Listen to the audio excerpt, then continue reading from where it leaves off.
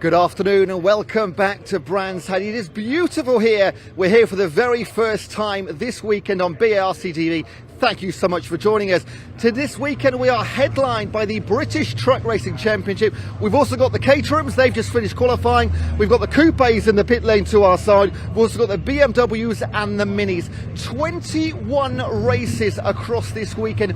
It is going to be absolutely packed. Our first race of the weekend is those Coupes, so we're going to speak to a few of the drivers before that first race. Right then, first race of the weekend is the Coupes. I'm here with YouTube sensation and front row sitter Luca Staccini and Zanello. A great start to this season, but let's look back quickly. Last year, 5 podiums, no wins. What are we hoping for in Brands Hatch? I'm very happy with my performance during free practice this weekend. We managed to be some of the first drivers to be in the 58.7s. Unfortunately today, due to some setup changes I've done, I couldn't get the car to perform the way I wanted, so I'm really happy with P2. And I think that I don't want to jinx it, but I think I've got a good shot and I'm going to do all I can to get my first win this season. Car number 28, one of the most recognisable on the grid. You've just let me sign this car. Why is everybody signing this and your helmet as well? So, long story short, a couple of years ago, I was offered a sponsorship to have some stickers representing a brand on my helmet. And I felt kind of weird because I think that the helmet is the last thing to protect you if things go wrong. So I wanted my friends and family to be there. And as you know, helmets are just enough surface, so I decided to start to do the same thing on my car because I want my friends and family to be racing with me when I'm out there, and that's lovely. I love that. Final question. Beautiful day at Brands Hatch, the sun's out, it's going to be a packed crowd too. I mean, what are you most looking forward to today and this season? I think that today for me the most important is going to be try to be ahead of Wayne before turn 1, or try to hold on to him up until the end of the race so that maybe if I'm going to have a chance to overtake him. For this season I have huge plans and I really want to do well. Let's see how it goes throughout. I don't want to talk too much now, you know what I mean? Let's see what the results say first. Best of luck. Thank you so much, cheers, guys. buddy. Have a lovely day. Luca mentioned Wayne there, last year's champion and reigning champion in the Coupes. Let's go and have a chat. And here we are with last year's season champion, Wayne Rocket. Wayne, first of all, last year, it was an incredible season. Came down to the last round at Brands Hatch. It was pretty awesome. Some real tight battles through the year. Last round, I was blessed that Adam had a bad start in race 1, but we had good battles all year. It was a good season. Now, a few of the guys have left, like Adam and Kersley as well. We heard you were retiring, but here we are. Semi-retired, I think you call it. So we're just going to do a few rounds this year. 1, 2, maybe 3. So we'll see how we go. So possibly a full seat, well, but potentially trying to win the championship again, but unofficially sort of semi-retired. Now, you just told me behind the scenes that you haven't touched the car since last November at Brands, and you've just gone and got a pole. How have you done that? Yeah, I must have been a good setup from Brands last year. We've not really touched it. We've not come with any spares, not come with any tools, just turned up and have a bit of fun, and we've done well, so fingers crossed. And final question, with the couple of guys dropping off from last season, who are you here to beat this year? Obviously Neil Hurren is always fast. We've got the likes of Luca, Mark Jones, Taylor's going to be quicker than the end of the season, I think, so a lot more up and coming drivers. Right, Wayne, best of luck. Thank you very much. Cheers, right, let's go OT Publishing Coupe Cup with Toyo tyres. This is race number 1. Over to you, commentator Dave Collard.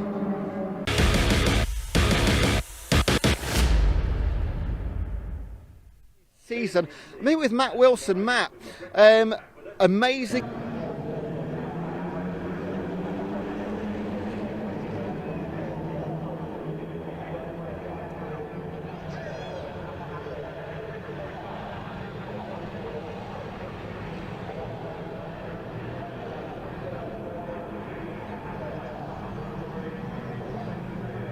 Well, good morning, ladies and gents. We are underway already with the OT Publishing Hyundai Coupe Cup. This is a 15-minute race. They're identical Hyundai Coupes with 2-litre engines designed for the novice. Already one car running wide there as they head round on their opening lap. That's the number 8 car of Paul Smith. We'll pick up the cars as they come across the line for the first time. It is our pole sitter Wayne Rocket in the number 17 car who has the early advantage in this one. as they come across the line, it will be Rocket who has the lead. Looks like it's 87 in the white car. Neil Hurren in second place. Luca Staccini is in third in car number 28. Side by side there across the line.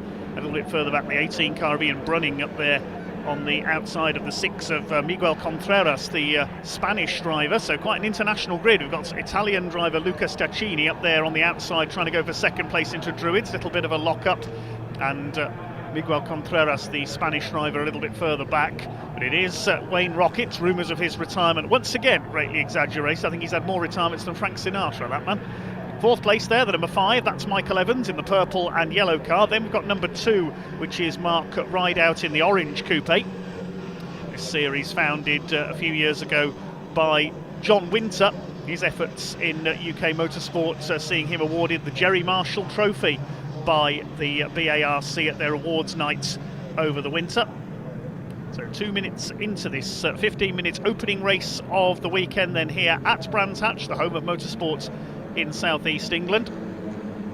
75 there, that's Dan Fletcher, I should say, chasing the number 32 of Mark Jones. That's the battle for 6th position. Mark Jones in the Misty Racing run car with the almost blue and white camo livery. The first 5 breaking away very slightly. Michael Evans did the fastest lap of the race second time around on the short Brands Hatch Indy circuit. The cars making their way down the hill into the left-hander at Graham Hill Bend, and Dan Fletcher tries to have a look there, not close enough to Mark Jones. And behind them is the number 111 car, the black car. That's young gun Taylor Norton. Began his racing career in karting at Buckmore Park, just down the road from Brands Hatch, the UK's leading kart circuit. Fletcher going to the outside there, and he goes straight through and a little bit sideways as they come into clearways towards the end of the lap. I wonder if Mark Jones has perhaps got a problem there. Yes, he's a little slow through the end of the lap, so Taylor Norton up alongside them. Next through, that looks like the number 38 car, the yellow car of Darren Ford, towards the lower reaches of the top 10. So Jones has lost 2 places. Does seem to have a bit of a problem. So up alongside Neil Hurren for second place now is the number 28 of Luca Staccini.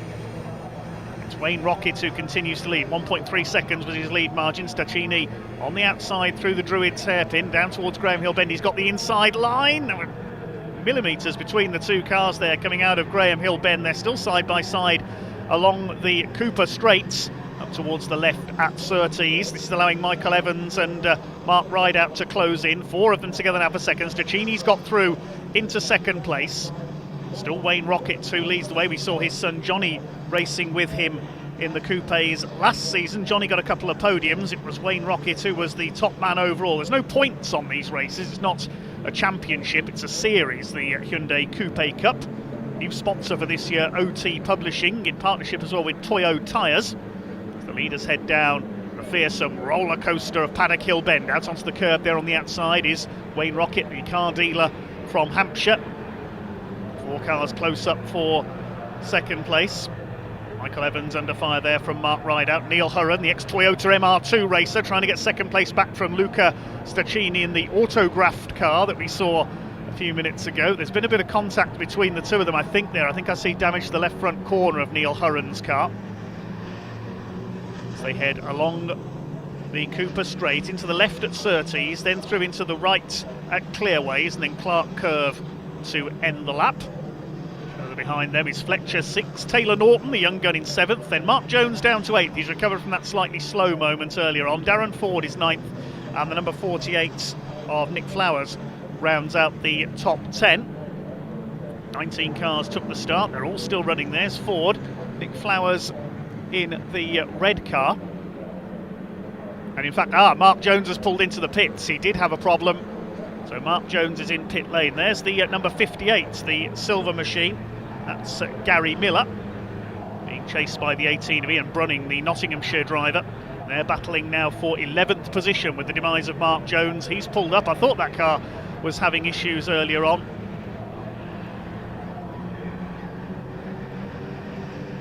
Still Wayne Rockets who leads the way. Here's a battle further back in the order. The number 34 there on the outside is Tim Stevens. That's the ex-Barbara Schilliker car, I think, up alongside novice number 16 Callum Roby towards the back of the field.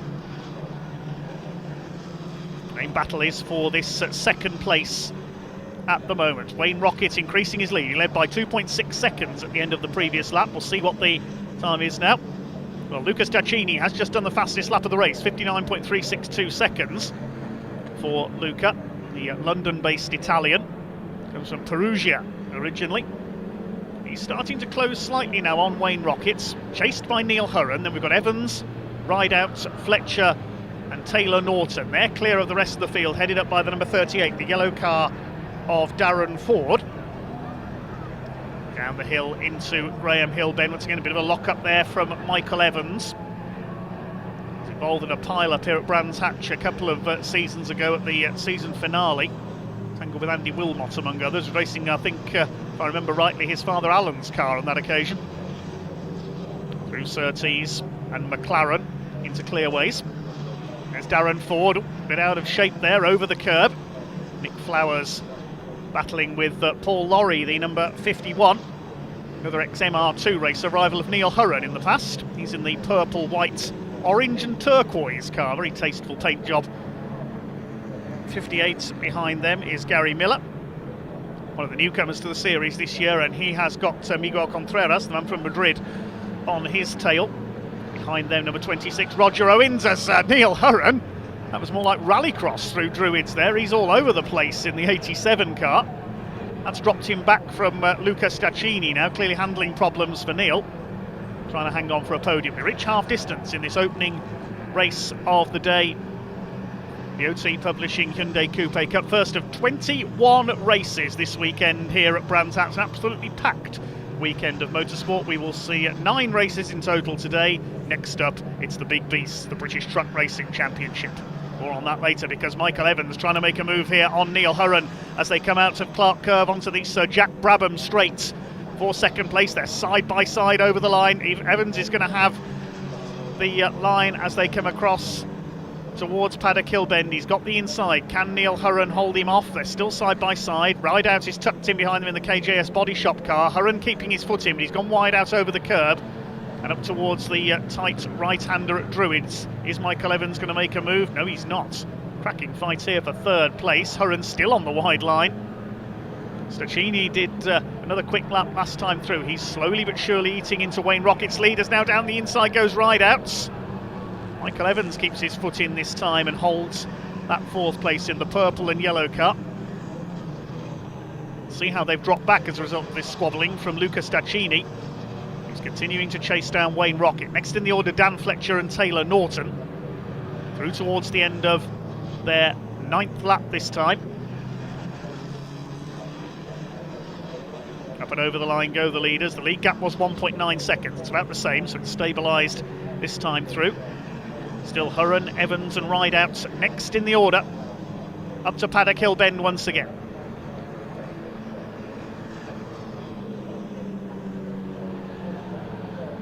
Mark Rideout all over the back of Michael Evans. He's going to make a move here into Druids, is he? Evans locks up again.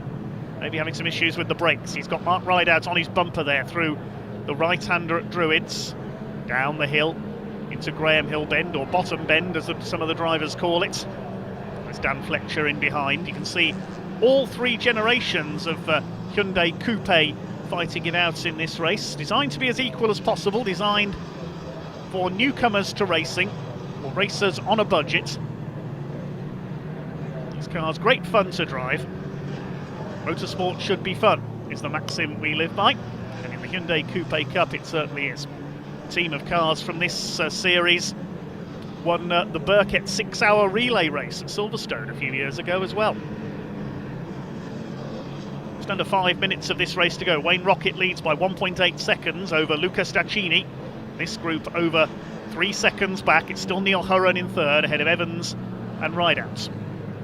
Neil Hurren certainly having a few handling issues in his slightly battered car. He had a bit of contact, I think, with Luca Stacchini early on. Then Fletcher and Norton.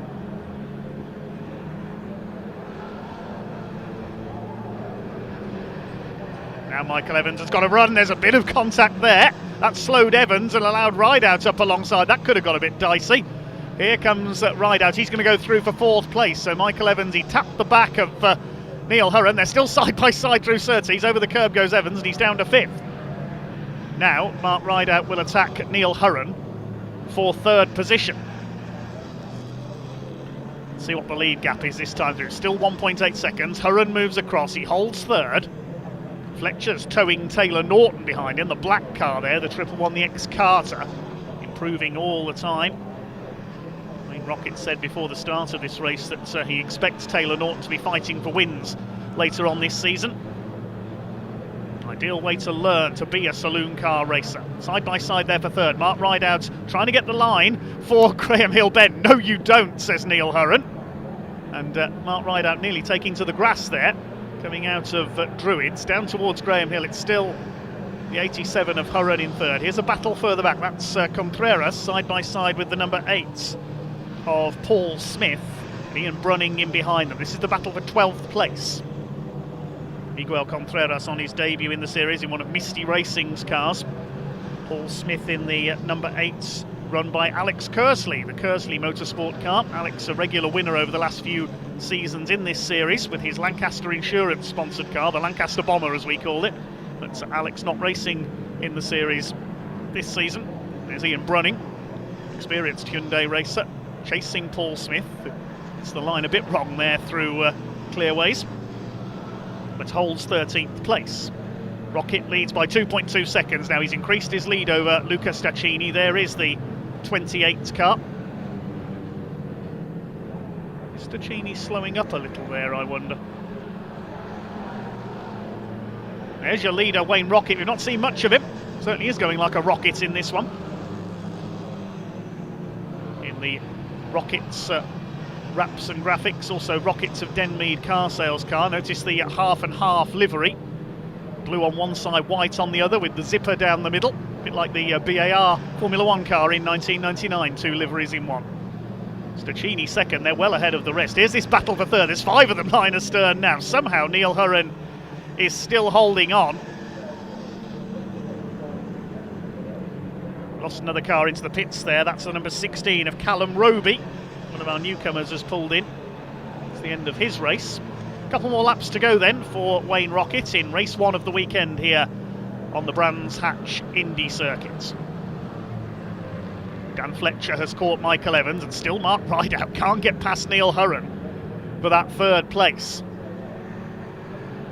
Lock up this time from Rideout. There's Dan Fletcher, number 75, in 6th place. The Automobile Smart Repairs number 75 car. He's got Taylor Norton behind him. They're well clear of Darren Ford. He's some 9 seconds back.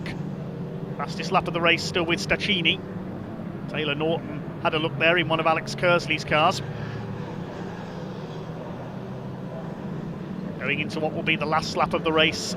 I think this time there was about 57 seconds left on the clock as they cross the line. They might get one more lap out of this. We'll wait and see what's the time left is when they come round again. We might be checkered flag this time. It might be last lap.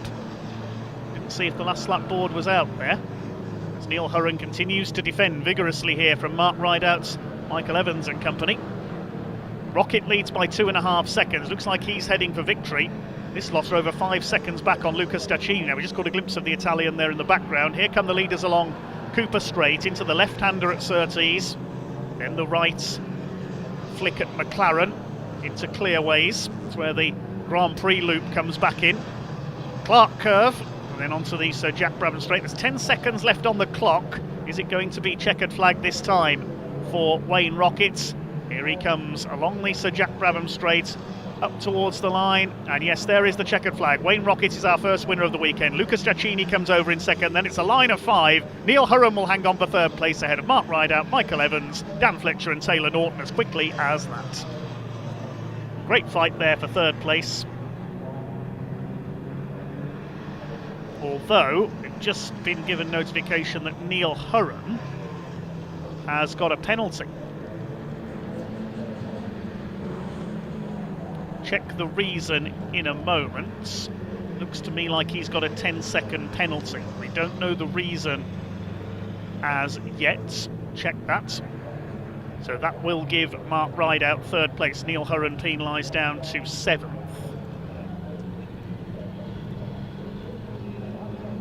I would imagine a 10-second penalty is for a false start.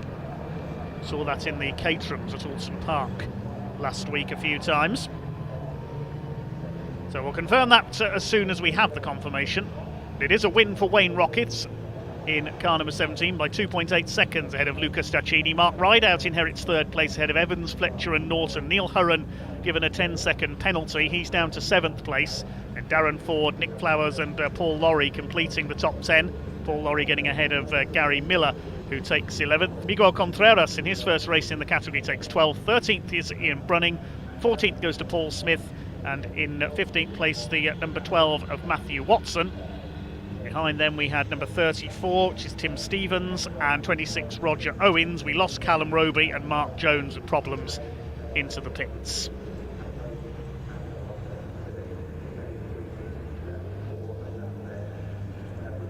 So bad luck to Neil Hurren there, defending his third place pretty vigorously, but unfortunately a penalty drops him down to 7th. Hopefully we will be able to hear from our race winner, but next up it is going to be the big rigs. The British Truck Racing Championship all set to kick off.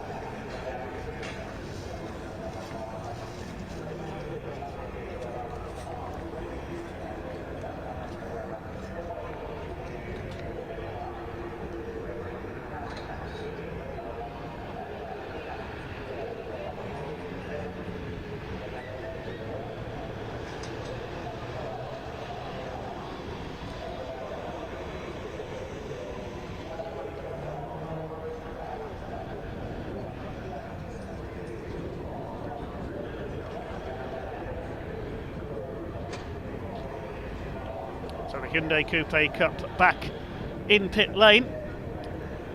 Shortly we will await the British Truck Racing Championship 2023 to come out onto track for their first race of the season. They will have a total of 5 races across the weekend. Question on everyone's lips, of course, going into this year will be whether Ryan Smith can take an incredible 8th consecutive title. Meanwhile, we're going to hand down to Ewan Dunlop in pit lane to talk to some of our drivers from the Hyundai Coupe Cup.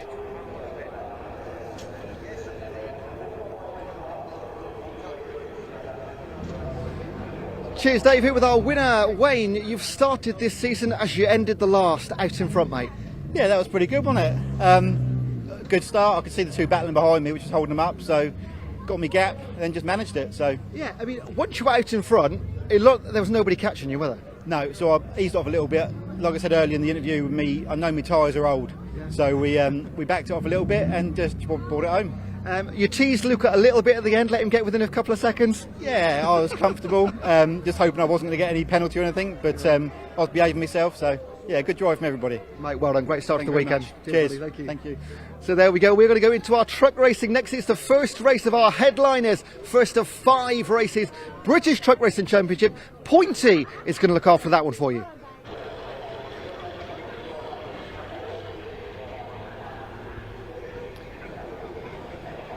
Yes, indeed. As Ewan just mentioned, the man himself down in the truck racing paddock is back, bringing his own unique brand of entertainment to your screens. I know you've all been waiting to hear from him, so we'll hand down to the paddock and find out who he's found to talk to. Here's Pointy.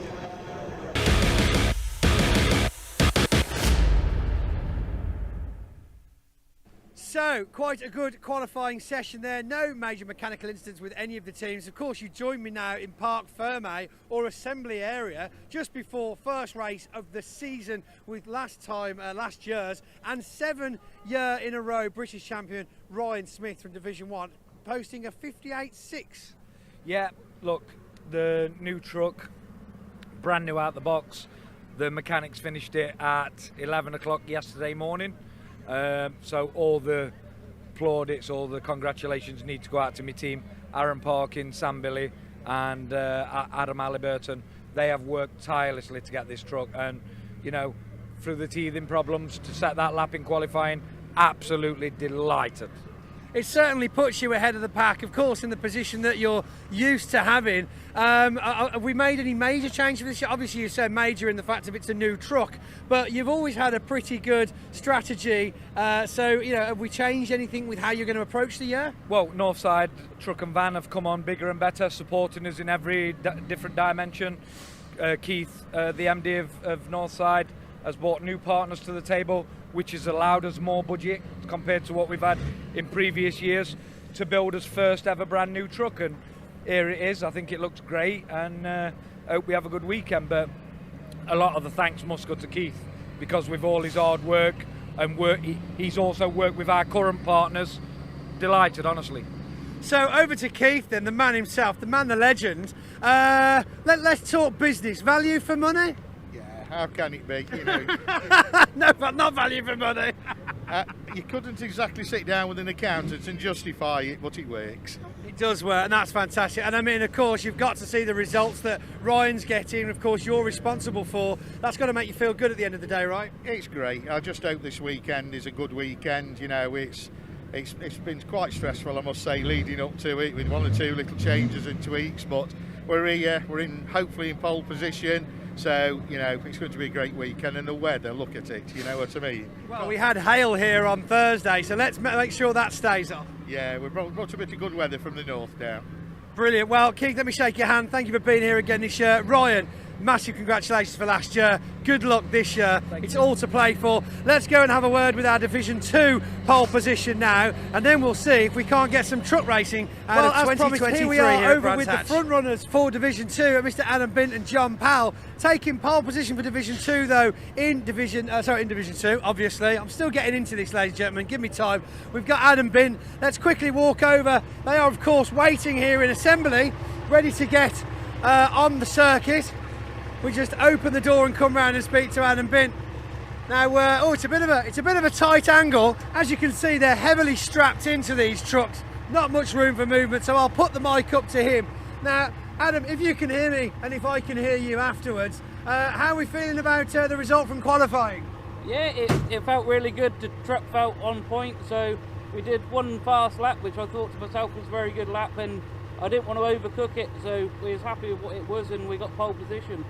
Now, obviously, only 5 trucks this weekend in Division 2. A lot of people looking at that as a shame, but I'm looking at it as a huge amount of pressure because, of course, consistency is going to be key with so few numbers to make mistakes. Yeah, we've got to finish every race, because as soon as you drop a race now, it's going to be very hard to make the points back up. But we hopefully are now starting on the back of Division 1 instead of no gap, so we'll be on the back of them and hopefully trying to get in the mix with their race as well. Interesting concept, and we'll see how it works out. Well, good luck for the first race of the season, Adam. We'll shut that door. And now I think it's time for me to hand over to Dave in the studio, because it's time to go racing.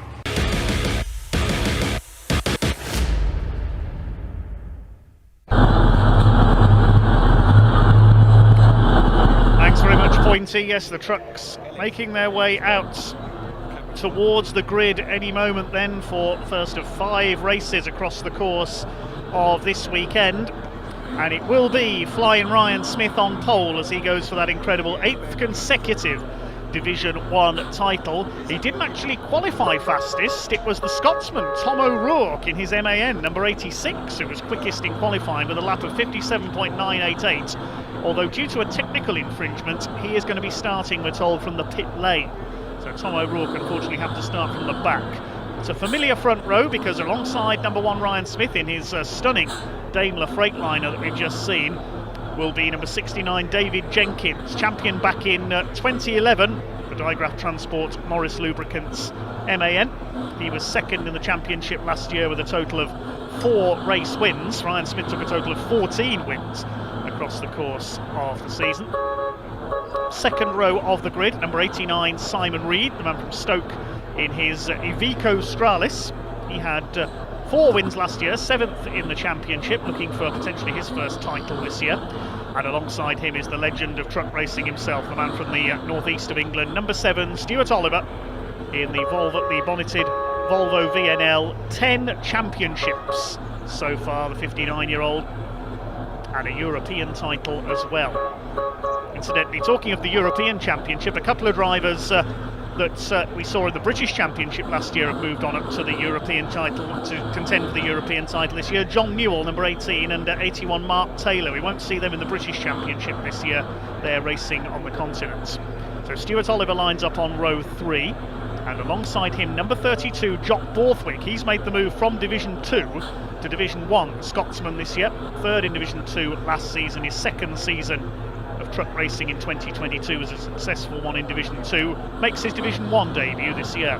Row 4, one of the youngest men in the championship, 23-year-old Bradley Smith, local man from Gravesend, starts his MAN alongside an even more local man, number 3, Stephen Powell, lives literally just down the road from Brands Hatch, had a couple of wins in his first season in Division 1 last year, the 6-time Division 2 champion, looking for his first Division 1 title this year. Row 5, number 12, Michael Oliver, son of Stuart, in his MAN, and another man moving up from Division 2 to Division 1, number 14, John Bowler, making his Division 1 debut today, the man from Stockport.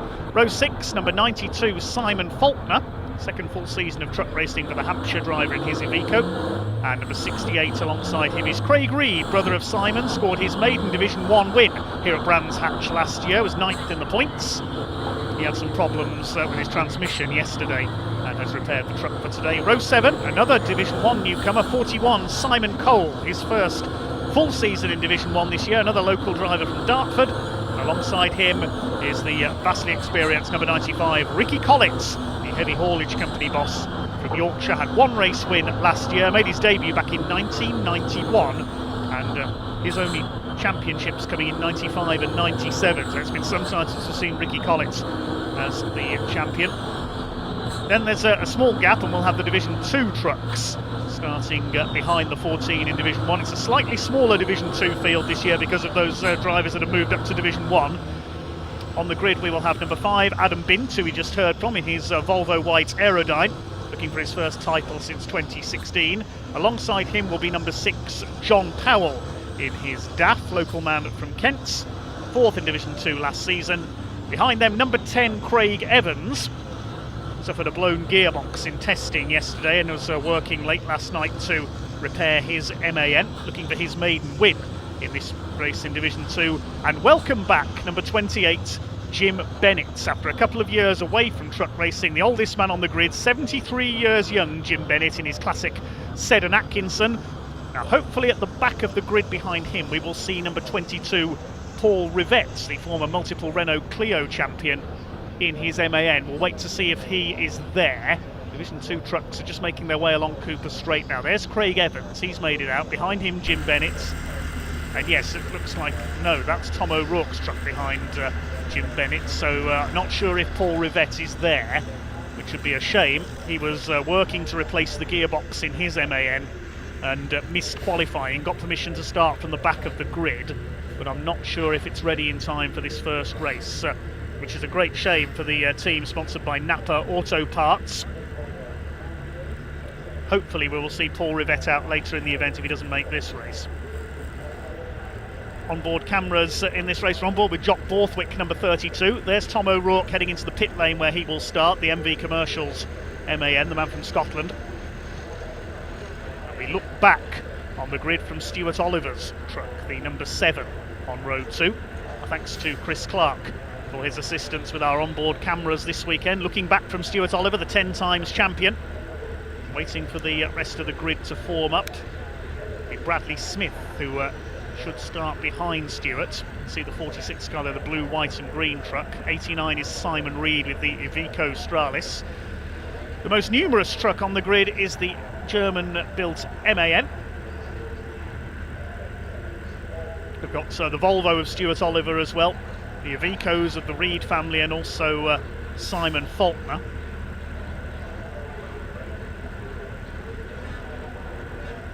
John Powell is in his DAF LF, Adam Bint the Volvo White Aerodyne, and the Seddon Atkinson of Jim Bennett. Getting ready for what will be a 15-minute race to kick off the British truck racing season. In the grid fully into line. And there's our other camera truck, that's Jock Borthwick from Hoyk in the south of Scotland.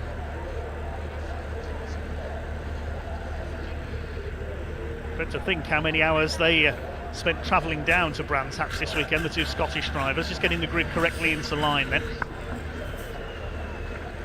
Stuart Oliver will start on the outside of row 2, but on pole it is the Daimler Freightliner of number 1 Ryan Smith. We've seen the Bagheera Freightliners in the European Championship in recent years, the Czech-built machines. That's where the bodywork comes from, but it's Daimler-Benz power on the chassis of Ryan Smith's new truck. Beautiful looking bonneted machine. David Jenkins and his familiar MAN alongside him. They are major rivals, those two. There's always been a rivalry over the last few years between Ryan Smith and Dave Jenkins.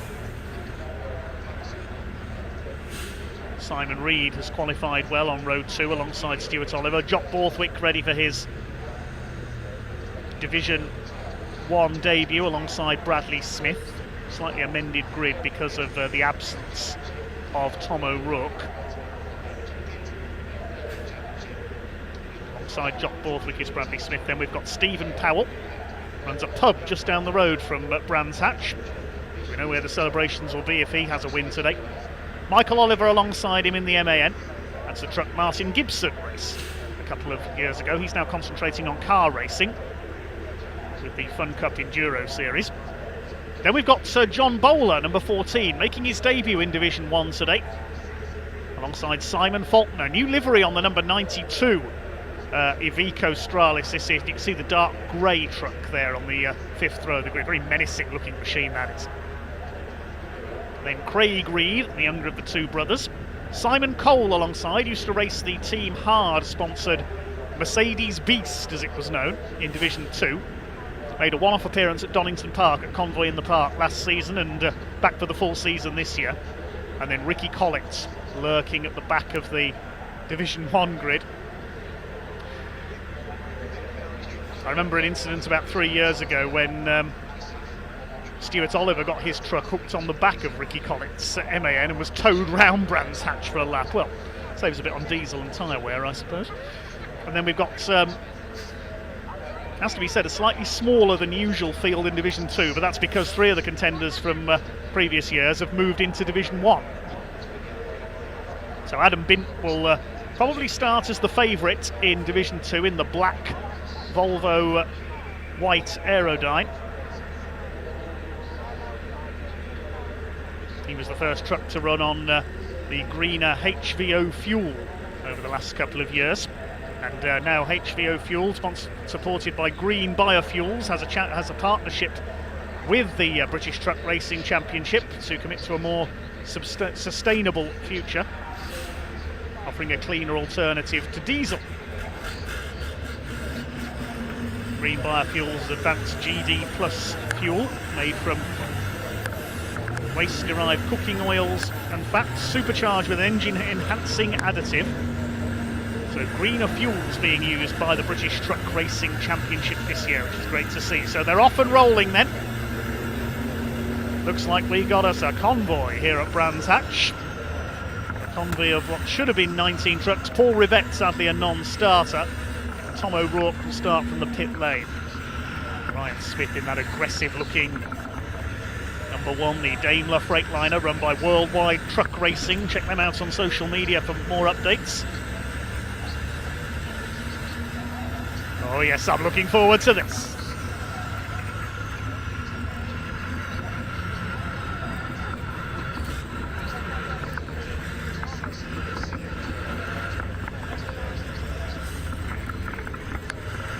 Will Ryan Smith kick off his title defence with a victory?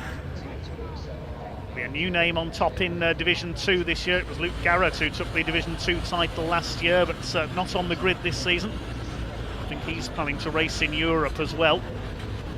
Looking back from Stuart Oliver as they head along the Cooper Straight, the pace truck leading them round, ready to unleash these 19, well, it should have been 19, there are a couple missing, these 5-ton, 1,000 horsepower beasts. Biggest machines in British motorsports. Ready to rumble here at Brands Hatch, a brand new season for the British Truck Racing Championship. There's Jim Bennett in the classic Seddon Atkinson Strata at the back. Great to have the truck racing veteran back after a couple of years away. Here we go then.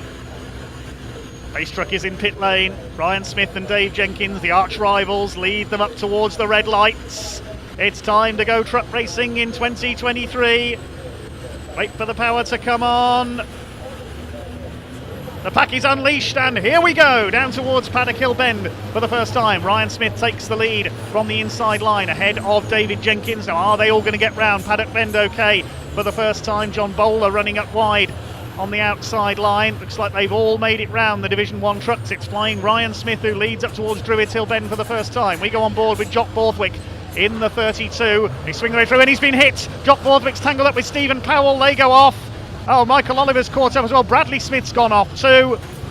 Well, 4 trucks involved there. Borthwick's getting going again. And well, it's certainly first day back at school, isn't it? 4 trucks off at Druids. Let's hope they can continue. Ryan Smith leads from David Jenkins. Stuart Oliver third. There's a hole been created in the field there already. The first 4 left clear as a result of that tangle. The Reed brothers in 4th and 5th. There's mayhem at Druids, and not surprisingly, the red flag is coming out.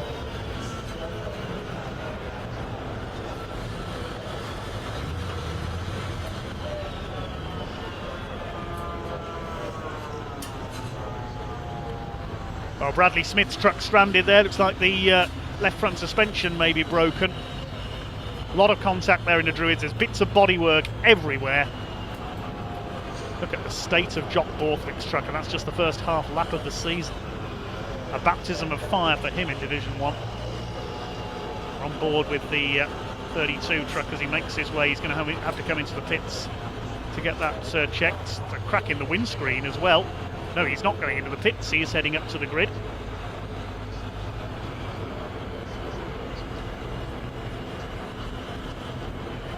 So the trucks will be reassembled on the grid. The marshals will then go to work up at Druids Hill Bend, and it'll be the first job of the weekend for trackside recovery.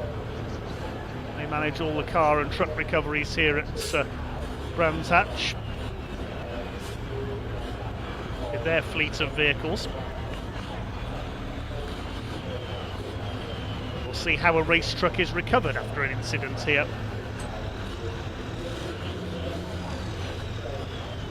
Let's take another look and see what happened there. They charged their way up to Druids for the first time. Watch the 32 and the 3. Stephen Powell just charged kamikaze up the inside there and sent everyone else skittling, I think is what happened. Dear oh dear.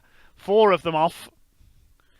And luckily everybody else was able to get through on the inside. Bradley Smith there, looks like his steering was broken. He went into the gravel. Well, that was just an over-optimistic move, I would say, there from Stephen Powell. Just charged up the inside, clipped Jock Borthwick first of all, sent him spinning around. He went into Bradley Smith, and then they charged into Michael Oliver and sent him into the gravel.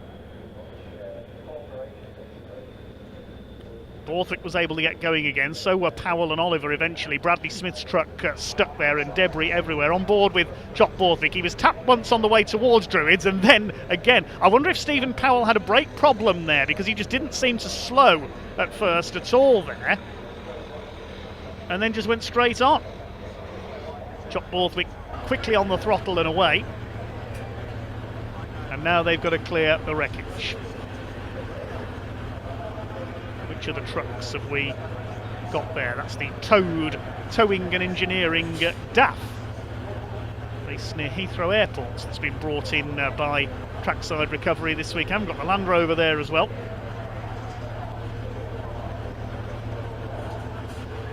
That's going to recover Bradley Smith's truck, not to be confused with Brad Smith, who's raced in Division 2 over the last few years. Bradley Smith, number 46, the son of Tony, who used to race in the championship in a Finnish-built Sisu. There is the number 12 of Michael Oliver back in pit lane. He's coming to have his damage checked over. Marshall just talking to Jock Borthwick there. We must say thank you as always to the Orange family, our marshals here at Brands Hatch. We could not go racing without our volunteer marshals. They've got a fair bit of sweeping up to do at Druids Hill Bend.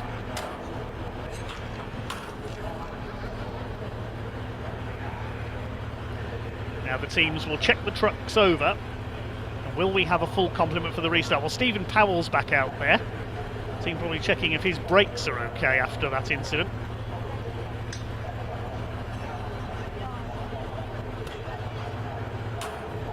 We're missing Bradley Smith. We know he's been recovered up at Druids. Michael Oliver's in the pit lane. The Division 2 trucks were able to avoid that. Tom O'Rourke, I would suspect, has gone back into the pit lane to restart from there. He had to start from the pit lane because of a technical infringement after qualifying, which was frustrating for the Scot because he had taken pole position. First ever pole position in British truck racing. Team at work under the front end of Stephen Powell's number 3.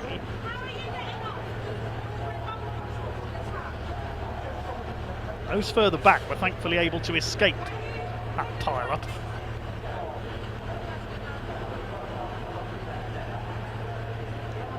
Once Bradley Smith's truck has been recovered, we can hopefully get this race back underway. I would imagine it will be over the full distance of 15 minutes because we haven't completed the lap. Just check the timing screen. Just been told restarted race will be 12 minutes, so we'll shorten it slightly.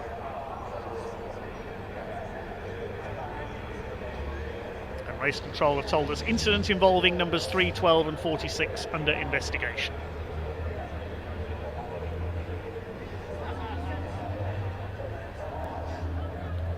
So now the teams just have to wait it out. Confirmation from the Hyundai Coupe Cup race. The penalty given to Neil Hurren was indeed an out of position start. He got a 10-second penalty. Bradley Smith is making his way back round to the grid. You can see at the top left of your picture there at Surtees.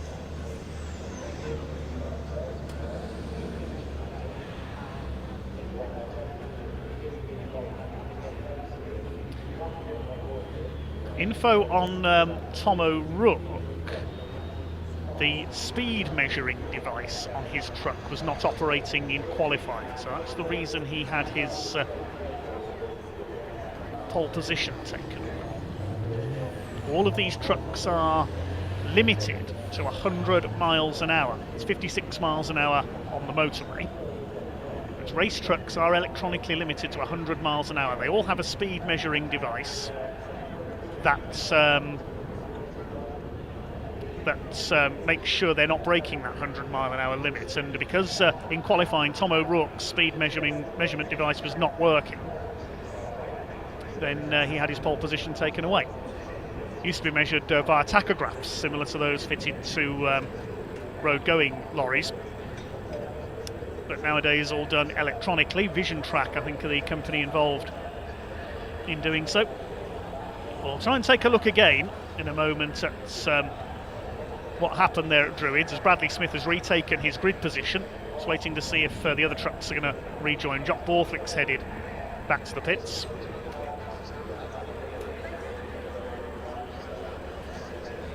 Have a look again as we see, Stephen Powell just straight into the back of Jock Borthwick, taking out Michael Oliver and Bradley Smith in turn.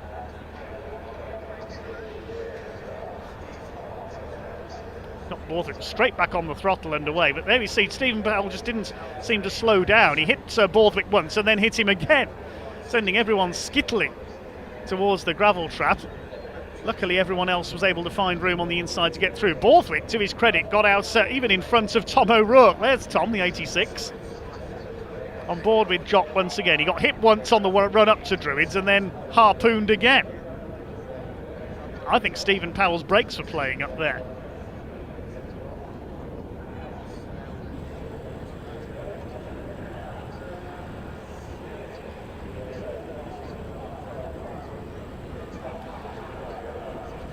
One of our YouTube commenters asking why these trucks are limited on track. It is for safety reasons. I think 100 mile an hour is a safe limit. All the drivers are okay. Just waiting to see if all the trucks are okay to take this restart.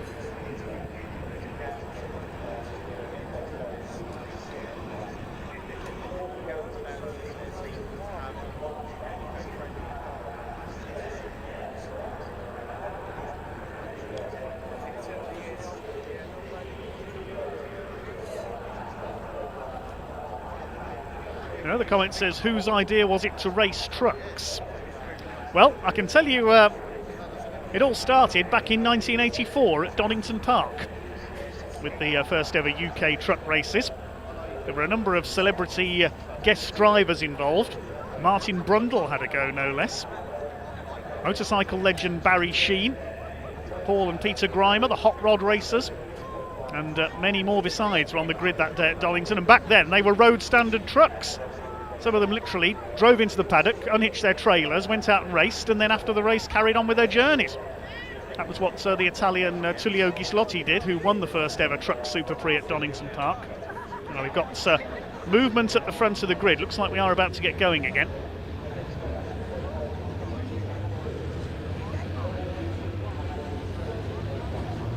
I know about that event at Donington because my family were there.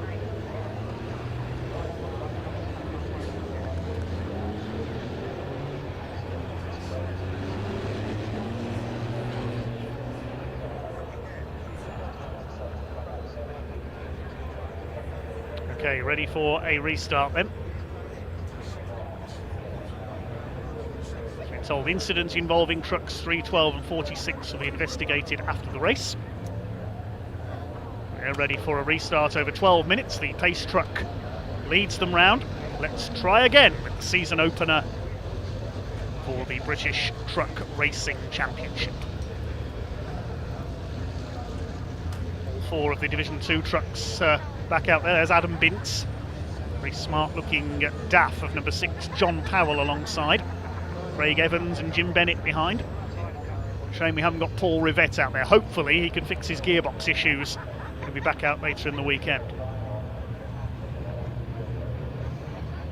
Ricky Collett at the back of Division 1. Division 1, the more powerful, more modified machines. No Michael Oliver on the grid. Jock Borthwick has headed back into pit lane. We'll wait to see if they do join in from the pit lane. Bradley Smith is there. Ryan Smith, no relation, and David Jenkins on the front row.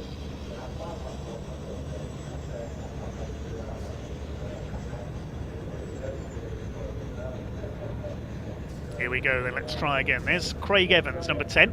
Repaired his truck overnight after he blew his gearbox in testing yesterday. Ready for a restart. The pace truck is in pit lane. Ryan Smith and David Jenkins ready to lead them off once again. Waiting for the red lights to go out. And we're back underway. Super start by Ryan Smith. David Jenkins moves across to protect second place, but Ryan Smith's away and gone already. He's about 3 truck lengths clear as they head into Paddock Hill Bend for the first time. Side by side between Simon Reed and Stuart Oliver for third. Bradley Smith round the outside into 5th position as they thunder their way up towards Druids. Let's hope they all get round this time. Stephen Powell positioning himself on the inside once again, but he's got it slowed up this time, just ahead of John Bowler on his Division 1 debut.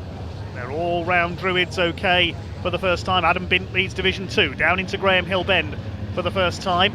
Division 2 staying with Division 1 for the moment. Simon Cole just ahead of Adam Bint there. Bint leads Division 2 in the Volvo Whites, the older Volvo than Stuart Oliver's example, as they come round towards Clearways for the first time. And Stephen Powell's off again. There is something wrong with that truck. Whether it's steering or brakes, I'm not sure, but again, it just didn't turn there going into Surtees. Luckily, he didn't collect anybody that time. I think that's going to be end of race for Stephen Powell. At least he hasn't got far to go to get spares, based on the same road as Brands Hatch outside the circuit. Over the line they go. Simon Cole might be in trouble here as well. He's dropped back behind some of the Division 2 runners there. There's Tom O'Rourke as well. He's up to speed once again. So it is Ryan Smith who leads from Jenkins, Simon Reed, Stuart Oliver, Bradley Smith, John Bowler. Then it's Craig Reed in 7th place. Simon Faulkner going well, learning all the time. His second full season of truck racing. Tom O'Rourke's got past Simon Cole in the number 41. No Michael Oliver out there or Jock Borthwick. Damage from the incident at the start of the race. There is O'Rourke coming through. He's eager to make up for lost time after losing his pole position. Charge their way along the Cooper Straights up to the completion of their second lap. Ryan Smith, we'll see what lap time he sets this time through. 58.103. Fantastic lap for Ryan Smith. He's already nearly 2 seconds clear of David Jenkins at the front of the field, with Simon Reed in third. There's Ricky Collett over the line in 9th place, chasing Simon Faulkner, who's running well in the Iveco, chasing Craig Reed. Adam Bint behind them rounds out the top 10 overall, and he leads Division 2, looking for his first title since 2016 in that Volvo.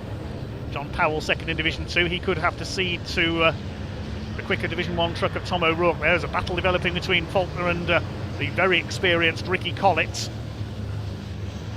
Down into Graham Hill Bend. Ricky Collett, it's his heavy haulage company based up in Halifax, hauling some of the biggest loads seen on lorries in the UK.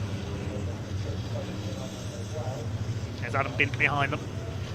O'Rourke's got ahead of John Powell now, trying to catch his fellow Division 1 runners. Ryan Smith continues to extend his lead. 2 seconds clear now of David Jenkins. Simon Reed in third. Stuart Oliver, the 10 times champion, is fourth. Bradley Smith, none the worse for that tangle on the first start, is rounding out the top 5. Craig Reed, John Bowler, sorry, in 6th place ahead of Craig Reed. Ricky Collett has a look there at Paddock Hill Bend on that newly liveried number 92 truck, and it's very dark grey livery. Brilliant looking truck that is. Collett has another look at Druids. I don't think he'll get through there.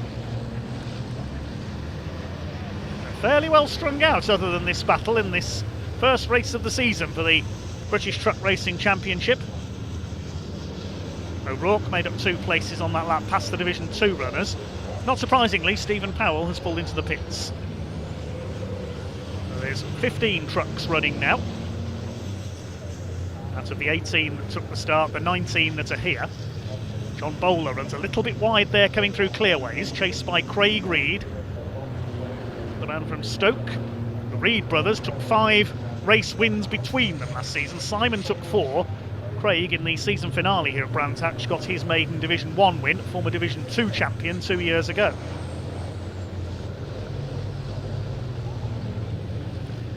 With a couple of tenths pulled out by Ryan Smith at the front of the field. He continues to lead. Already well into this restart. 7.5 minutes to go. The lead group is well strung out. We concentrate on this battle between Faulkner and Collett. These two are closest at the moment. Craig Reed has been given the black and white driving standards flag for exceeding track limits. Any further breaches and he could get a penalty. Simon Faulkner bounces over the curb in the Iveco Stralis, one of 3 Ivecos on the grid.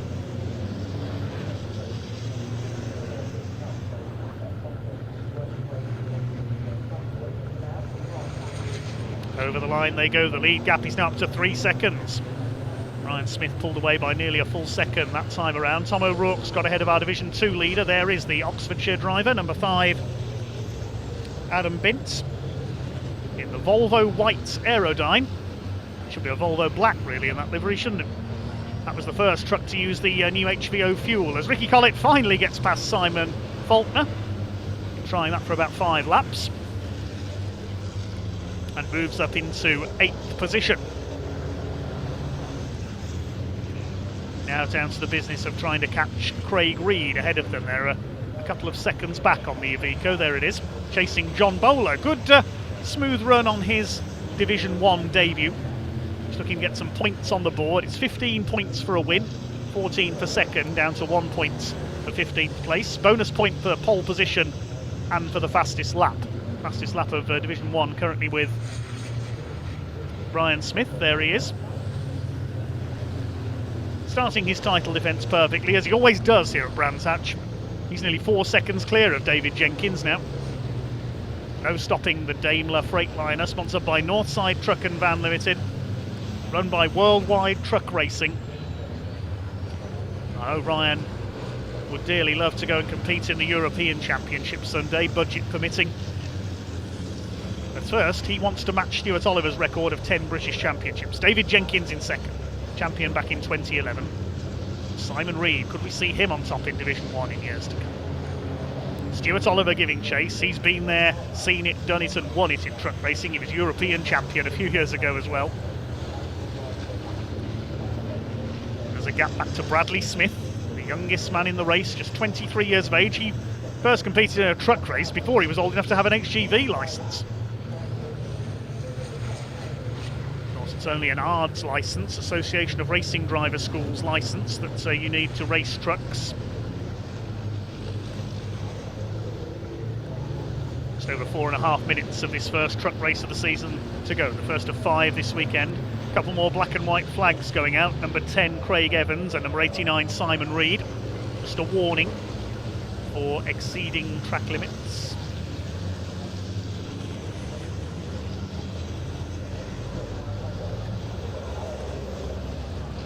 Things having settled down this restart after that incident first time out. Adam Bint continues to lead Division 2.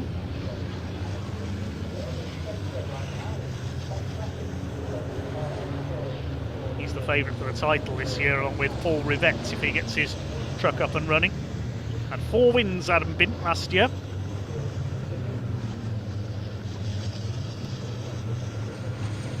It's the battle for second. John Powell in the number 6, the DAF LF.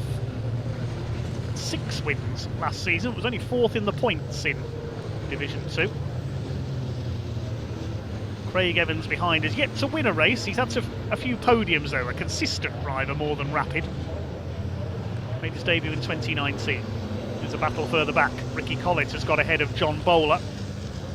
Chasing now Craig Reed. It's the fight for 6th position. So Ricky Collett has closed up. Bowler's dropped a couple of spots there. The number 14, he's sideways coming off Graham Hill Bend. I thought he was going to spin it there. Just getting used to the power of his new number 14 MAN.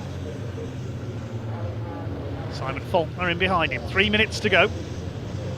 Ryan Smith leads by over 4.5 seconds now. Looking set to take his now traditional opening race victory here at Brands Hatch. Second fastest times from qualifying for each driver will decide the grid for race 2 later on. And then we get into the reverse grids for the rest of the weekend, where the top 8 in each division get reversed on the grid based on results of previous races. We'll do the top 8 in Division 1 and all 4 or 5 in Division 2. Battle for 6th continues, headed by Craig Reed. And Craig, I've just been informed, Craig Reed has been given a 5-second penalty for exceeding track limits. Given the warning earlier on. So Craig Reed will get a 5-second penalty added to his race time for exceeding track limits. Simon Cole has just got the black and white flag as well. So the officials being pretty hot on track limit breaches. Well, there's our leader. Ryan Smith leads by 5.2 seconds.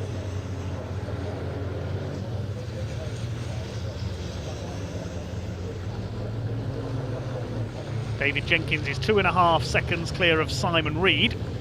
The leader coming up to lap Simon Cole in the number 41. Jim Bennett, I think, has already been lapped in his Seddon Atkinson. Seddon Atkinson, quite a classic name in British trucks. Used to be based up in Lancashire. I believe they were taken over by Iveco several years ago. Simon Cole has been lapped. There's just over a minute left on the clock, so we might get 2 more laps out of this. Such is the pace being set by Fly-In Ryan. What's the gap going to be this time? It was 5.2, it's now 5.6 seconds. So another 0.4 of a second stretch clear. Simon Reed another 2.5 seconds back in 3rd in Division 1. Adam Bint continues to set the pace in Division 2. He's 3 seconds clear of John Powell. There's Craig Evans behind Powell in 3rd in Division 2. Ricky Collett still ahead of John Bowler. Craig Reed still ahead of them, and he's got that penalty, which will be added on. There's Jim Bennett being lapped in the Seddon Atkinson. It's good to have Gentleman Jim back in the championship. Been away for a few years. He's rebuilt the Seton Atkinson for this year. Tom O'Rourke behind there. Tom's up to 10th place, the last of the Division 1 runners, with the exception of Simon Cole, who's just getting dialed in after only a one-off appearance last year. As across the line goes Ryan Smith, some 14 seconds left on the clock as he comes up to the line to start his final lap. Over 6 seconds clear now of David Jenkins. It's been pretty much a stroll in the park here at Brands Hatch. The first race of this new Daimler Freightliner. It has worked absolutely perfectly for Ryan, the man from Nottinghamshire, in the worldwide truck racing Daimler. Through Graham Hill Bend for the last time. Simon Faulkner, I can tell you, may have got ahead of John Bowler further back, but John Bowler having issues with his transponder. No, he is still 8th. But here comes Flying Ryan into clear ways for the final time. A perfect start to the defence of his British truck racing title. Is it going to be 8 in a row? Well, if his luck keeps up like this and his speed keeps up, it's certainly very likely. Ryan Smith opens the season with a victory. Second place will go to David Jenkins. The gap 6.233 seconds at the line. Third place for Simon Reed. And Stuart Oliver a lonely 4th. An equally lonely 5th is going to go to Bradley Smith, none the worse for that spill on the opening lap. And then 6th place across the line will be Craig Reed, but wait to see where that penalty places him. Over the line goes Craig Reed. I don't think he's got 5 seconds clear of those behind him, so 6th will go to Ricky Collett. John Bowler on his Division 1 debut 7th. Craig Reed ends up 8th. Simon Faulkner is 9th, and Tom O'Rourke will round out the top 10, having started from the pit lane. In Division 2, meanwhile, the win goes to Adam Bint in the Volvo White Aerodyne in 11th overall. John Powell holds off Craig Evans for 2nd, and a lap down Simon Cole will finish 14th, and Jim Bennett the final finisher in 15th. Congratulations to Flying Ryan Smith. A dominant display to kick off his 2023 season.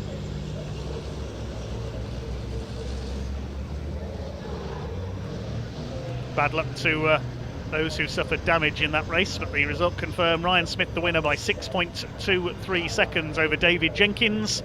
And Simon Reed over 3 seconds back in 3rd place. Stuart Oliver and Bradley Smith racing pretty much on their own towards the end of that one in 4th and 5th. And then a long gap back to Ricky Collett in 6th position. John Bowler a good 7th. Craig Reed a 5-second penalty dropping him to 8th. And Simon Faulkner and Tom O'Rourke rounding out the top 10. Adam Bint wins Division 2 in 11th overall. He finished some 3 seconds ahead of John Powell. Craig Evans 3rd in that division, ahead of the Division 1 truck of Simon Cole in 14th. Jim Bennett the final finisher in 15th in the Seton Atkinson. Stephen Powell pulled into the pits with problems after that shunt. And of course, Michael Oliver and Jock Borthwick didn't take the restart. Well, a lively opener then for the British Truck Racing Championship for 2023. Look back at some highlights of that first race. Well, the main talking point was on the opening lap when Stephen Powell went straight on at Druids and claimed 3 other trucks as a result. Jock Borthwick, Michael Oliver and Bradley Smith. They would eventually all drop out. Stephen Powell would take the restart, but it wouldn't last long for him. Borthwick and Michael Oliver's races were done for good. Seeing it from Jock Borthwick's point of view, wallop, straight round and straight into the gravel trap. So a fairly chaotic opening lap. That led to the red flags coming out. Restart didn't last long for Stephen Powell. His truck went straight on at Surtees over the grass, and that was the end of his race.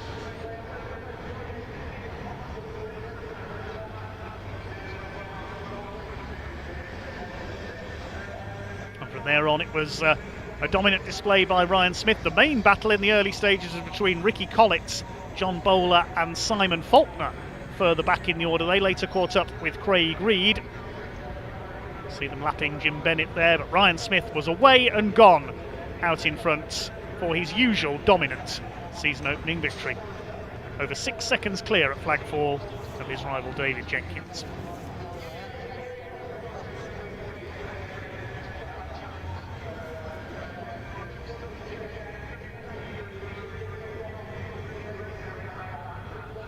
Adam Bint, meanwhile, was pleased to take Division 2.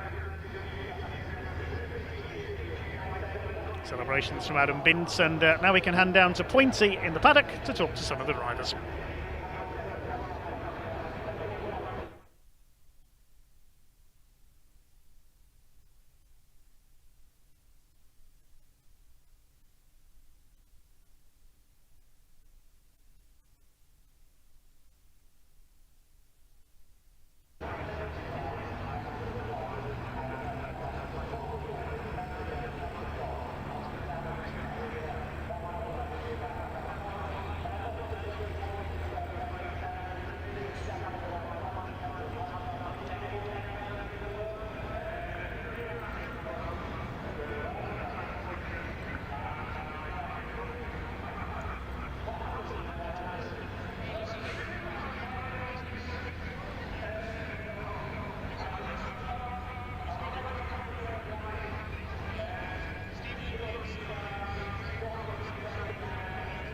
Again, okay.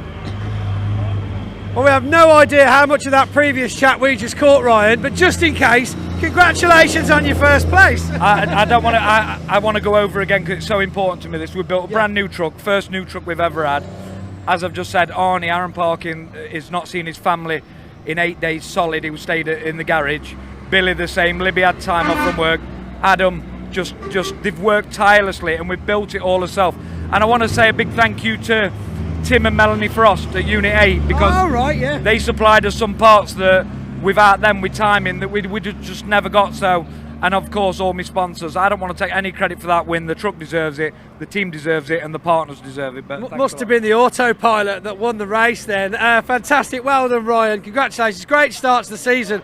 We have obviously had a bit of damage. If we look over to your left here, poor old Michael Oliver, not a great start. Again, not even his doing or his fault. But we've had issues on the first corner, well, second corner, first race.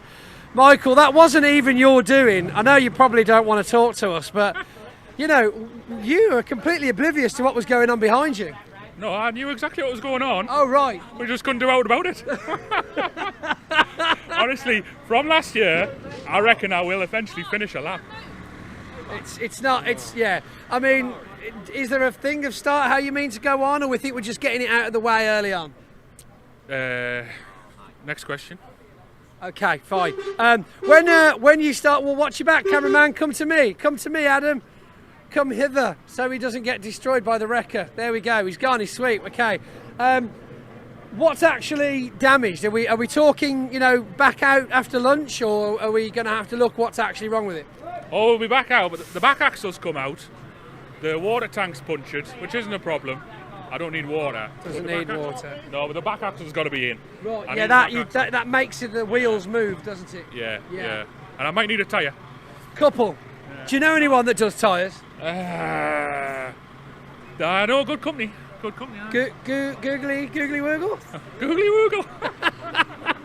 Well, I'm glad you're keeping high spirits, Michael. Condolences for that first race, but there's a whole season ahead of us, and I'm sure.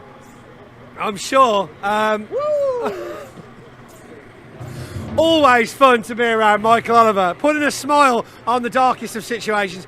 Let's now go down to the paddock and hand out some trophies after a quick chat to some other drivers in Park Firm from that first race of the season. Back to studio. Back to the studio. Okay.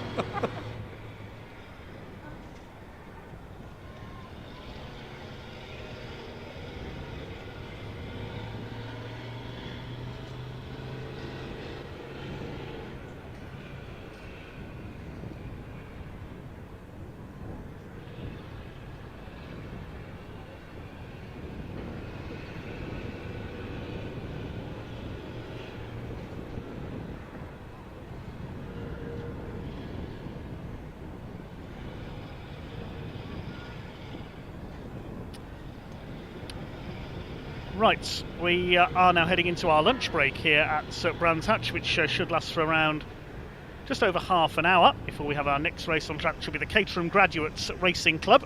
That's coming up in just over half an hour's time. In the meantime, we'll take a look back at some previous truck race action here at Brands Hatch from the end of the 2022 season. Find out how Ryan Smith won that 7th consecutive title. I'll rejoin you with live pictures in just over half an hour.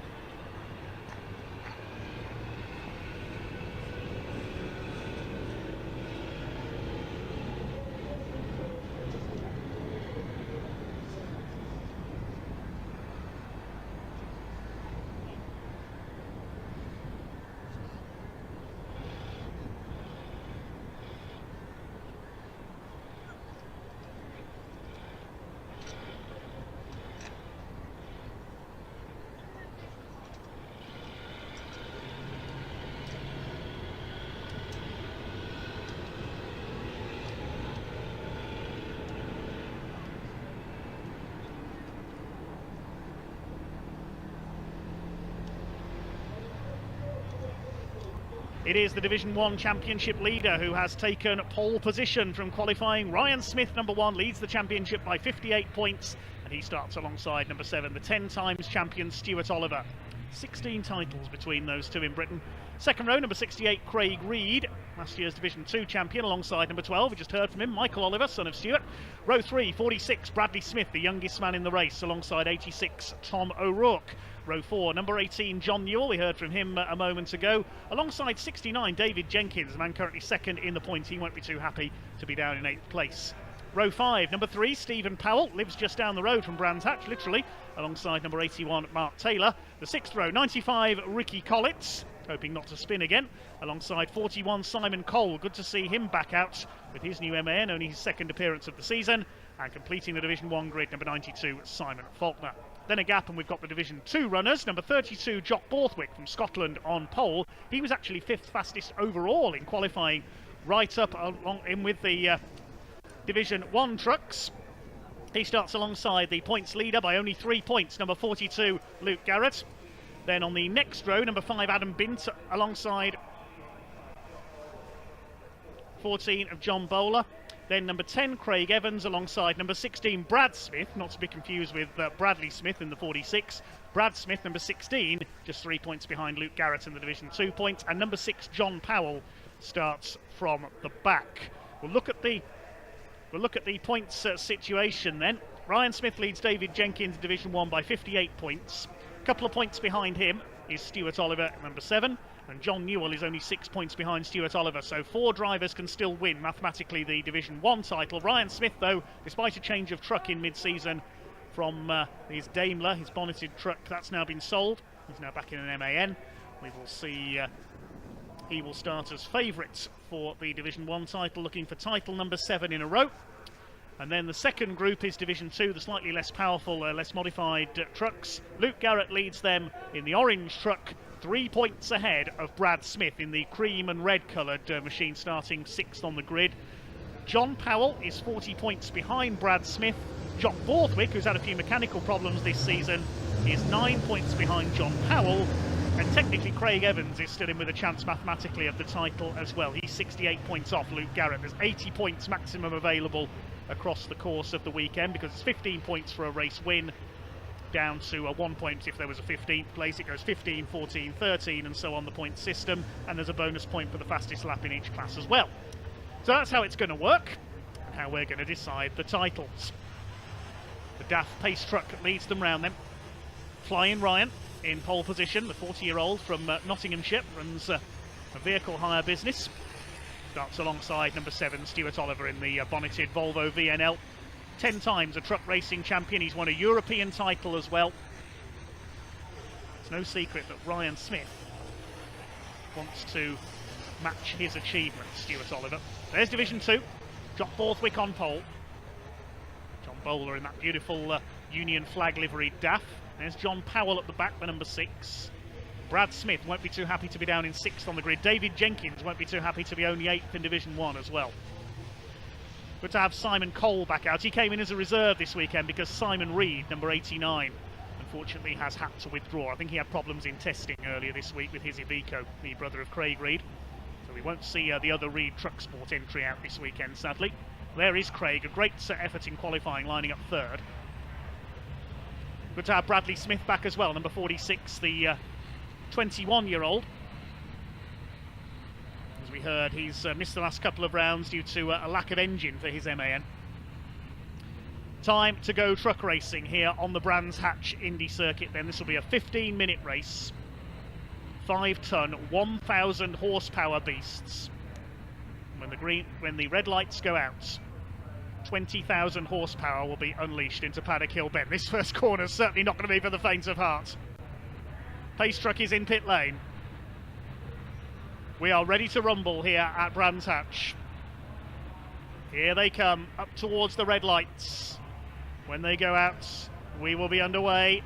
The power comes on, and here we go, and a super start by Stuart Oliver. He's out-dragged fly-in Ryan Smith, and it's Oliver who leads the way into paddock. David Jenkins already up on the outside, 3 wide with John Newell and I think that's Mark Taylor into Paddock Bend for the first time. They've somehow all got round Division 1, and it's Oliver who leads Smith. Michael Oliver's got away well up into third. Craig Reed having a go on the inside. He's got 2 wheels on the grass. He's nearly losing it. He's made contact with Michael Oliver. Jenkins will cut back to the inside. Craig Reed's all over the place. His good qualifying efforts has come to nothing. Sideways, Michael Oliver's going to spin out. He's going into the tyre wall. Wallop straight in goes the number 12. Oh, disaster for Michael Oliver.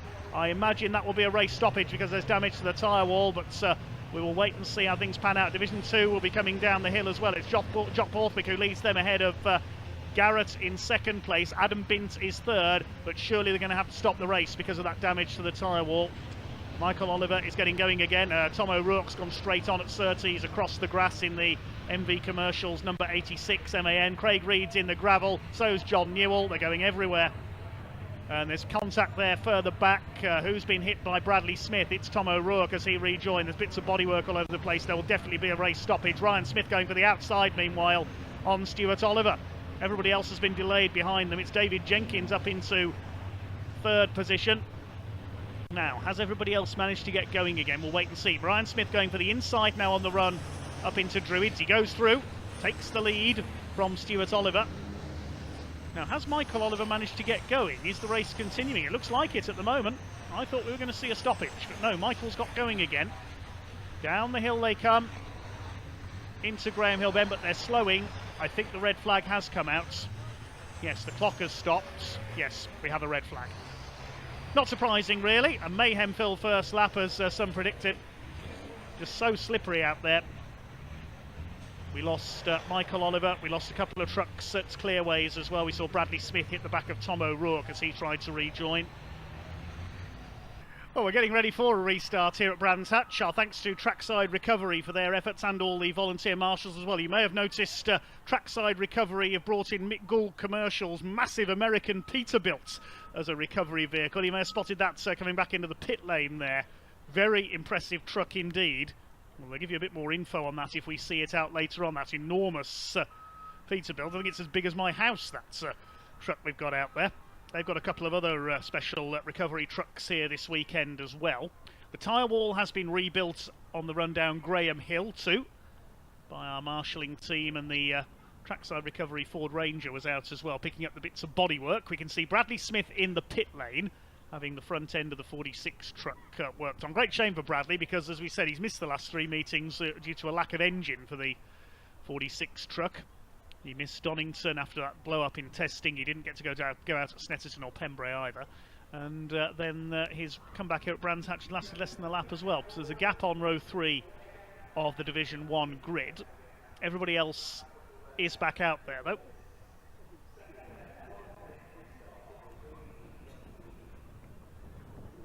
As we say, Simon Cole, good to have him back. There's one truck that didn't take the initial start, Simon Faulkner. Number 92 is not there with his Iveco, the ex-Reed truck sport machine. It'll be a 12-minute restart, so we've shortened the race slightly. And the green flag now waves. Ryan Smith and Stuart Oliver lead them off. Rain has stopped coming down for the time being, but it is still very, very slippery out there. Don't forget there's a maximum of 80 points in each division available across the weekend. Who's going to get the first 15 points in each division? Of course, the bonus points for fastest lap as well. We will update you on the points as best we can over the course of the weekend. Depends how good my mathematics are.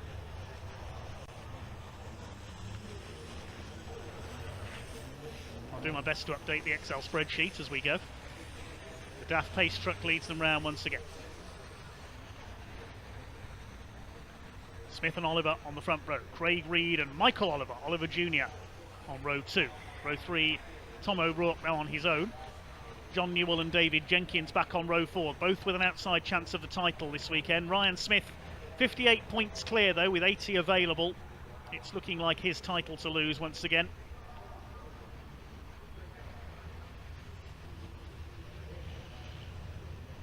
Stuart Oliver still with a chance. Likewise, Jenkins and Newell. They're the contenders. Division 2 it is much closer, but with Luke Garrett on the front row and his title contenders Brad Smith and John Powell, his main challengers towards the back. Craig Evans, 5th in the points, still with an outside chance if things go his way, but he'd have to rely on the front runners in Division 2 hitting trouble. Let's see what's going to happen this time then. Ready for slip and slide around Brands Hatch once again. 2 Division 1 trucks missing, no Bradley Smith or Simon Faulkner. Borthwick and Garrett in the MAN's head up Division 2 ahead of the older Volvo of Adam Bint. 12 minutes of truck racing to come then. Take 2 with their first race of the weekend here at Brands Hatch.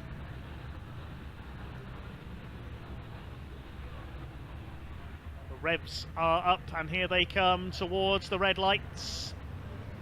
The lights go out and we're underway. Now, is Stuart Oliver going to repeat his good start from the first race? He's trying to get across on Ryan Smith, but I don't think he's going to do it this time. Smith's got the inside line as they head down Paddock Hill Bend. Michael Oliver up into 3rd place. They're still side by side for the lead. Smith will have the inside, though, for the right-hander at Druids. He's got the lead ahead of Stuart Oliver. Michael Oliver up into 3rd place. Craig Reed on the outside this time. Then Tom O'Rourke ahead of David Jenkins. Division 2, meanwhile, looks like Luke Garrett's got an inside run. No, Jock Borthwick moves across and takes the inside for Druids. The Scotsman leads. And right into the tyres, that's David Jenkins. Jenkins has crashed out on the exit of Druids. That's one of the title contenders gone. So Tom O'Rourke has moved up into 5th place, I think, as a result of that. Jenkins was trying to get down the outside. Tom O'Rourke in the lightweight MAN with a lot of its bodywork missing. Michael Oliver's on the grass trying to challenge Craig Reed. I think they've just about got away with that. They've already clashed once today, fighting for 3rd place. And now Reed is muscle wide by Michael Oliver there. John Newell's going to spin out if he's not careful. Good save by the Yorkshireman ahead of Stephen Powell, Mark Taylor and the rest of them. But David Jenkins is in the tyre wall on the exit of Druids. We'll see if he can get out from there, unless it's going to be another red flag. Yes, I think the Reds are out again. They're slowing again. And we have another stoppage. So we've got to rebuild the tyre wall on the other side this time. Let's have a look what happened to Jenkins. It was contact with John Newell. Sent him wide onto the grass. No grip there. Here come the tyres. Wallop.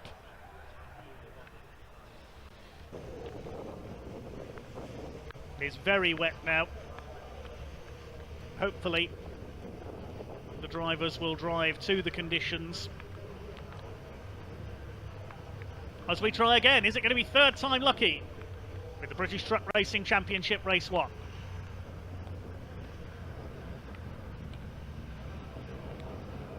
Ryan Smith and Stuart Oliver at the front.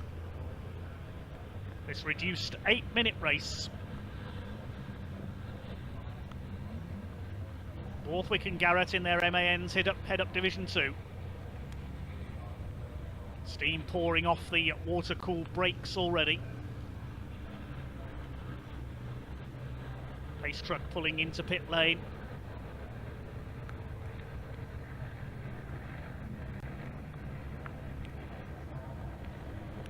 Here they come then up towards the red light. What's going to happen this time? Is Stuart Oliver going to sprint away from the outside again, as he did at the first attempt, or is Ryan Smith going to cover him? Here we go, the power comes on and we're away. And a much better start by Ryan Smith this time. He'll lead the way into paddock. Craig Reed covering the inside on Michael Oliver. Decent start by Tom O'Rourke in the lightweight MAN with some of its bodywork missing. Stuart Oliver sticking to the outside on Ryan Smith as they go up Halewood Rise for the first time. But it is Ryan Smith who's got the lead. Craig Reed slots into 3rd place. You can see the spray has increased hugely. Oliver around the outside. John Newell up the inside takes Tom O'Rourke. Then it's Powell, Taylor, Collett and Simon Cole at the back. Here comes the charge from Division 2. Jock Borthwick away well once again. He leads from Garrett, Bint and Bowler into Druids. All Borthwick sideways. He slides wide. just about gets the slide under control. And he's got the lead ahead of Luke Garrett. Adam Bint defending from John Bowler. Brad Smith with a decent start up into 5th place ahead of Craig Evans. Along the bottom straight and into Surtees and McLaren. Let's hope nobody's going to go across the grass on the inside there this time. No, they're all keeping it safe and sensible. Ryan Smith leads the way in the number 1. Stuart Oliver in 2nd place now. David Jenkins, nearest title rival to Ryan Smith, has got to come through the entire field from the back. Tom O'Rourke a little bit wide there out of Clark Curve onto the main straights. Over the line they go in this 8-minute race.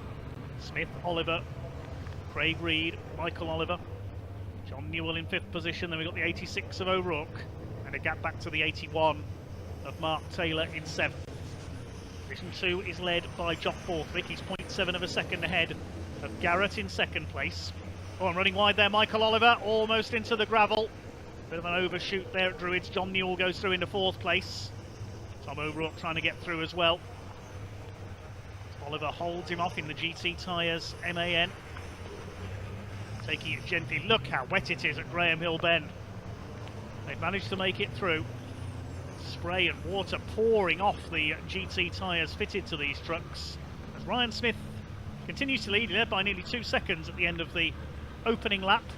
Bit of slip and slide there. Tom O'Rourke and Mark Taylor, may have been a bit of contact there into Surtees as they got on the brakes. The leaders starting to get strung out now. They know there isn't much time, they've got to attack fairly quickly. Smith over the line, leads Oliver by 2 seconds. Craig Reed in 3rd, a further 2 seconds back. It's Newell up to 4th. This is the battle in Division 2. Borthwick and Garrett are away and gone. This is the fight for 3rd between Adam Bint in the black Volvo white Aerodyne. And behind him is Brad Smith in the number 16, along with pushing through on the inside there. Tom O'Rourke gets past Michael Oliver. Another bit of bodywork goes flying. Tom O'Rourke's truck's going to have no panels left on it by the end of this weekend. That's up into 5th position. Michael Oliver down to 6th. Mark Taylor is in 7th place. Down the hill into the left-hander at Graham Hill Bend once again. We hope conditions clear up as the weekend goes on, but the forecast was not great, sadly, heading into this weekend at Brands Hatch, as Ewan Dunlop told us earlier. Just keeping it as steady as they can. Ricky Collett on the tail of Stephen Powell, the local man. Runs a pub in the nearby town of West Kingsdown. Simon Cole at the back in the 41. Collett a little bit sideways. Here's the fight for 3rd in Division 2. John Bowler ahead of Brad Smith now, the Union Flag liveried DAF. He's 4th in division. Brad Smith behind him in the 16. Then it's Craig Evans in the number 10 MAN. David Jenkins hasn't made any progress from there. They both got ahead, David Jenkins and Bradley Smith, of John Powell, number 6. Here comes Tom O'Rourke attacking John Newell. He won't get through there. In the MAN Superleggera. Craig Reed running a little wide there, coming out of Druids in 3rd place. The lead is now up to 2.5 seconds for Ryan Smith over Stuart Oliver. He's also done the fastest lap of the race, so we'll get a bonus point for that. Adam Bint still under fire in the battle for 3rd in Division 2. Borthwick and Garrett are away.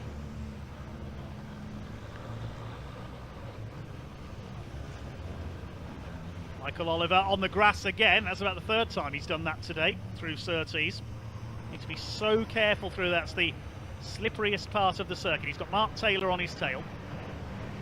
O'Rourke's pulled away, chasing now John Newell, the Yorkshireman in the number 18 MAN. Returned to truck racing a couple of years ago after a considerable absence. Mark Taylor having a look in the 81. Brabham Straight, absolutely a wash.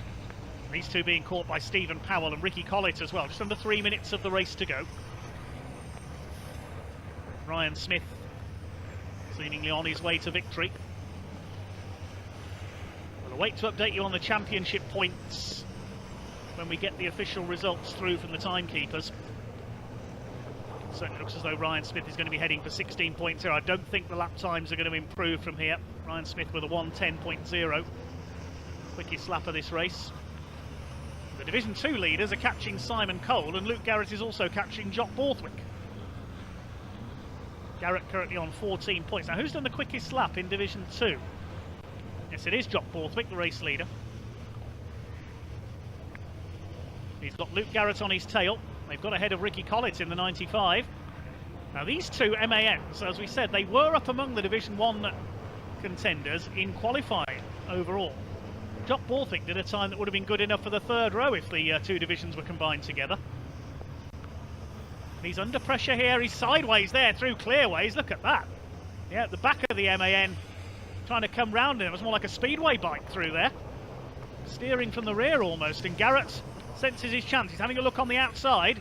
He's looking for his third Division 2 title this year. Borthwick looking for his first. They've got Ricky Collett on their tails, who I think has started more truck races than he's had hot dinners over the years. Simon Cole ahead of them in the 41. Collett up the inside. Now Luke Garrett won't like that because they're in different divisions and he'll see Ricky Collett as interfering with their lead battle. He's got every right to do so, of course. They're free to race each other, whatever class they're in. It's over a minute of the race to go now. This is helping Jock Borthwick. He may let Garrett dive up the inside there. Well, doesn't exactly let him. Two wheels on the grass there for Collett. He's in the more powerful MAN in Division 1. He gets through back onto the tail of Simon Cole. So now Garrett is free to attack Borthwick again. Collett attacking Cole. Trying to get past the 41. Of course, Simon Cole coming into race effectively as a reserve when Simon Reed had to withdraw because only a maximum of 20 trucks can race at the same time at Brands Hatch. Well, there's our leader. We haven't forgotten Ryan Smith. He's leading by 5.5 seconds now. He's got the new fastest lap of the race. I said the lap times might not come down, but Ryan's just done a 1:09.782. So he is getting quicker in these wet conditions. He is heading straight for 16 points towards his championship cause, getting ever closer to that 7th consecutive title. Here's the battle in Division 2. Luke Garrett still having a go. Who's got the fastest lap in Division 2? It is still Borthwick. He'll be on for 16 points if he can hang on. The clock has counted down to 0. It is going to be checkered flag this time for Flying Ryan Smith. The Nottinghamshire driver comes in to pick up his first win of what he hopes to be 5 this weekend. He wins race 1 here at Brands Hatch. Now who's going to be second? Truck slowing there. That's John Powell being lapped, I think. Stuart Oliver comes over in second place. Craig Reed is going to complete the podium, and meanwhile we stay with the battle in Division 2 there. John Newell just beats Tom O'Rourke home. And the battle in Division 2, is Luke Garrett going to get up with Jock Borthwick? He seems to have the better of the grip onto the straights. It's going to be close here. Garrett's going to have a go up on the outside. Borthwick moves to cover. Garrett's up there on the outside. They're going to finish side by side. It's going to be a photo finish over the line. We'll have to go to the time because I think Garrett got it. He did. 0.078 of a second. Luke Garrett steals the win from Jock Borthwick with an outside run right on the finish line. Incredible. Right. Now time to turn to my Excel spreadsheets, put the provisional points in, and we can see what the championship standings are.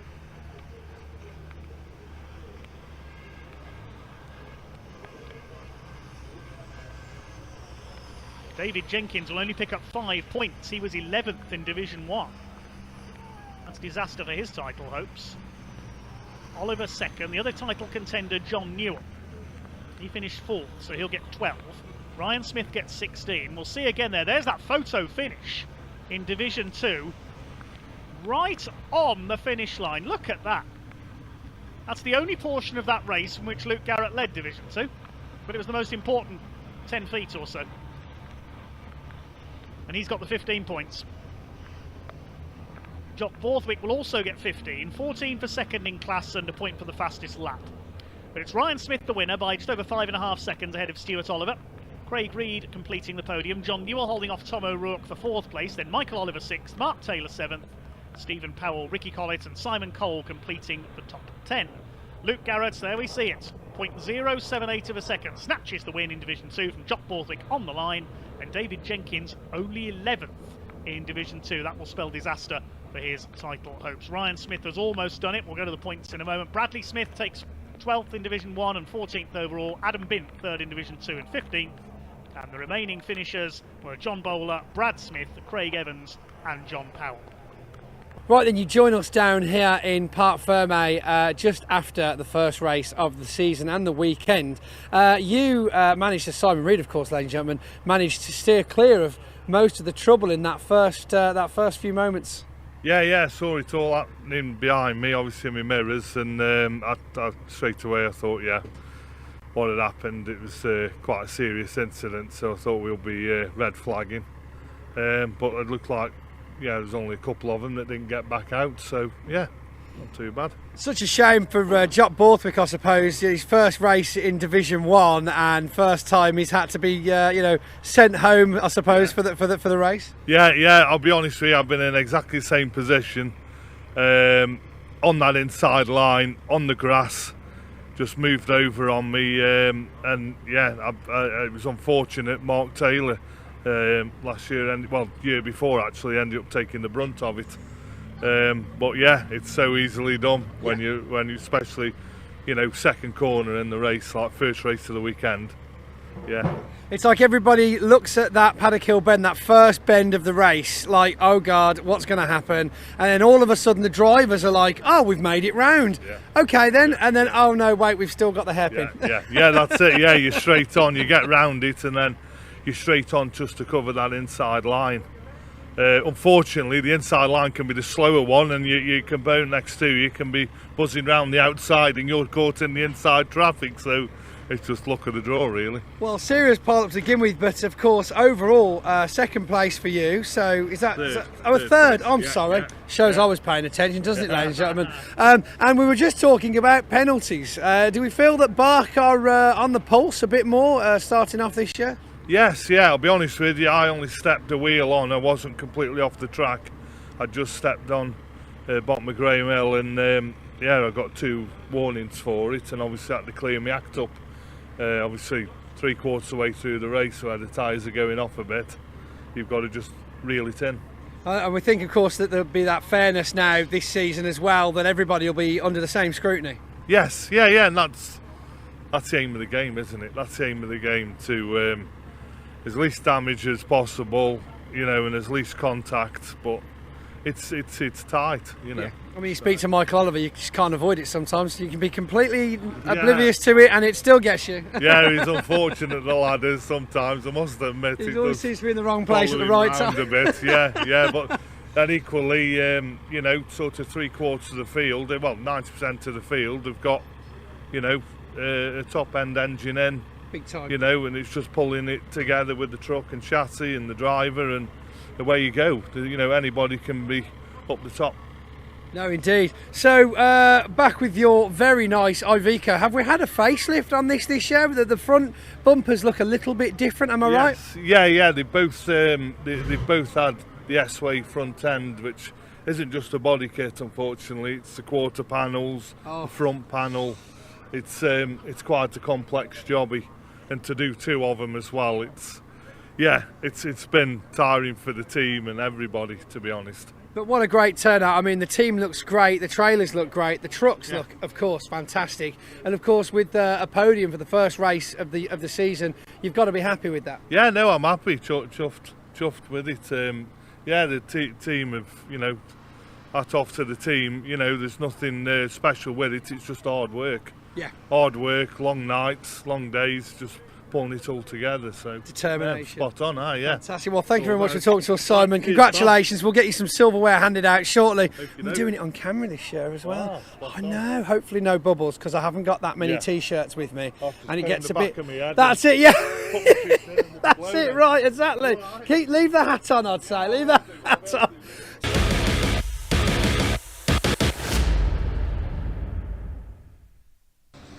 Okay, here we are ahead of many Caterham races this weekend, but we're in the 135s are coming up, and I've got Richard Groom here, who last season 3rd in the championship, novice championship. Let's start there.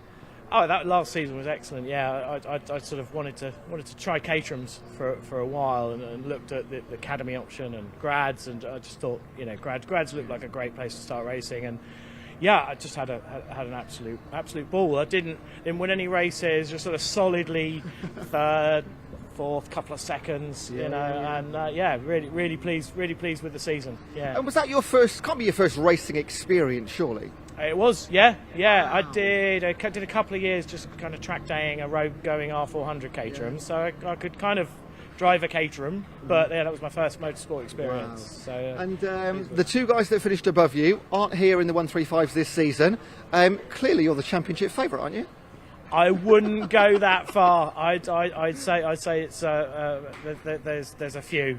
Ben Wheatley and Tom Power are going to be up there. They're going to be pretty tough to beat. I found them pretty tough to beat last season, so I'm sure they haven't lost any pace at all. Brands is probably the circuit I've got the most experience at, so I would have been upset not to be up there today, but we've got a long season ahead, and those boys are going to be with me. You've started the season perfectly well. You got a double pole. Doesn't get any better. Yeah, absolutely chuffed to bits with that. Yeah, and just couldn't have gone better that quali session. Yeah, so really pleased with it. Richard, best of luck this weekend. Thanks very much, guys. Cheers. Take care. Richard Groom, car number 23, one of the cars to watch today and this season. Let's go and see who else we can find in the Caterham paddock.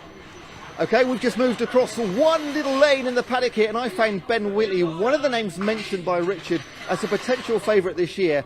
Ben, you did 5 rounds of the Southern last year, which doesn't give you a fair reflection in the overall standing, because you got 7 podiums in those 10 races. You are quick in a Caterham. Yeah, we managed to put the car together all right, and the guys at CTS do a great job.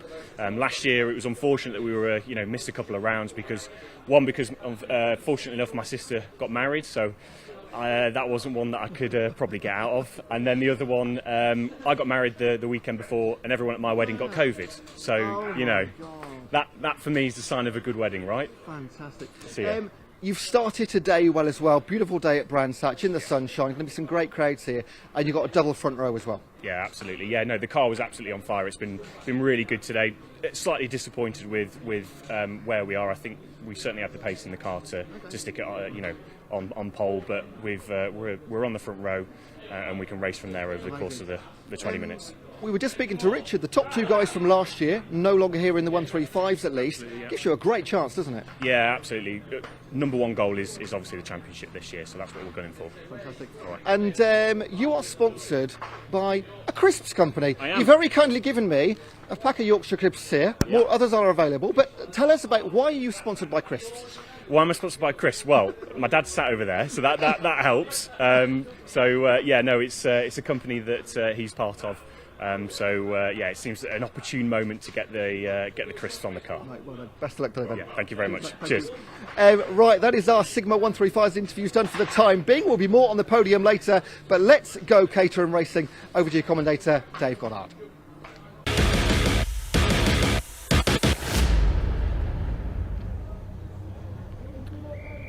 Caterham sponsored by crisps.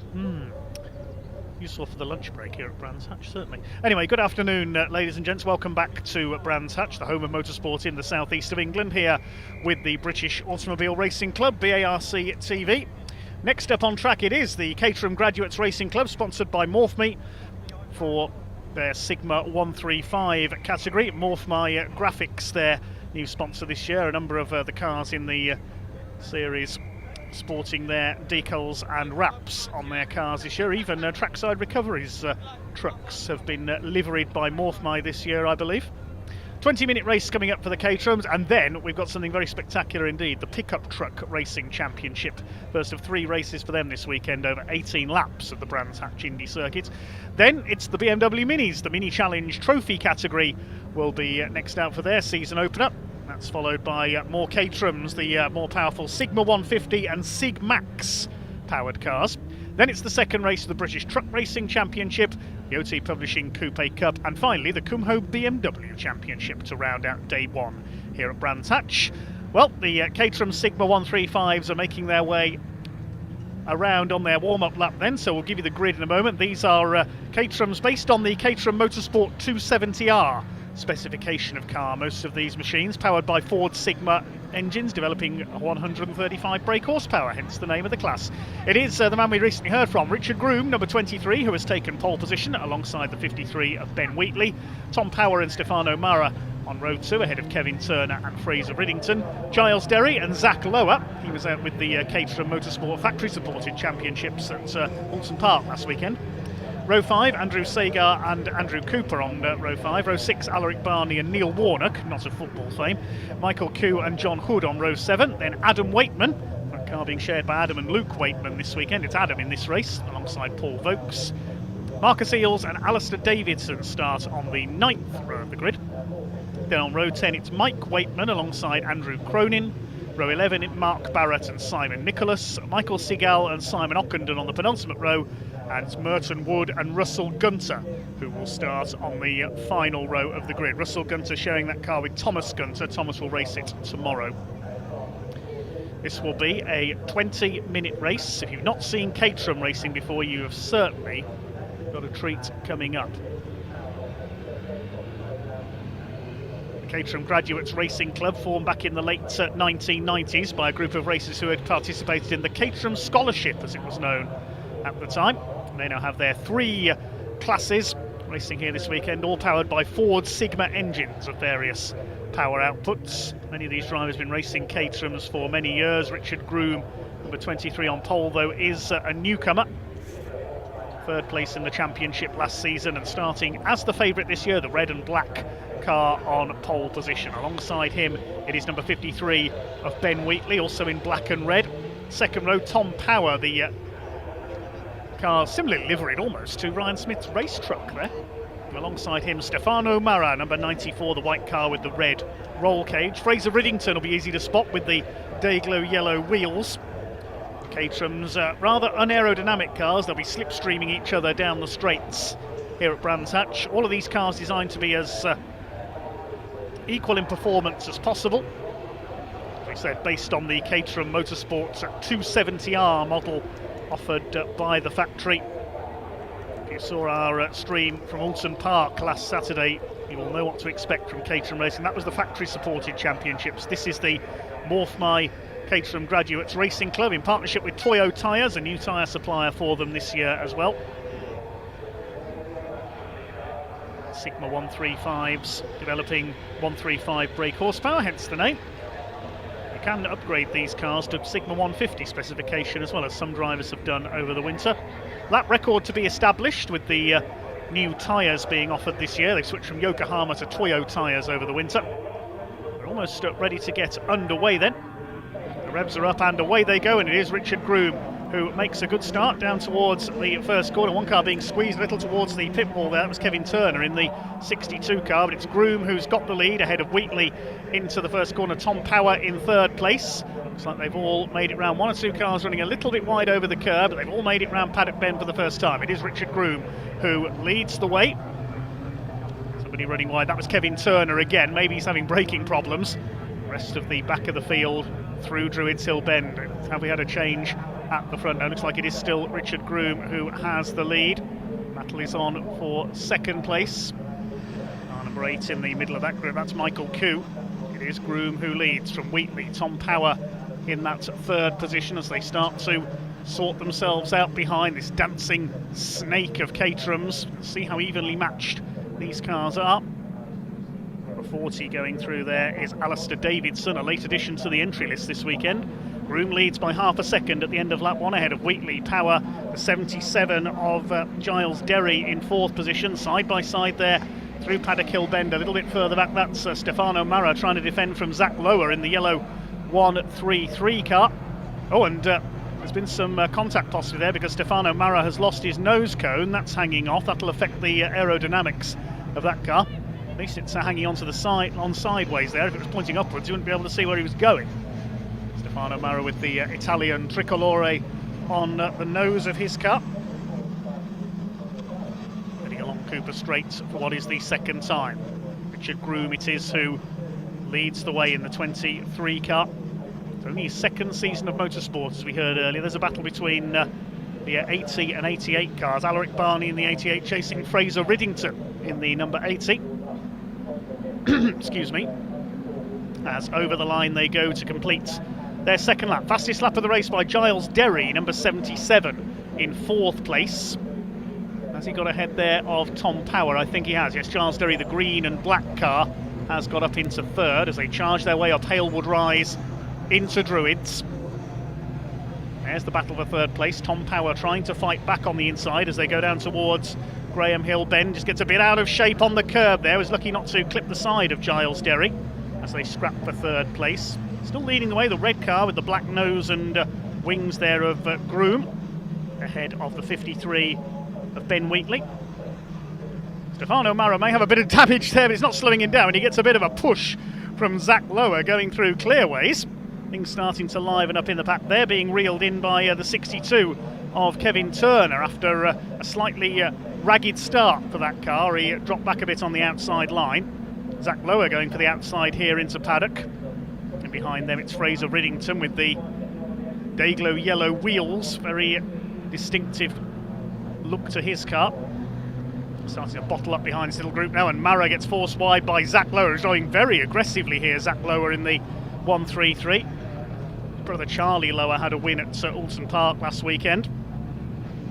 He has made it through there past Stefano Mara. That nose cone on almost perfectly sideways there. It's not slowing Stefano down too much. Let's look up alongside the 133 car as they head through towards Clearways once again. Great racing already from the Caterhams. That's one of Britain's longest established designs. This invented by Colin Chapman as the Lotus 7 before Caterham bought the rights to the design. Kevin Turner around the outside there. Yes, Stefano Murray, you can see his speed is being harmed in a straight line by that deranged nose cone. Fraser Riddington trying to catch him. The first two have been able to pull clear. Groom and Wheatley separated by a quarter of a second. They're 3 seconds clear of everyone else. Tom Power moving back into third place there into Druids. This is great stuff. There's Alaric Barney, the 88, trying to catch Fraser Riddington. Behind him is the number 90, which is Andy Cooper. Always great fun, no matter where they race. The Caterham Graduates Racing Club, run by its members, for its members. New sponsor in the shape of Morph My Graphics this year. A lot of the cars' liveries will have been done by the new sponsor, their decals and wraps on the cars. The opening race of the season for the Morph My Caterham Graduates Championship. Here comes Fraser Riddington. You can see again that Mara is being harmed in a straight line by that askew nose cone. Off goes Fraser Riddington. He spun it into the gravel there. Great cloud of gravel. Has the car stayed upright? Looks like it has. That's end of race for Fraser Riddington. That might be a safety car because he's only just off the edge of the road. That's the end of the race for the number 80 car. Fraser Riddington, the man from London, on his local circuit today. Let's have a look again at what happened there. He was chasing Stefano Mara. Just lost the back end down the hill out of paddock. The car does go very light through there into the gravel trap and out of the race. He's not going to get out from there, spinning the wheels, but the car has bogged down into the gravel. That's end of game for the number 80 car. The race continues on though, side by side Kevin Turner and oh hang on, Riddington's got going again. He has dug the car out of the gravel. I was wrong. He's just in front of the leaders there as they head up the hill. The yellow flags were out at paddock, so no overtaking while that car was off, of course. Richard Groom has lapped him. Ben Wheatley still behind him as they head down towards Graham Hill Bend. This is the battle for third place behind. Tom Power third ahead of Giles Derry. Then it's Zach Lowe has just got past Kevin Turner, back up into fifth position. Stefano Mara still behind them in seventh. Then it's Alaric Barney, Andy Cooper, and the 119 car of Andrew Sagar rounds out the top 10. Been with the club for a number of years now.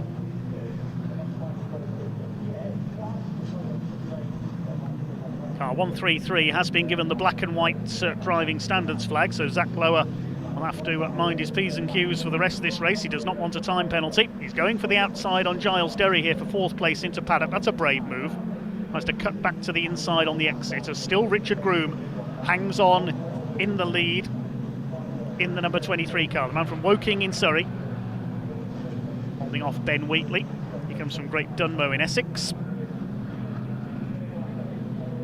Along the Cooper Straight they go. 13 minutes of this race to go. The Morph My Caterham Graduates Racing Club Championship opening race of the season. We'll see the Sigma 150 and the Sigmax cars race together later on. Kevin Turner, car number 62. Sporting the orange heart logo on his car in tribute to our marshals. There's a battle further back. Number 89, Michael Seagal, coming under fire from the 27 there, the orange car. That's Simon Nicholas, 39 on his tail as well, which is Andrew Cronin in the PT Sports Cars machine. They're battling towards the tail of the field, battling for 20th place. So there's scraps everywhere you look. Nicholas has just got through there on the 39 of Cronin.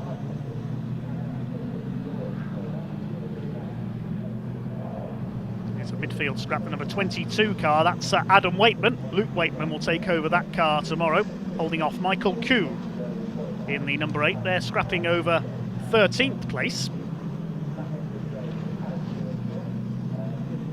It's got a glimpse of Fraser Riddington there, having got going again a lap down after his spin at Paddock Hill Bend. 73 car looking slightly slow there. That's Simon Ockenden. He's a little further down the field. Stefano Mara, number 94, has pulled into the pits. That loose nose cone. He may have got a black and orange flag for that. We didn't see the flag go out, but it wouldn't surprise me if he got the black and orange flag to tell him to call into the pits due to that loose bodywork. The meatball flag, as the drivers call it, black with the orange disc. Blue flag being waved to a back marker there as the two leaders go through. Still, Richard Groom, third in the championship last year. Favourite to take the title this season.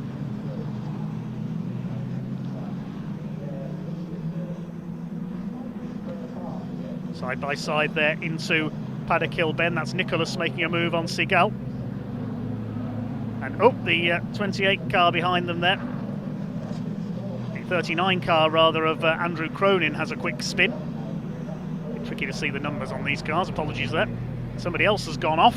That's down at Clearways, number 21, that's Mike Waitman. Rejoins well down the field.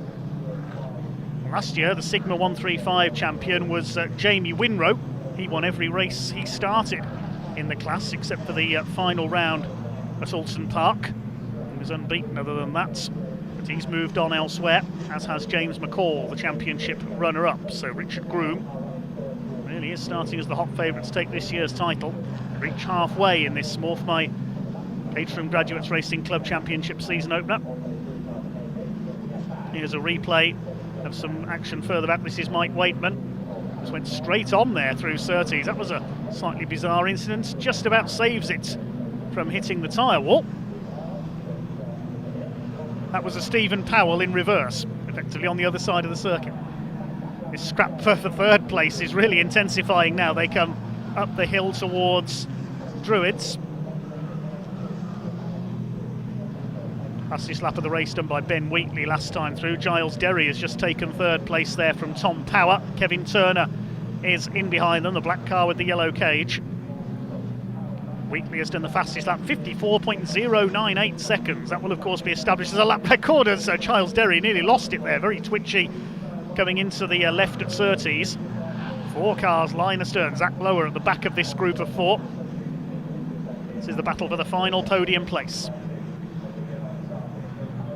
Across the line they go. The two leaders are nearly 7 seconds ahead of this lot. Turner goes for the outside in the 62. Lower to the inside. Take 5th position away here. He's done so. Giles Derry defending vigorously from the number 70 of Tom Power. There's Fraser Riddington up behind the number 90 of Andrew Cooper. Comes from Maidstone on his local circuit today. Zach Lower is now having a go at Tom Power. Zach Lower, very fast, very forceful young racer. Here he goes at the inside. Look at that sideways, opposite lock through Surtees. Spectacular from the yellow number 133 car, but he doesn't manage to get up alongside Tom Power. Stays 5th. Half a second in it for the lead, up ahead of these 4. Giles Derry heading this train of cars over the line once again in the 77. Moving out wide is Tom Power. He's going to try and go around the outside into Paddock Hill Bend. Zach Lower goes even wider. He always does there. There's some bravery there from the battle for third. Now they're coming up to lap, these two. Number 89, Michael Seagal. Oh, 3 wide into Druids. That's not going to work, surely. Almost 4 wide. Goodness me. 73 of Ockenden and the 89 of Seagal about to be lapped. They're going to have to watch their mirrors here with these 4 bearing down on them. Drivers loving every second of this, you can tell. Throwing these Caterhams around Brands Hatch. Coming up on the back marker now. Where are they going to pass Michael Seagal? There'll do. Oh, forced him to go wide. Goodness me. I think Zach Lower, yes, has got through on Tom Power as a result of that, as they slowed to pass the back marker. This is allowing the number 88 of Alaric Barney to close up. Power side by side with Lower. There go the 2 leaders. Just caught a glimpse of them there, almost side by side as they headed up towards Druids, and there was only 1/10 of a second in it at the line, so Ben Wheatley is attacking for the lead of this race as well. It's hard to know where to watch because it's almost 5 cars together for third place now. Back up the inside goes Tom Power, nearly bangs wheels with Zach Lower. Lower holds the place down into Graham Hill Bend. 6.5 minutes of the race to go. Here are the leaders, and we have had the change. Ben Wheatley did take the lead. I think that was up at Druids. We were watching the third place fight, but Ben Wheatley has taken the lead from Richard Groom. It's the man from Essex who now has the advantage. Over the line they go. Richard Groom jinks out of the slipstream, goes to the outside. This is going to be a brave move. Look at this, round the outside into Paddock. He's done it. That is the move of the race from Richard Groom. Absolutely terrific, and he powers away up the hill. Magnificent bit of driving there from Richard Groom. They're well clear and still they're at it for third place. Here they come. Who's in third this time around? It's Derry. Lower. Power's trying to go through the middle. Kevin Turner sliding about on the inside. There's a bit of bodywork been dislodged, I note, on the curb there on the inside. Who does that belong to? Down the hill. Tom Power to the inside of Giles Derry. He takes third place. Zach Lower. Goodness me, I thought he was going to go into the back of the 77 car there. He had to slide the car to slow it down. They're really taking some risks here. Something's got to give, surely, in this third place battle. Lower's all over the place. He's having to defend from Kevin Turner now. And behind them is Alaric Barney in the 88 car. This is magnificent racing from the Caterham Graduates Racing Club, sponsored by Morphmite. Here comes Giles Derry. He's going to try and do what Richard Groom did and go around the outside into Paddock Hill Bend. Can he make the move stick? Power's still there on the inside. Derry, he's done it. Well, they've seen one try it. All the rest are going to try it now. But Tom Power's got the inside for Druids. This is terrific. I'm loving this, and all the drivers are as well. Down the hill. Richard Groom and Ben Wheatley, they're nearly 11 seconds ahead of this little lot. Again, Zach Lower so close to the back of Tom Power there. Position the car exactly where he wants it. He's going to try and throw it around the outside into Druids this time. He's sliding it like a rally car at times. Tom Power has a look on the inside of Giles Derry into Clearways. Alaric Barney's caught this group now as well. He's going to have a go. Lower on the wider line. Kevin Turner to the inside. He's going to go through down the straight. Power and Derry side by side almost for third position. Lower up on the high line again. The last thing he wants to do is put a wheel onto the grass there because he'll be sent spinning if he does. Richard Groom leads. In fact, he's pulled away on that last lap. He's a couple of seconds clear of Ben Wheatley now. Alaric Barney side by side with Kevin Turner coming out of Druids. Turner holds the place. Derry holds third place ahead of this train. Andy Cooper's next in the order. He's about 3 seconds down the road. There's a bit of lap traffic in the middle of this lot. They're coming up on another back marker here.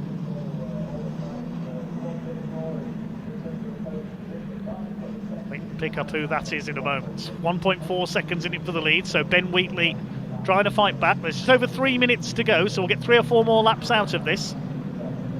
There's your leader. He's in traffic at the moment. He's got Michael Waitman, who went off earlier on, ahead of him there. Apologies, that's second place. Richard Groom a little further ahead. Hard to follow this race. There's been so much place swapping going on. Zach Lower's now got ahead of Tom Power. You can't take your eyes off this battle for a second. Coming up on some lap traffic, the 27 car, that is, of Simon Nicholas. He goes a lap down to this third place group. He'll try and keep out of the way. Oh, Tom Power's gone over the curb there at Surtees, side by side with Kevin Turner. Just about holds the place, but he's lost ground to Derry and Lower. Alaric Barney making a move on Kevin Turner behind them.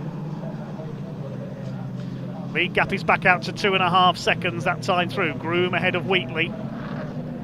Derry in third over the line. It's Lower fourth, Power fifth. Barney up to 6 now. Lower around the outside of Derry at Paddock Bend. He's got that move perfected now. He's up to third.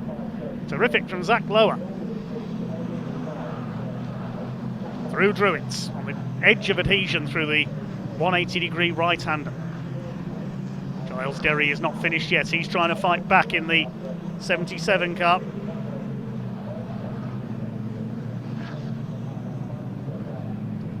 Down the Cooper straights towards Surtees once again. Zach Lower looking a little more stable now. He's at the head of this train of 5 cars. Car 163, a 5-second penalty. That's Russell Gunter further down the order in the 163 car, presumably for exceeding track limits. So there go the leaders. They're nearly 3 seconds apart now. They're missing all the fun further back. There's the 163 car. He's a lap down, Russell Gunter. He'll get a 5-second penalty. Tom Powers got back ahead into third place meanwhile. Giles Derry, a little bit late on the brakes there. That's delayed Zach Lower, and here comes Alaric Barney, the 88 car. Caterham racing at its best here at Brands Hatch. There's less than a minute to go now. I think we'll have one more lap in this race. Look at this, 3 wide towards Surtees. Kevin Turner's going to try and take both of them up the inside. Zach Lower's going backwards. Barney's gone through. Zach Lower's lost 3 places on this lap, I think. Pushing a little bit too hard, perhaps. Meantime, Groom is into his final lap with the lead. Here's Richard Groom going to kick off his title defence with the victory. The highlight, unquestionably, has been this brilliant fight for third place. It's looking good for victory for the number 23 of Richard Groom. There's our second place man, Ben Wheatley, lapping the 79 car of Mark Barrett. There's Richard Groom into Surtees for the final time. Swapped places a couple of times with Ben Wheatley, but third place in the championship last year.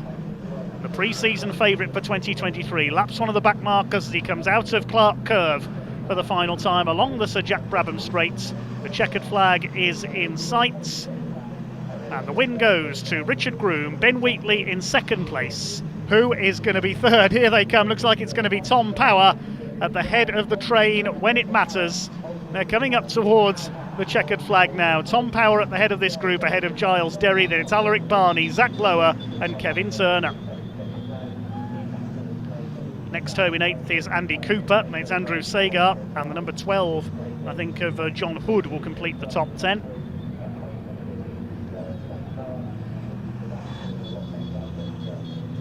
Sounding the horns as they cross the line. They have loved every moment of that. What a brilliant race to kick off the Caterham Graduates Racing Championship season. There's the man who won it, Richard Groom from Woking in Surrey. Well done to the number 23, we heard from him earlier. 3 podiums and third in the championship last year. Only track days, as he mentioned before then. Loves his Caterhams. He is your race winner and takes the early championship lead.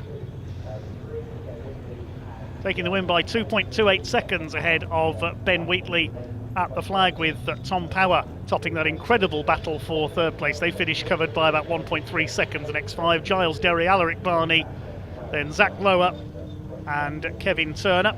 Then a gap of a couple of seconds back to Andy Cooper. Andrew Sagar was 9th, and the number 12 of John Hood rounding up the top 10. Behind them was 161 of Marcus Eels. Michael Koo was 12th. We got 22 of Adam Wakeman, 13th. 14th place was number 69 Paul Vokes, and Neil Warnock in the 63, rounding out the top 15 places. Alistair Davidson was next ahead of Mark Barrett. Then it was the number 21 of Mike Waitman, despite his off. Russell Gunter, after that penalty, ended up in 19th. Good recovery by the number 80 of Fraser Riddington after his spin. He finished 20th ahead of the 27 car of Simon Nicholas. I'm pleased to report that everybody went the distance in that race, including number 94 of Stefano Murra after a pit visit to fix his nose cone.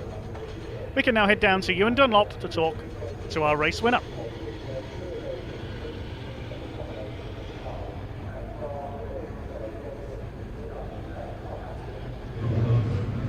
Well, what an incredible two races really, the front two and then the rest of the pack racing for third place. We're going to try and speak to everybody, but first of all, our winner, who we spoke to earlier on today, Richard Groom.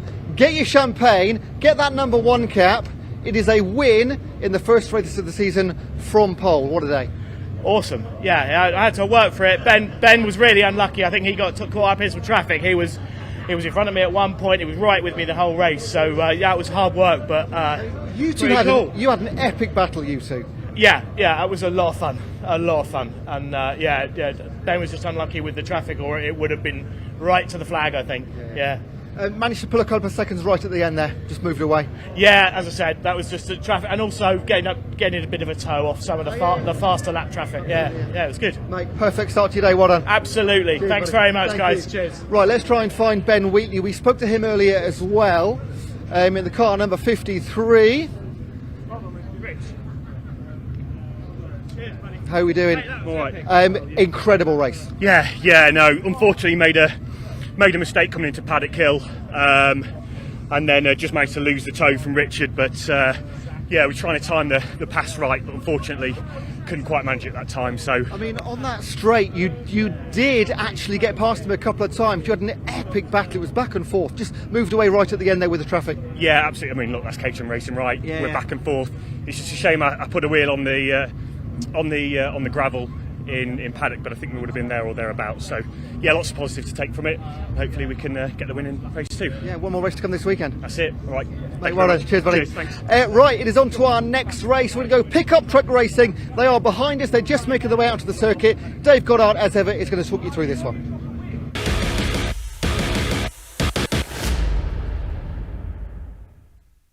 Right then, here we are ahead of our first pickup race of the day and the championship whole year. I'm here with Matt Simpson. Matt, you've got a pedigree in racing, former British touring car racer.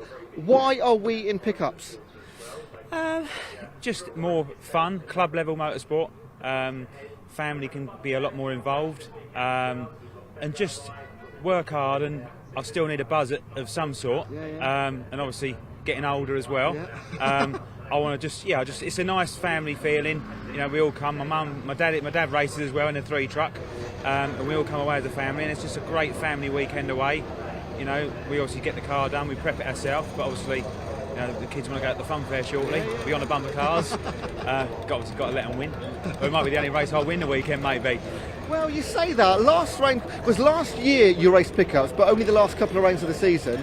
But you got a couple of winners there as well. So, are you like one of the favourites this year? Because you clearly got pedigree even those last 2 rounds last year.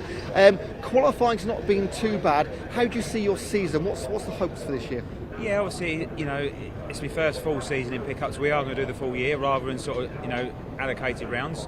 And for me, it's sort of just keep finishing. You know, qualifying, they reverse the top 6, and obviously it's all about being that top 6 in qualifying to be in the game really for the race. Obviously tyres play a big part, so you know, tyre wear, tyre degradation as well is a massive part. So it's sort of trying to be calculated, but you know, a DNF in this is big. You know, so to try and claw a DNF back is going to be very tough. You'll sort of be relying on your opponents to have a DNF to bring you back into the game.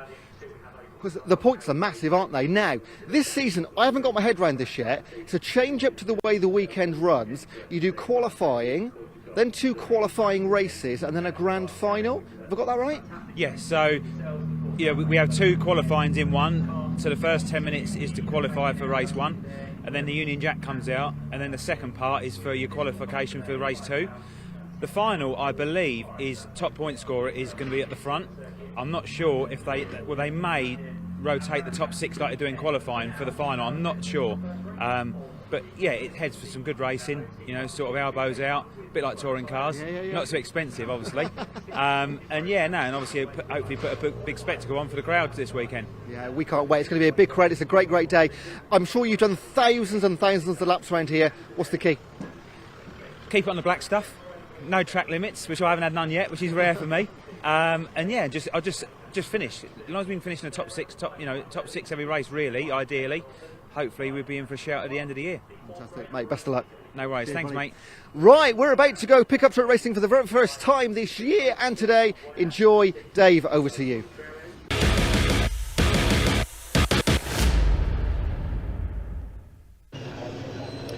Yes, thanks, Ewan. The race about to get underway then, the first of 3 pickup truck racing championship events across the course of the weekend. Number 41, Aaron Thompson, will start this race on pole alongside 83 of Dale Gent. Matt Simpson, who we just heard from, is on the second row alongside the 72 of Alan Cooper. Rhys Jones in number 40, the reigning champion, is 5th on the grid alongside the number 12 of Paul Tompkins. The race about to get underway then.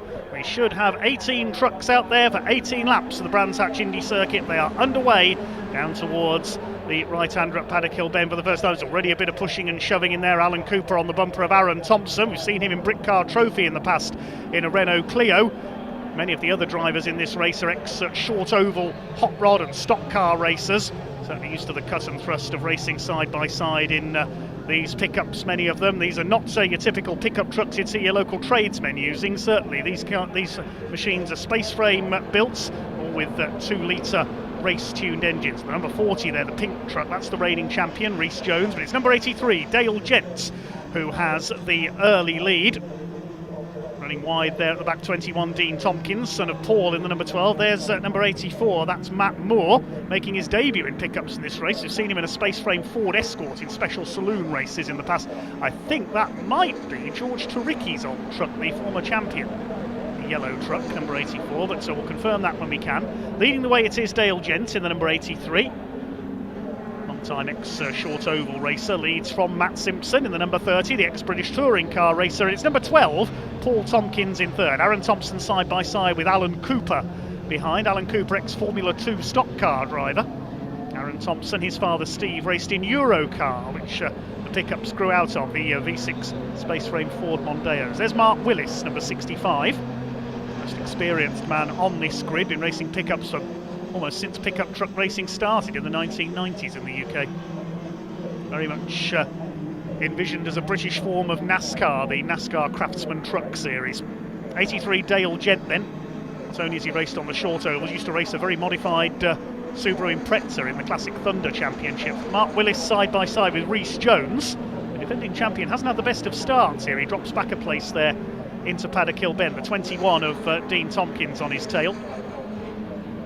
Matt Simpson has a look for the lead as they go into Druids, and sliding up the inside there, Michael Smith, 93, the former champion. Side by side for the lead, then down into Graham Hill Bend. Still side by side on the exit. Matt Simpson's going all the way round the outside, the owner of Simpson Race Exhausts. Can he take the lead here into Surtees from Dale Gent? He's still side by side. He's going to pull ahead on the right-hander. Yes, he's done it. And Paul Tompkins follows him through into second place in the number 12, the A4 metal recycling truck. Paul Tompkins' first shot to fame, of all places, as the World Banger Racing champion a few years ago in a Ford Granada. That was at Vauxhall Stadium in Ipswich a few years back, and he's going to try and take the lead here as they go into Paddock Hill Bend. He's got the inside line away from Matt Simpson. He goes through. Paul Tompkins third to first in the space of a couple of turns. Dale Gent dodging about in that third, trying to recoup ground. He's got Alan Cooper behind him. Then Aaron Thompson, the pole sitter. A bit of bumping and boring there through Druids. Down the hill towards the left-hander at Graham Hill Bend. Aaron Thompson still there in fifth, ahead of Michael Smith, the man from the northeast in the 93, been with pickups for many years now. Tompkins from Simpson. His father, Jeff Simpson, is further back in the order in the number 3 truck. Rhys Jones on the attack there. Spent the early part of his racing career here at Brands Hatch in a Honda Civic, but you can see it's a whole line of trucks here, about 9 of them fighting in the lead draft, if you want to use NASCAR terminology. Rhys Jones to the inside on Mark Willis. Has to bob back in. I think he got a wheel onto the grass on the inside. Could lose out here to Dean Tompkins. Yes, he goes through in the white truck there in the background. Son of Paul, the race leader. Behind them, Chris Brockhurst, number 89. His first full season in pickups this year, the former Super Silhouette racer. He's got Tom Hutchins, number 29, behind him, I think that was. Rest of the field, we've got number 39, which is Danny Hunn. Hunn family with a background in hot rod racing. Behind him is Matt Moore. Then we've got Dan Fisher, number 5. Simon Ward, number 71, the ex-classic touring car racer. And Richard Ayling, number 13. Jeff Simpson in the ex-Roger Dormer truck, number 3. And at the back of the field, newcomer Richard Smith, number 25. 5 laps out of 18 completed then. Paul Tompkins leads his first pickup truck race of the season. Matt Simpson in second place, explaining the race format to us before the race got underway. Goes for the lead here on the inside at Druids. He's sideways through there, sliding it just like he would in his hot rod days. Oh no, you don't, says Paul Tompkins. Maybe I'll have a look at this, says Dale Gents. Alan Cooper just looking on behind in the 72. These Formula 2 stock cars, and also, would you believe, Reliant Robbins on the short ovals? Yes, really. Michael Smith has caught up to them now in the 93. He's got ahead of Aaron Thompson, the pole sitter in this race.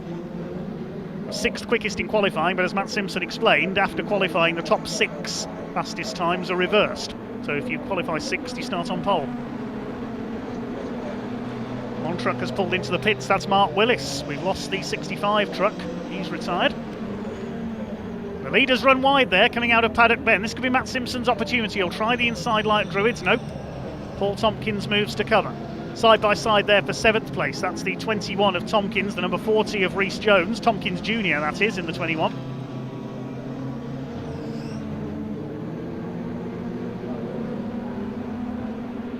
Along the Cooper Straight they go.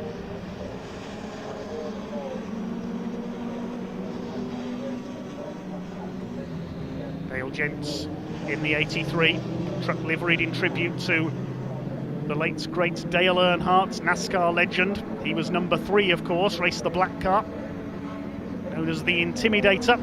Dale Gent trying to intimidate the 2 ahead of him in this race. Side by side still. They've been side by side for a whole lap, these two, Rhys Jones and Dean Tompkins. Rhys pulls ahead. Going for the inside, Dale Gent trying to take 2nd place away from Matt Simpson. 93 of Michael Smith having a go at Alan Cooper. Behind them, Aaron Thompson. Matt Simpson a bit out of shape there through Graham Hill Bend. Dale Gent could get the inside line away here into Surtees. Not quite. Jones still 7th ahead of Tompkins. 9th is Chris Brockhurst. It's the 29 of Tom Hutchins in 10th place. 10 trucks over the line, line astern.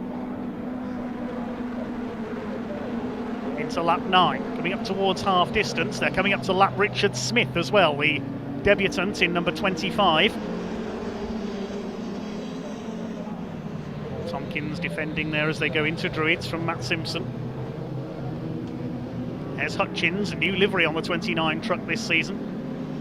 All over the back of the 89 of Chris Brockhurst, 25 Richard Smith. I think that's Paul Jones's old truck. He was number 82, same colour. But it's gone from Jones to Smith, as opposed to alias Smith and Jones. Richard Smith just met the quicker runners through. Russell Smith, I should say, sorry. Man from Andover, just letting the quicker runners through there. Aaron Thompson under fire from Rhys Jones, who's almost bump drafting him NASCAR style down the straight there. Get off, says Aaron.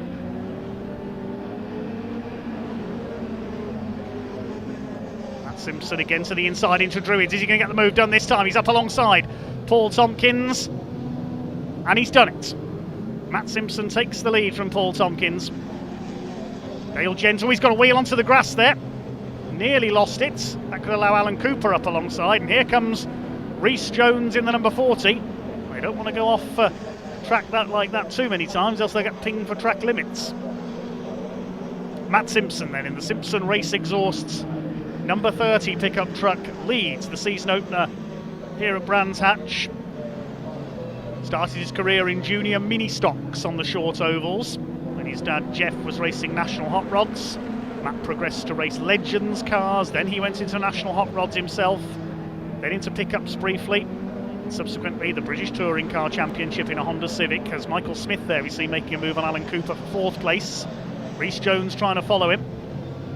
Aaron Thompson in behind them as well in the 41. Alan Cooper sliding about there. Jones has gone through. Now, Dean Tompkins, number 21, at the back of this train.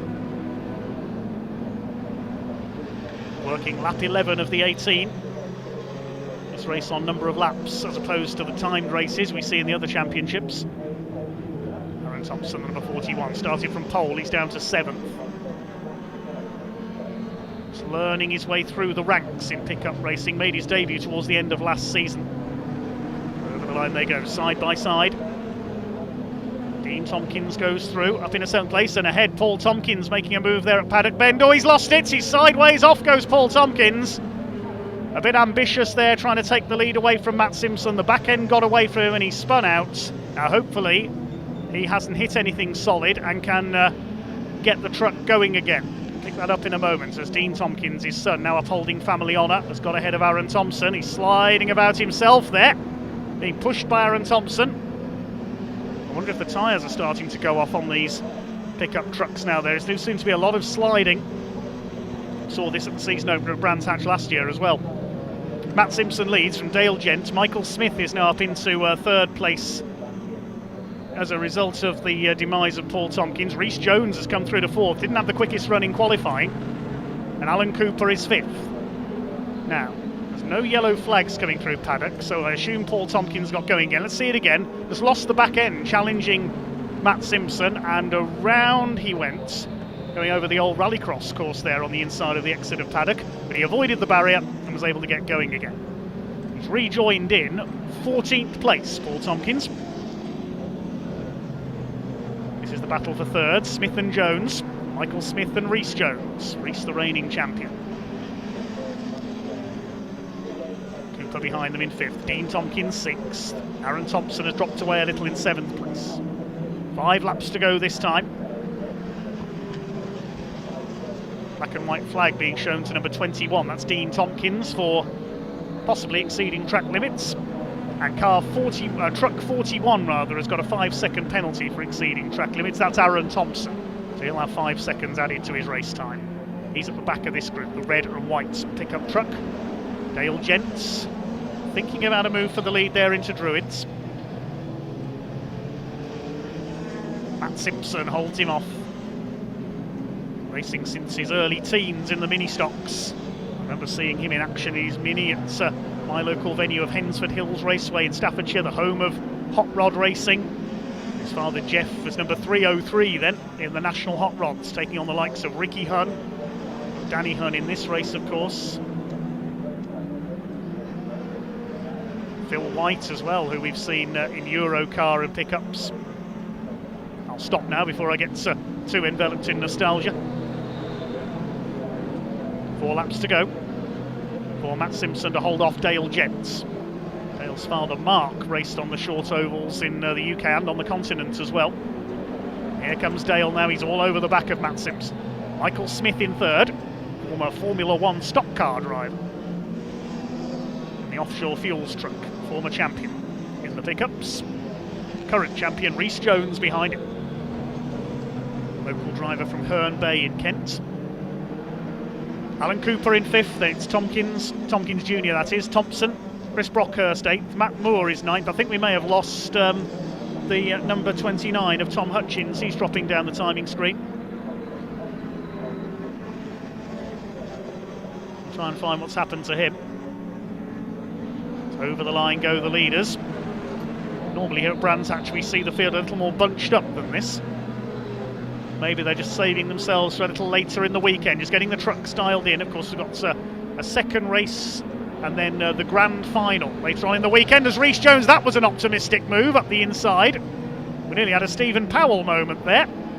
Michael Smith slides wide, Jones through into 3rd place. There was contact there between the two of them. Rhys Jones in the bright pink machine up into third place. Two leaders have escaped a little as a result of that, Simpson and Gents. See them sliding about on the edge of adhesion. Just a couple of laps to go now for Matt Simpson to hang on. Started from the second row, battled his way past Dale Gent to take the lead at Druids.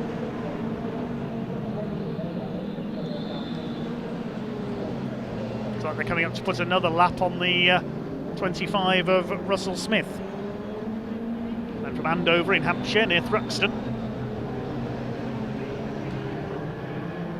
He's learning his craft in what I think is the ex-Paul Jones truck. Dives out of the way of the leader. Now there's Paul Tompkins, he has got going again. He's back in 10th place, he's recovered well behind Daniel Fisher in the number 5. There's Simon Ward in 71, the Leicestershire driver. Used to race a Vauxhall Astra GTE in classic touring cars, had a few wins in that. He's got Danny Hunn, number 39, of the famous Essex-based hot rod racing family behind him in the familiar red and yellow colours of the family's cars. Into the final lap we go then of our pickup truck season opener. What has Dale Gent got left in the tank? Can the 83 move up alongside and challenge Matt Simpson for the lead, or is it going to be a win for the ex-touring car man? Dale Gent, which side's he going to go? Into Druids. Mr. Bob back in behind, down the hill they come. Has Matt Simpson done enough? It's only the left here at Graham Hill Bend, along the Cooper Straight, then flick left at Surtees and round the long right-hander for the Sir Jack Brabham Straights. I think Matt Simpson has just about done enough in our Pickup Truck Racing Championship season opener. Unless Dale Gent can slipstream him on the run to the line. They slide their way through Clark Curve for the last time. Gent will try his best. He's going to try and get up alongside Matt Simpson. But Simpson moves to cover. Gent's not going to do it, and Matt Simpson takes the win in the opening pickup truck race of the season. Dale Gent second, Rhys Jones third ahead of Michael Smith, then Alan Cooper, Dean Tompkins. Seventh will go to Chris Brockhurst because Aaron Thompson has got that 5-second penalty. He'll drop to 8th. Ninth is going to go to Paul Tompkins. He's got ahead of Dan Fisher on that final lap. So Paul Tompkins 9th. Dan Fisher is 10th. A bit of a delay on his transponder there. And Matthew Moore on his debut in the pickups, number 84, takes 11th place. A good debut from him. Last few trucks still racing for the line further back. Mark Willis got going again after his visit to the pits a couple of laps down. So he's going to come in and finish towards the tail of the field. He'll aim to make amends in race 2. There he is over the line, the red and blue truck, and a battle to the finish between Jeff Simpson and Richard Ayling further back there. That was for 14th place.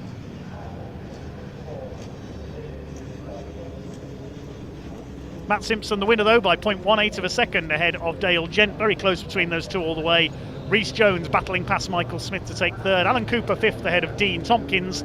Chris Brockhurst taking 7th when Aaron Thompson picks up that penalty. He finishes 8th. Paul Tompkins recovering from a spin while challenging for the lead takes 9th place. Dan Fisher rounds out the top 10 in the number 5. Then Matthew Moore, Simon Ward, Danny Hunn, Jeff Simpson and Richard Ayling completing the top 15. The other finishers were Mark Willis and Russell Smith. We lost Tom Hutchins, the only retirement.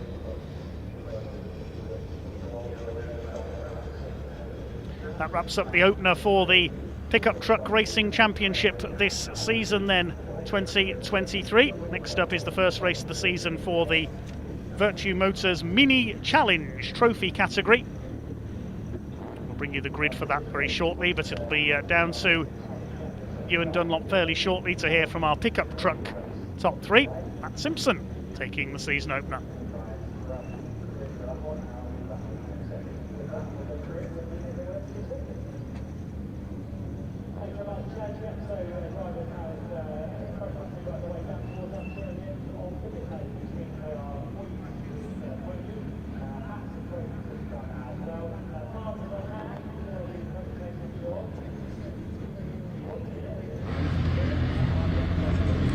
Cheers, Dave. More epic racing at Brands Hatch. So one thing I love about races like the pickups, all the cars, they're so similar. It does come down to pure driving skill. Last year's champion was Rhys Jones. Managed to sneak into third position there. Bit of a move near the end of that race. We're going to wait for him to just jump out the car here.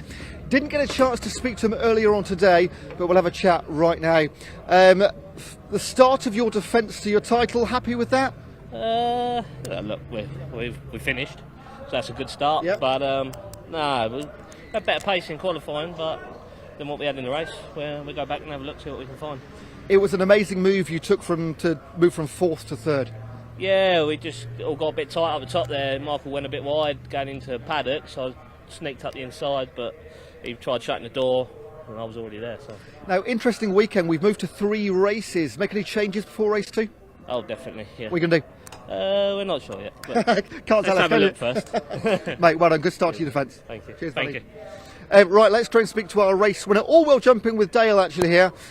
No stranger to a podium. It's another one. Well, hopefully we can carry on like this. Yeah. So, yeah, it's good. It was good start. See how it goes tomorrow, though. I mean, it was a brilliant race to watch. That's good. Yeah. It was hard work. It was good. Now it was a good race. Glad to be back in my old chassis. Yeah. That was had to be rebuilt. Okay. From Mallory 2 years ago. Wow. So we've now got it back. Okay. And it's the one I've had the most success in. So it feels good to be back in it. But fair play to Matt. Drove the wheels off that. He did, I couldn't. Had nothing really for him. So, but see how it goes in the next 2 tomorrow. Good luck tomorrow, buddy. Thank you very much. Mate. Cheers. Right, let's go and speak to our race winner. We spoke to him earlier. Matt Simpson, former British touring car driver, had 2 wins here at Brands Hatch in the last round at the end of last year. That's 3 in a row at Brands Hatch. I didn't look at it like that, but this is a fresh start, so it's only 1 for me. But yeah, I suppose you look at it that way. Yeah. Obviously, Brands last year was very wet, but no, obviously, really pleased to start the year with a win. But obviously, the real work starts now. Yeah. Like we were just speaking to Reece. It's an interesting weekend with 3 races. Make any changes to the car? Approach the race differently in race 2, or all the same? Because the truck is fairly new to me still.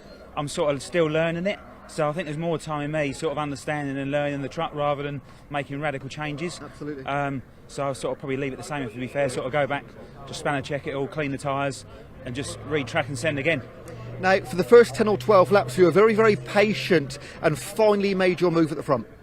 Yeah, obviously, 18 laps is a long race. And obviously, it's not always one in the first lap or the first 5 even. So I was just thinking about the long game, just thinking about my tyre. Do I want to use my tyre? And I still want the tyre at the end. So, but yeah, it all planned out just well. Yeah. Matt, we're 1 race in, you're leading the championship. Well done. Cheers, mate. Thank you. Cheers, mate.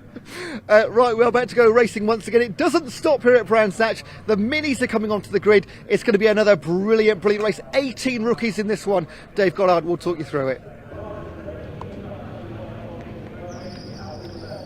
Okay, the cars on their way out to the grid then.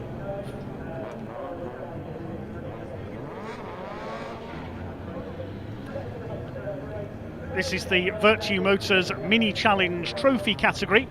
Identical BMW Mini Cooper 1.6 litre normally aspirated cars. These are the touring car aspirants of tomorrow. Some of the stars of the future in saloon car racing in this field. It was Nelson King who dominated this championship last season. He's moved on up to greater things. So who's going to take up his mantle this year? Huge field of BMW Minis out there. We should have 30 cars on this grid. In pole position, it's local man number 24, Tom Ovenden, alongside 486, last year's Rookie Cup winner, Jack Byrne, the Irishman. Second row at 93, Maximus Hall. Max Hall, the reigning junior saloon car champion. Great qualifying effort on his debut in senior racing on row 2, alongside number 71, Harvey Ryby, making the move up from karting. Row 3, 17, Nicky Taylor. We saw him in action in the championship last year, as we did number 12, Alex Solly, who starts alongside. Row 4 is Harry Hickton, number 64, runner-up in Junior Saloon Car Championship last year, starts alongside 117 of Reece Lysitz. Row 5, number 21, Nathan Edwards, back for another season in the Championship alongside another junior racing graduate, number 22, Ashley Gregory, the leading lady on the grid. Row 6, 53, James Black, and number 23, a race winner last year, former stock car star Lee Pearce, as they move off for their green flag lap.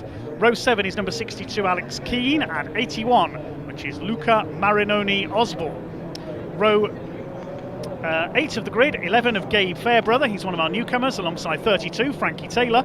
Row 9, 59, Reese Hurd, making the switch from the Brickcar Trophy, alongside number 1, 2, 3 of Andy Cobb. Then we've got row 10, which is number 60 of Brendan Fitzgerald, and 15, Cameron Richardson. Row 11, 46, Paul Manning, and 26 of Callum Eason. Row 12 is 86, Ben Taylor. Congratulations to Ben on his recent engagement. And 99, Ben Jenkins alongside him. Row 13, 96, which is Sam Gornall, and 8, Dan Armstrong. The penultimate row, 16, Jacob Heap, and number 3, Sophie Wright, the Canadian driver. And the final row is number 7, Mick Fitzgerald, and number 5, Katia Loggy. Those are your contenders then. There are subclasses in this championship as well. We've got the Rookie Cup for newcomers this year. Jack Byrne dominated that, was only beaten once in the Rookie Cup last season. The Graduate Cup for second-year drivers, and the Directors' Cup for drivers aged 35 and over. But it is Tom Ovenden who sits on pole. He's not in any of those subclasses, just going for the overall championship this year. The former rallycrosser, comes from a long line of rallycrossers in his family. Some new teams on the grid this year as well.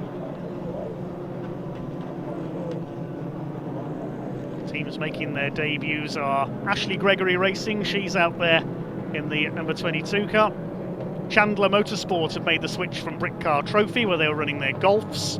Napa Racing UK, and also Westbourne Motorsports, well known in Clio racing. Harry Hicton's driving for Westbourne Motorsport, and Max Hall, the two junior saloon car rivals from last season. Napa Racing UK have Cameron Richardson, number 15. Chandler Motorsport out there as well, run by Stephen Chandler and his family. Reese Hurd and Reese Lysett are driving for them. It's Tom Ovenden in pole position, driving for Accelerate Motorsports, well known for their touring car exploits, of course. And their big rivals are going to be Graves Motorsports. Their leading man on the grid is young Jack Byrne, the man from Wexford in Ireland. He could be a good tip for the title this year. Alex Solly will be one to watch as well, former junior saloon car star. He's on the outside of row 3. Real quality lineup of some of the touring car stars of the future.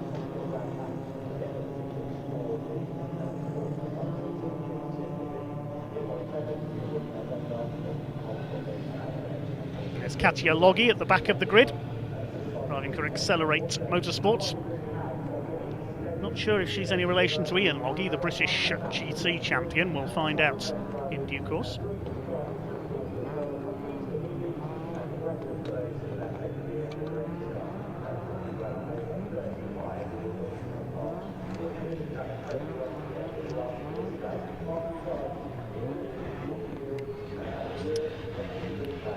The grid is formed up then. We await this race to get underway. The first race of the season for the Virtue Mini Challenge Trophy. It'll be a 15-minute race, and away they go. Tom Ovenden in pole position, the local man. Jack Byrne tries to slot in alongside him on the run down towards Paddock Hill Bend. Max Hall is up there on the inside. Look at the way Max Hall is going in the 93, his first ever senior race. Jack Byrne, I think, has taken the lead around the outside, and Hall through on the inside. Well, our pole sitter Tom Ovenden was rather caught napping there. Also up there in behind them is the 17 of Nicky Taylor, who's come through from row 3 as they start to sort themselves out, and a terrible getaway from the 24 of Tom Ovenden, who tries to fight back on the inside. He's on the grass down there and forces Max Hall to go wide as he slides through Graham Hill Bend. Nicky Taylor will say thank you very much and go through into second place, or try to, and all that schmozzle behind him has let Jack Byrne escape into the lead. Nicky Taylor in second place as they start to sort themselves out. There's Ashley Gregory, number 22, making a return after a spell on the short ovals at her local venue of Wharton Stock Car Club in Lancashire, battling with Frankie Taylor in the number 32 car. So a fair bit of bumping and boring around that first lap. There's a yellow flag waving down the straight there. Has somebody gone off at Paddock Hill Bend? Yes, there's a car in the gravel there. So no passing into Paddock Hill Bend this time. Can't see who it is who's gone off. I think it might be the Napa car, unfortunately, that's gone off down there. In that case, it would probably be Cameron Richardson, the number 15. So we'll wait to identify who that is down there, whose first race of the season has come to an early end, but it is Jack Byrne, last year's Rookie Cup champion, who leads the way now in the Graduate Cup this year, of course, is a second season driver. The 53 car being forced onto the grass out was James Black, the ex-Renault Clio racer. Bit of contact there with, I think that was possibly the 86 car. Nathan Edwards there in the 21 was among the favourites coming into this season. So as they start to settle down after a frantic first couple of laps for the mini challenge, it's the 26 car in fact that's gone into the gravel at paddock. That's the other Napa car, Callum Eason, son of Wayne and Joanna Eason, who both competed in the British Truck Racing Championship in the past.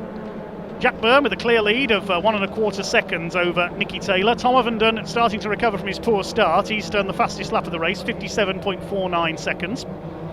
Max Hall in fourth, then it's Alex Solly. Harvey Ryby, number 71, is in sixth position. Then up to seventh is Lee Pearce in the number 23, the former three-time 1300 stock car world champion. 22 getting sent wide, that's Ashley Gregory. But the BMW Mini Cooper 1600cc, 130 brake horsepower cars, all very evenly matched and producing great racing as they did all the way through last season in this Virtue Motors Mini Challenge Trophy season opener.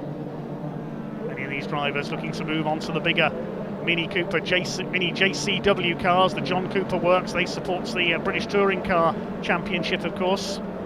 Most of the drivers on this grid with aspirations of getting into British touring cars for themselves one day. Yellow flag still out at paddock with that car in the gravel trap of Callum Eason. His first race in the category didn't get far. Up the inside there, the 22 of Ashley Gregory. Attacking, I think that's Reese Lycett, the 117, running wide there. In behind them, the number 60 of Brendan Fitzgerald, the Irishman. Side by side there, Lycett and Gregory through Graham Hill-Bett. Still Jack Byrne from Nicky Taylor for the lead. Tom Ovenden, the 24, in third place. Fourth position behind them is Max Hall, but the safety car is coming out. So the first safety car of the weekend, that'll be because of that car in the gravel at Paddock Hill Bend. The marshals judging that they cannot remove it under racing conditions. So we'll see probably just a couple of laps behind the safety car. Alan Evans at the wheel of the safety car this weekend.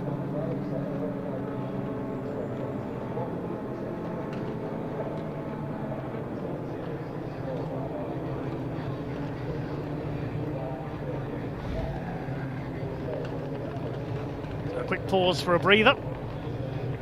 Jack Byrne in the lead, looking for his first overall victory. As Lee Pearce, the blue number 23. 64 there, Harry Hickton came so close to the Junior Saloon Car Championship title last year. The son of David Hickton, the long-time classic touring car racer. It's engine problems for Harry at the final meeting here at Brands Hatch handed Max Hall the title. Max up there in fourth place in this race. Now teammates Max Hall and Harry Hickton. Harry currently in 11th position.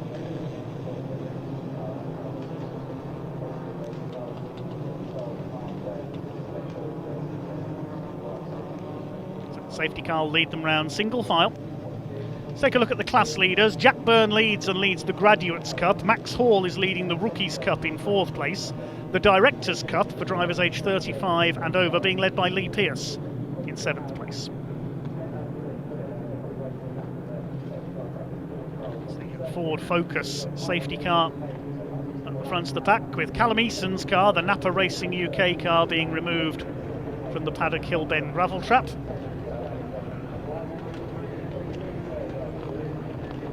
There's the telehandler in the background. Back chamber Callum, son of Wayne and Joanna Eason, the I think only husband and wife pairing to have competed together in British truck racing in the past. Oh no, there was Brian and Kaz Garnett as well, wasn't there, several years before?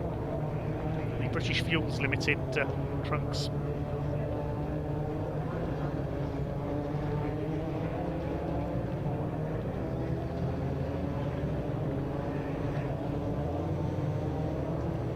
Jack Byrne with the lead, 19 years of age, fifth in the championship last year, had a couple of podiums, looking to become a British touring car driver in years to come. Second place, another 19-year-old from Norwich, Nicky Taylor, in the Graves Motorsport car, 4th in the championship last year. And they, along with Tom Ovenden, really are the favourites for this year's championship. Tom Ovenden, racing for the Ovenden Plant team, run this year by Accelerate Motorsports. He wants to go up into the main JCW class of the Mini Challenge and then to BTCC. Has a long-standing family background in rallycross. Safety car still out at the moment. We saw the number 7 of Mick Fitzgerald at the back of the field. Not of horse racing fame. The man from Dublin, the ex-Fiat racer in Ireland. He and Brendan Fitzgerald back for their latest year of Mini Challenge racing. Coming up to halfway in this race, it looks like the gravel trap is clear there. Well done, marshals. We should hopefully be going back to green flag racing this time. Alex Solly is nicely poised, another championship favourite this year. 9th in the title race last year with the best finish of 3rd. Former junior saloon car man. These cars so evenly matched, there's about 7 or 8 possible championship contenders in there. And they've got the subclasses to fight for as well. Safety car in this lap, we're being told. It's Virtue Motors Mini Challenge Trophy category season opener. Jack Byrne in number 486, holding the lead. Nicky Taylor weaving to keep his tyres warm.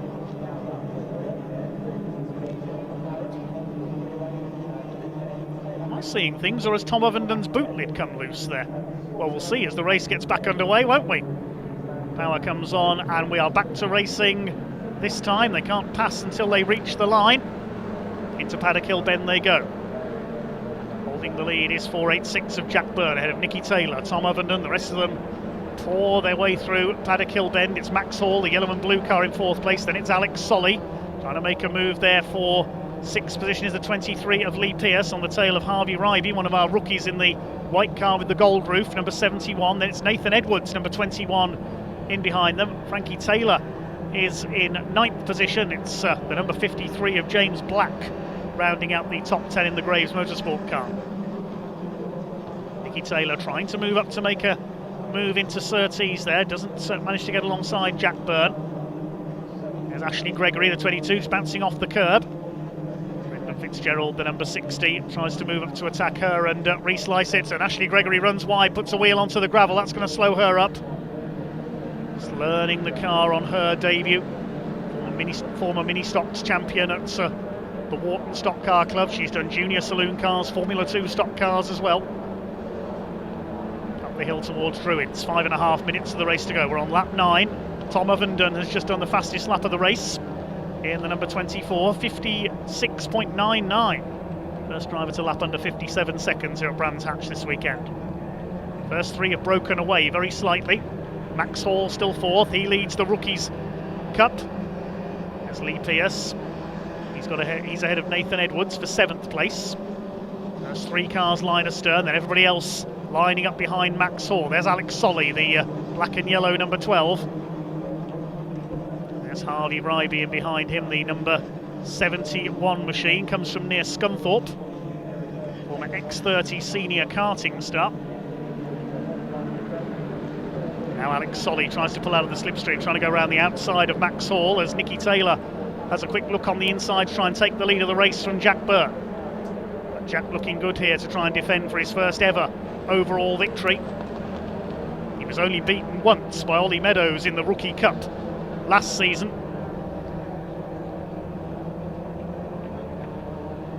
Down into Graham Hill Bend. Nicky Taylor attacking and defending at the same time with Tom Ovenden on his tail. Max Hall's pulled away just a little bit from Alex Solly. It's Ryby, Pearce, Nathan Edwards. Pearce moves to the inside. Is he going to take the place away? Indeed he is. Moves up into 6th position. Frankie Taylor, number 32, the former junior saloon car star, having a go as well. And behind him it's James Black, raced at Clio in the Brick Car Trophy a few years ago.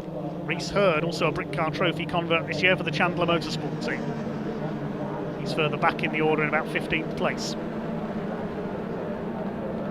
Over the line they go once again, 3.5 minutes to go. Harry Hickton moving to the inside, at the back of that group attacking Frankie Taylor. It's Tom Ovenden attacking for second place. Here he goes at Druids up the inside. And he's through into second place. He's got the move done.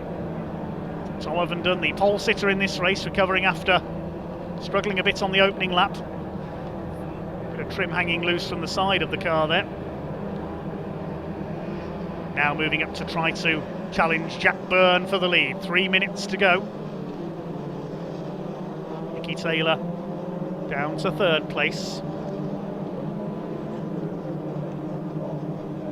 It is okay on Tom Ovenden's car. He won't be thinking of that right now, because he's got Jack Byrne's race lead in his sights here. Over the line they go to start lap number 12 of this Virtue Motors Mini Challenge Trophy category season opener. Down the drop into Paddock Hill Bend they go. No change in the order behind them. Ovenden to the outside into Druids. Is he going to try and get the line away for Graham Hill Bend? No, he cuts back on the exit.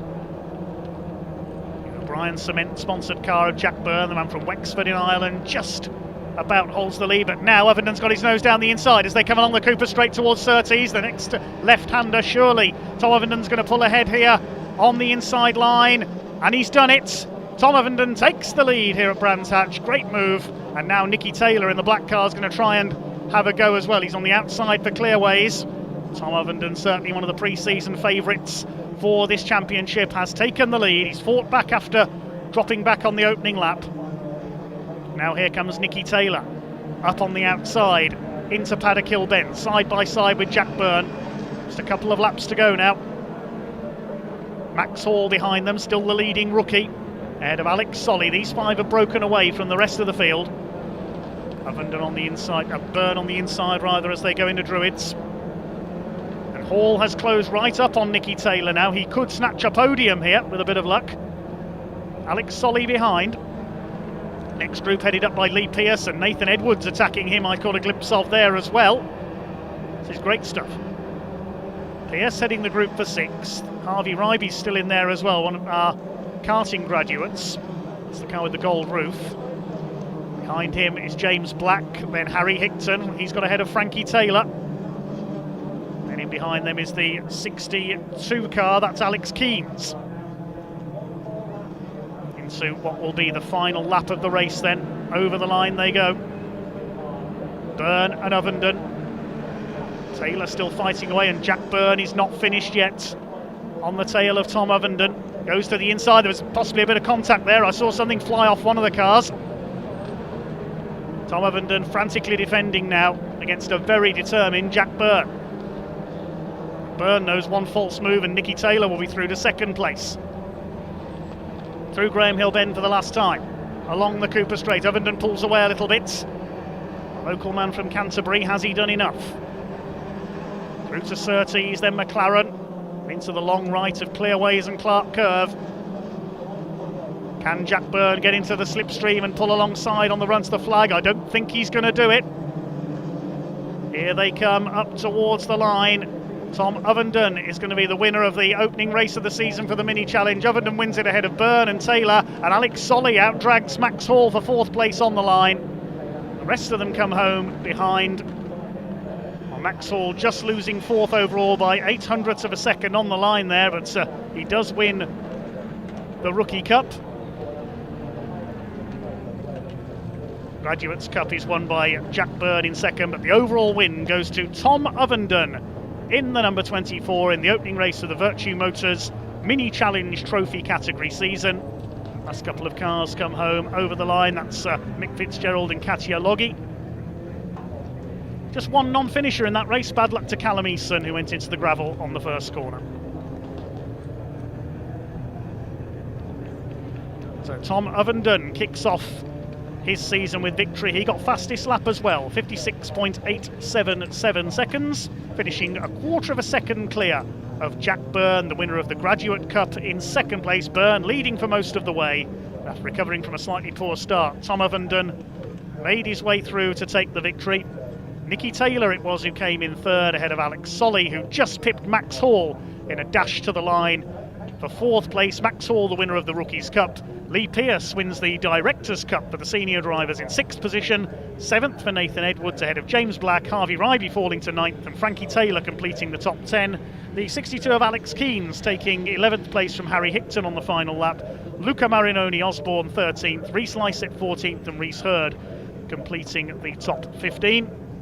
As we said, bad luck to Callum Easton, the only non-finisher from the 30-car grid. A brilliant season opener for the Virtue Motors Mini Challenge Trophy category. Well done, Tom Ovenden. Well done to everyone else putting on a fine display of saloon car racing here at Brands Hatch.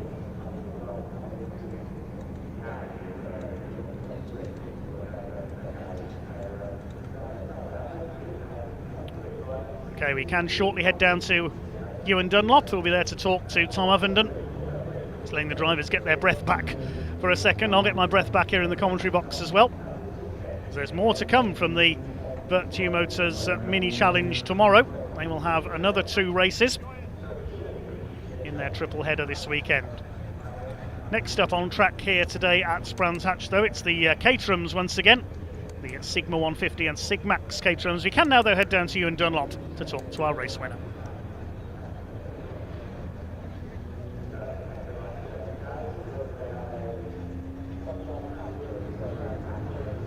Cheers, Dave, here with our race winner, and what another epic race this weekend. Tom, congratulations. Thank you very much. That was tough. So I was very happy with qualifying this morning. I didn't get the start, so I had to work hard for that one. Jack made it very difficult.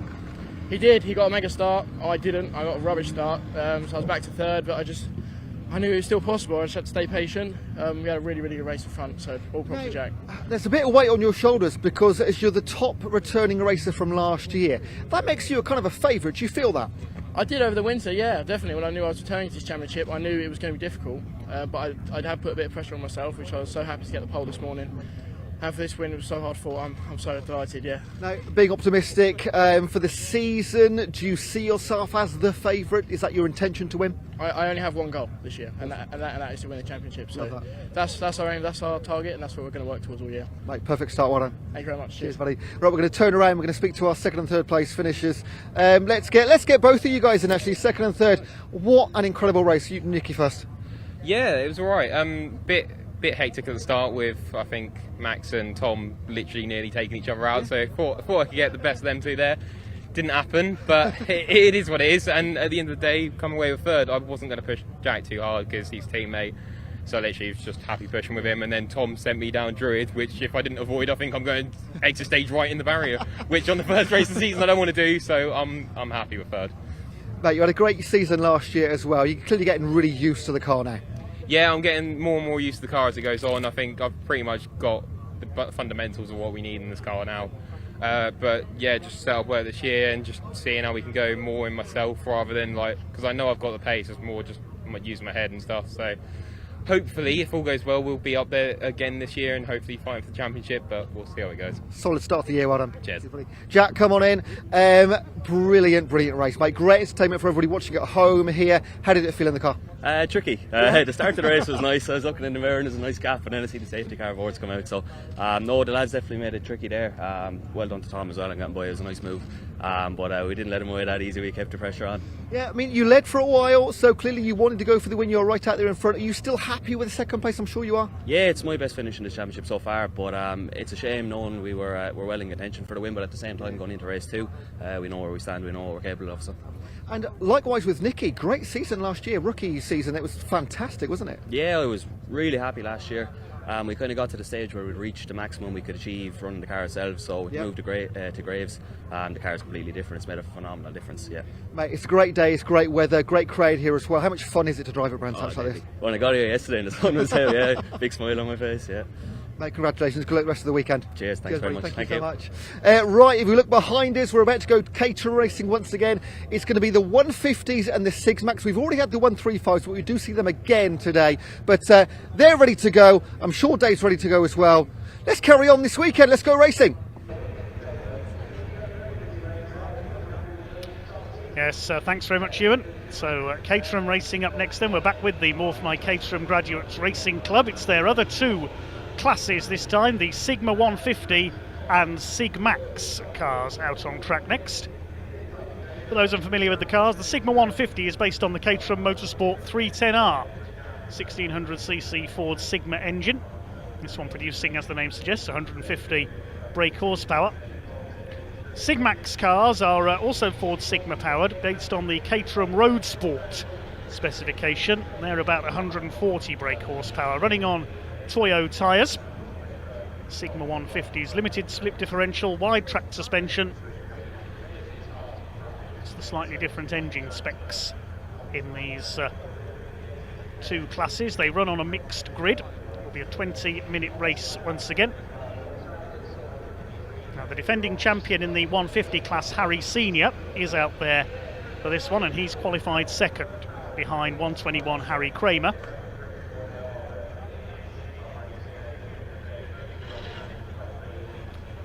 And then the quickest car in the Sigmax category, number 6 Stephen Arnell, is on the second row. So the full grid, 121 Harry Kramer on pole alongside the number 1 of Harry Senior. Behind the two Harrys, number 6 Stephen Arnell and 61 of Angus McLean. He's in a 150. Row 3, 85 Dan Livingston. He's in a Sigmax. And number 58 of Rob Warner. You can recognise the classes by the little coloured tag on the grid graphic there. Blue for the Sigma 150s and white for Sigmax. So fourth row is number 82 Matt Willoughby, the chairman of the Caterham Graduates Racing Club, alongside number 4 of Kevin Barrett. Row 5, 112 Andrew Whitten and number 67 Doug Christie. Row 6, 83 Jonathan Ems and 33 Gareth Cordy. Row 7, number 3 Oliver Smith and 199 Nick Powell, the ex-historic racer. He'll be out at Goodwood this year, he tells us, in, I believe he said, Austin A35. Previously raced a Lotus Elan, that got wrecked at Spa a couple of years ago, sadly. 101 Paul Fielder on row 8 alongside the 32 of Ian Anderson. Row 9, number 10 Phil Clark and number 64, welcome back Amanda Anderson, nay Amanda Black. She won a title in this club a few years ago. Row 10, number 5 Paul Jepson and 34 Neil Evans. Row 11 is number 9 Martin Gleitch and 7 Rob Appleton. And the final row, number 84 Ong Seng Ji from Singapore and number 36 Sean Cronin in the PT Sports Cars machine. 24 cars on the grid. In fact, there should be 25 because we should have number 2 Duncan McCall at the back of the grid. He missed qualifying with gearbox problems and is hopefully going to be allowed to start from the back of the grid. These championships last year, Sigmax was won by Max Hayes. Sigmax Hayes, as some call him, very accomplished sim racer as well, ahead of Andy Molson and Kevin Barrett. Kevin Barrett is here in car number 4. In the Sigma 150 division, it was Harry Senior who took the title ahead of Ben Winrow and Steve Clark. Harry Senior in the number 1 car is on the front row of the grid, so he could be one to watch for victory here. And it's Harry Kramer, number 121, who is in pole position. Comes from Northwich in Cheshire, a company director, 33 years of age, been racing in the Caterham Graduates Racing Club for 3 years now. Harry Senior comes from Ascot in Berkshire. He builds and installs racing simulators. 2021 Sigmax champion, Sigma 150 champion last year, so a very quick Caterham racer indeed. Steve Arnold, the quickest of the Sigmax division cars in this race, the 2 Sigma 150s on the front row. He comes from Hartlepool. The very rapid sim racer in the CaterhamRacer.com online championship.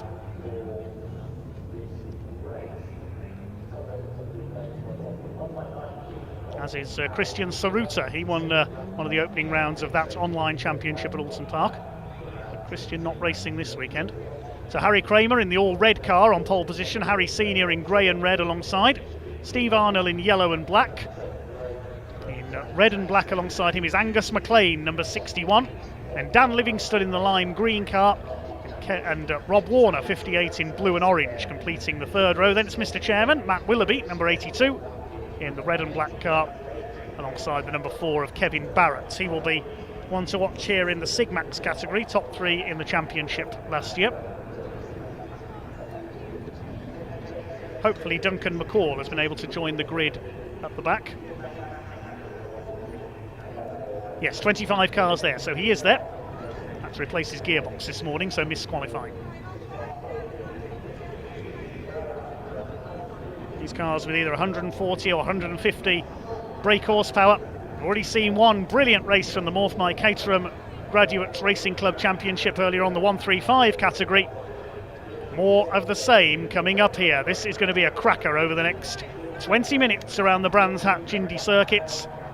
The revs are up and away they go. And towards that first corner, Harry Kramer gets away well in the red 121 car. Coming up on the outside is Angus McLean from the second row. It's 3 wide for third place, but it is Kramer who leads from Harry Senior into the first corner. That looks like it's the 85 of Livingston that could have come through the green car into third place. We'll see if he's made that stick. And look at Rob Warner up the inside in the 58 car from the third row of the grid. He's made a great start and he's up into third position. Well done to Rob Warner, a cracking first couple of corners there. But it's the two Harrys out in front, Kramer and Senior. One car a bit sideways over the curbs there on the inside. That's the 199. That's Nick Powell, the ex-historic racer. They start to sort themselves out then with the all-red machine of Harry Kramer in the lead. They're all line astern at the moment, pretty much. The last few markers coming through. There's the number 10 car, it's Phil Clark, towards the rear of the field. They settle in then for 20 minutes of Caterham racing. The three leads together, and Rob Warner's not content with third. He's down to look for the lead there, as up the inside, Harry Senior takes the lead into Paddock Hill Bend on the inside. So the approval of the crowd there, watching from the paddock. I think Harry's family are in there. He's just taken the lead from Harry Kramer. Rob Warner in third, then it's Livingston in fourth position. The 82 there defending the inside line. That's Matt Willoughby, the club chairman. They start to sort themselves out, and some damage to the... is that number 9 or number 6? You can't really tell from that angle. It's the number 6, Steve Arnold, has damaged the nose of his car. That will slow him up. I suspect we'll see him call into the pits with that damage, just as we saw in the earlier race. 87, 112 there, trying to get around the outside. That is Andrew Whitten. Over the line they come. Harry Senior with the lead ahead of Harry Kramer. Rob Warner after that great start in third place. It's Dan Livingston in fourth position.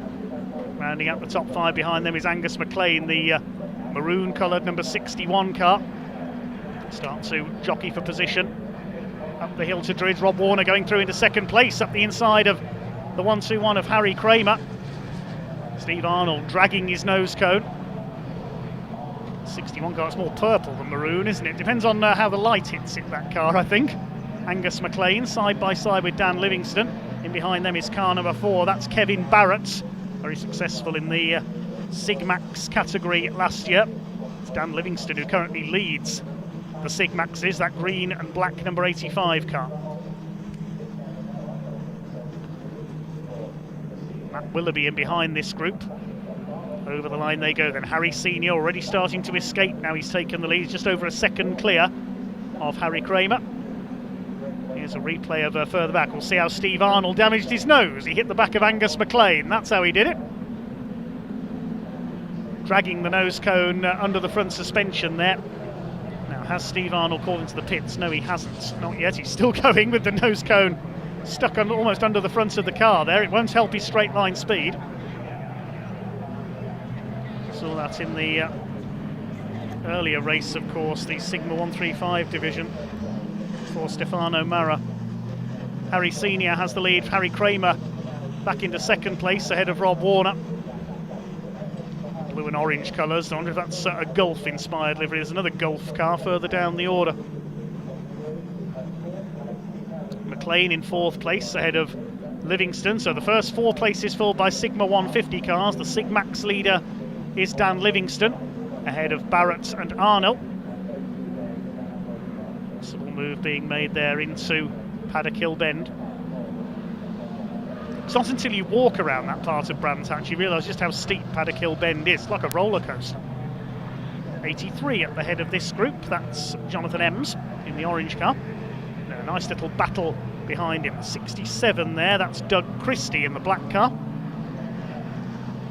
Missing wing for the car behind him, which is I think the number 33 of Gareth Cordy.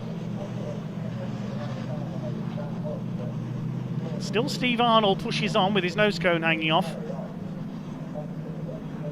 Wait to see if he gets the black and orange flag, if that starts flapping about. Yes, Gareth Cordy with the missing wing there, the number 33 in behind Doug Christie. Over the line they go, with Andrew Whitten behind them in the number 112 car. They're fighting for 9th place. Here's your leader of this Morph Caterham Graduates second race of the weekend. Harry Senior, Harry Kramer, Rob Warner, the top 3. Angus McLean under fire from Dan Livingston, the Sigmax class leader. Holds him off, slides the car through Graham Hill Bend. Behind them it is Kevin Barrett in the number 4. Then a gap back to Matt Willoughby. In fact, no, it's Steve Arnold there in 7th place now. He's got ahead of Matt Willoughby. So the damage not slowing him down.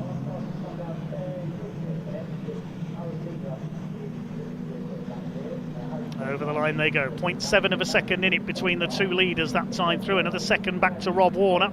So the first 2, the 2 Harrys, starting to pull away. Livingston ahead of Barrett and Arnold. That's for the Sigmax class.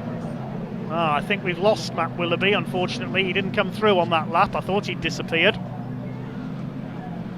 So where has the 82 car gone? Number 6, Steve Arnold, has now got the black and orange flag shown to him by race control, so he needs to come into the pits to remove that errant nose cone, just as we saw for Stefano Mara in the earlier race. See it hanging off there, and Steve Arnold is going to have to come into the pits. There's Jonathan Ems in behind him, Doug Christie, Gareth Cordy, Andrew Whitten, behind them Ollie Smith, number 3.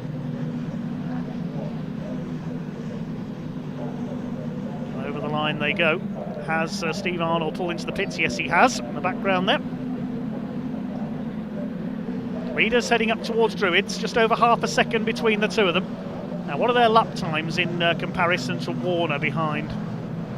About the same, so he's not really closing on them. There is Steve Arnold. I'll take that, thanks, says his crewman. And back out goes the number 6 with the offending bodywork removed. It'll help the cooling, but not the aerodynamics. Not that Caterhams are the most aerodynamic cars in motorsport anyway. That's why they slipstream so much.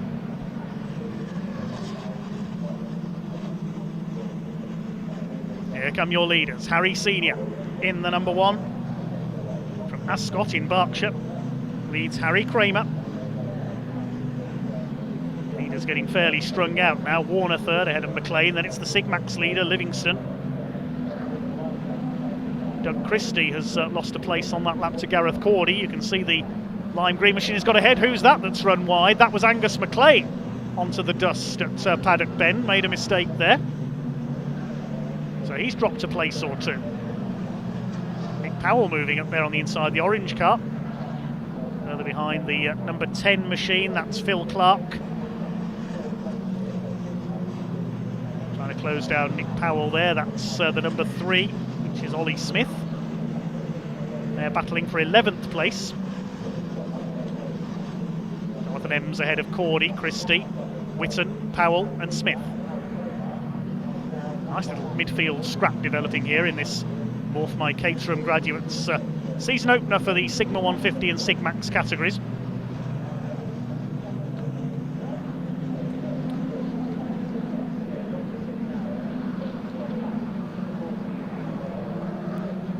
Not too sure where Matt Willoughby disappeared to, whether he's still running I don't know.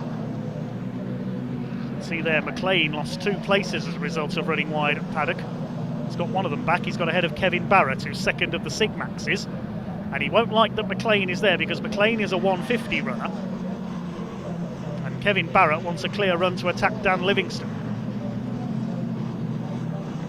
Still your leader is Harry Senior. If anything, the gap has come down a little for the lead. I think it was 0.638 of a second. We'll see what it is as they cross the line this time to complete lap 10.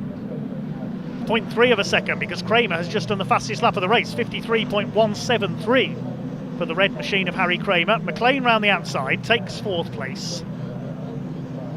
Won't mind too much. And that's another piece of Steve Arnold's car. I've just noticed there. That'll be the bonnet because with the nose cone gone, the air's gone underneath the bonnet and that's come off as well. So Steve Arnold is now driving a Caterham Superleggera.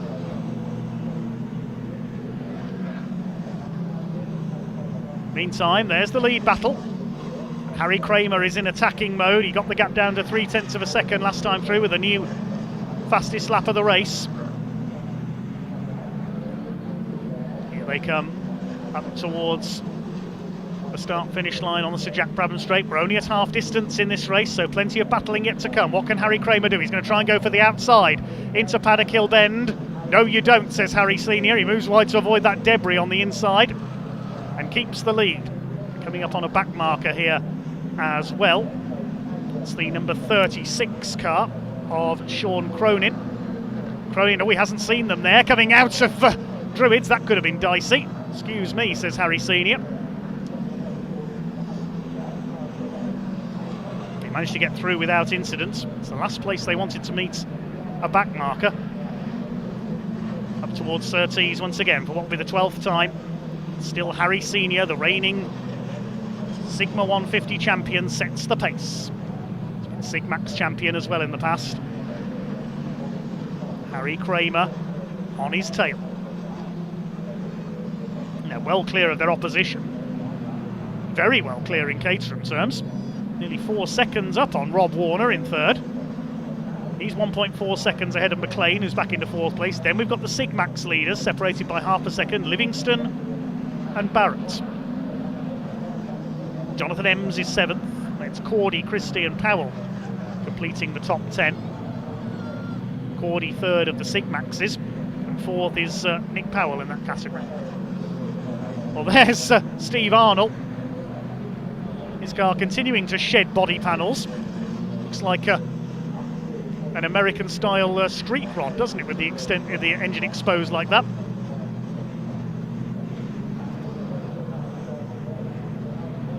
And speaking of shedding body panels, look at the race leader.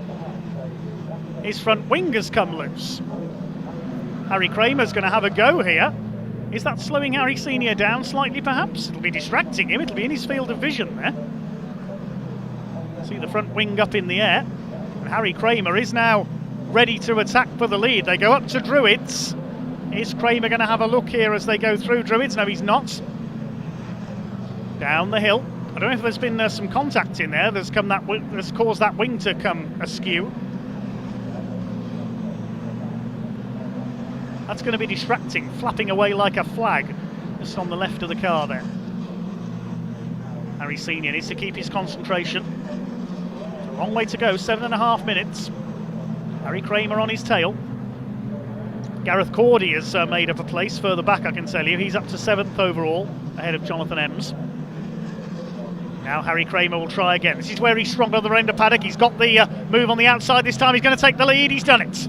Good move. Harry Kramer takes the lead of the race overall and the Sigma 150 category, but Harry Senior will not give him any rest at all and not give him a chance to pull away.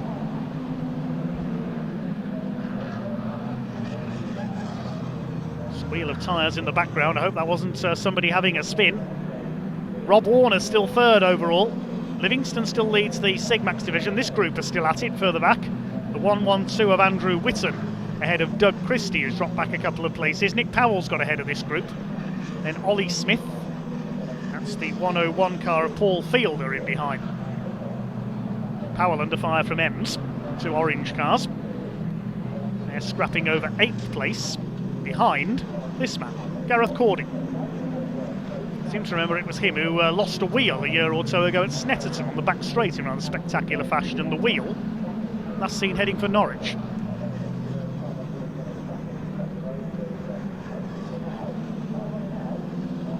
Over the line they go. This group well behind the top 6. Nick Powell has a look on the inside. The width of paddock has been slightly reduced by number 6, Steve Arnold's bonnet. In what is now a decidedly air-cooled Caterham 7. I think he's still going. Have a look down the timing screen.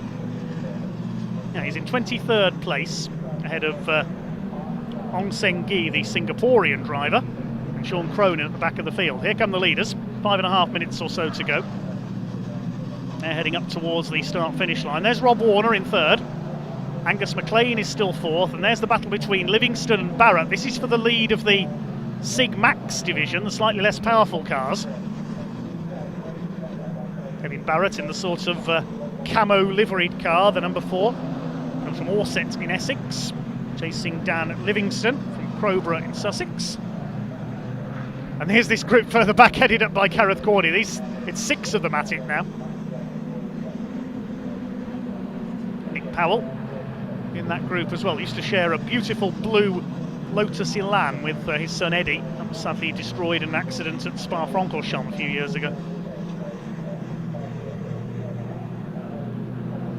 There's Dan Livingston just trying to keep his lead and maximum points in the Sigmax division.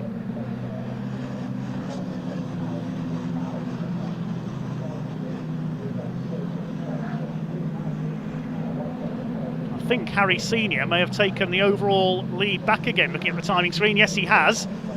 Ah, the distraction's gone now. Look, that wing has come off. So he's retaken Harry Kramer. That was coming out at the end of the lap, I think. Again, being a Caterham race, it's impossible to know where to look. So much going on around the circuit. Lap 18 now, 4 minutes to go. Oh, and Angus McLean's lost it. Going through Graham Hill Bend onto the grass. Loses 2 places. But those 2 cars in a different category to him, so he won't mind too much.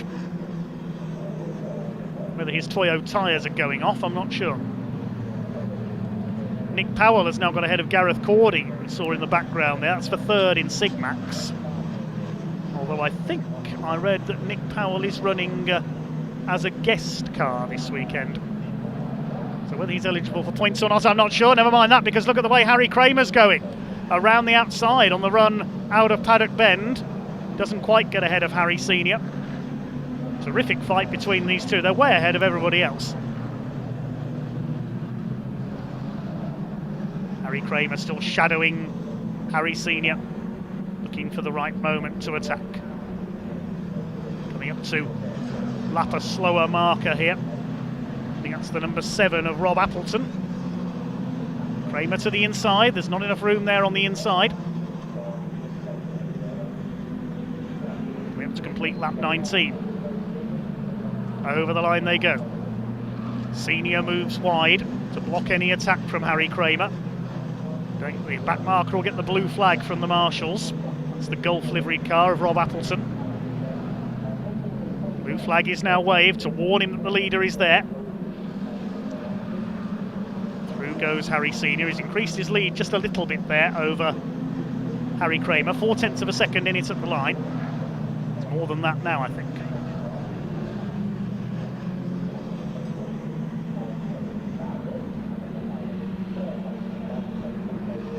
Never saw what happened to Matt Willoughby. He is still running a lap down, so he's not shown it, but he's not shown as having called into the pits, so he must have had a spin somewhere. 2 minutes to go, just over, for the leaders. Still this group are battling away. Powell, then it's Cordy, Ems, Witten and the rest of them. This is the fight for 7th position. Doug Christie behind Jonathan Ems, then it's Ollie Smith. The leaders head up the hill into Druids. A little bit of a slide there from Harry Senior. Is he feeling the pressure? Are his tyres going off slightly? Rob Warner looks fairly safe in 3rd place. Great start from Rob in this race. Nick Powell still heads this frantic fight for 7th place. Jonathan Ems having a look on the inside at Druids. Can't get past Gareth Cordy. Andrew Whitten behind them, then Doug Christie, Ollie Smith. And behind them is Paul Fielder in 101, the dark blue car. It'll be 2 laps to go this time for Harry Senior. He's pulled away a little bit now from Harry Kramer. 0.7 of a second just under between the two of them. So I think Harry Senior could be home and dry in this one, but this is Caterham racing. Anything can happen in the next lap and 3/4. It seems sliding a bit there into Druids. Rob Warner still 3rd. He's just over 2 seconds clear of Dan Livingston, who's now 4th overall after we saw Angus McLean run wide at Graham Hill earlier on. Livingston only 0.3 of a second clear, though, of Kevin Barrett. So there's battles in both classes here for the victory.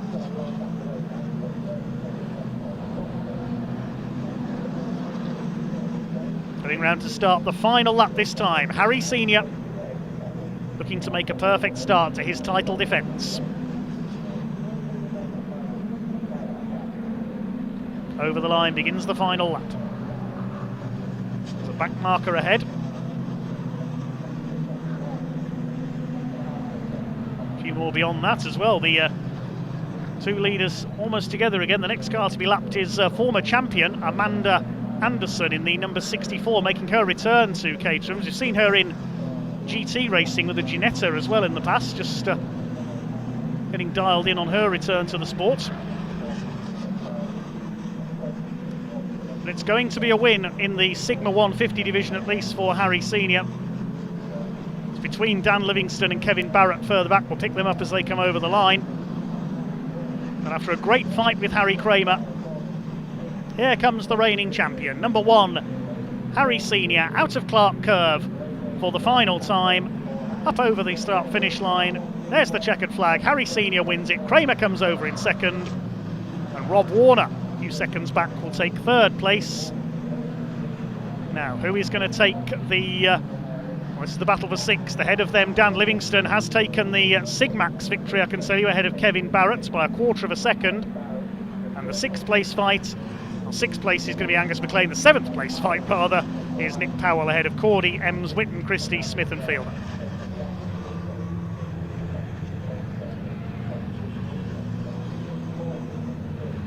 Rest of the pack comes home. It looks as though, I'm pleased to say, all 25 cars have made it home. Duncan McCall made it up to 16th from the back of the grid after his gearbox problems. Photo finish over the line there. Who was that? That was the number 9 of Martin Gleitch, just beating the 64 of Amanda Anderson to the line by 0.025 of a second.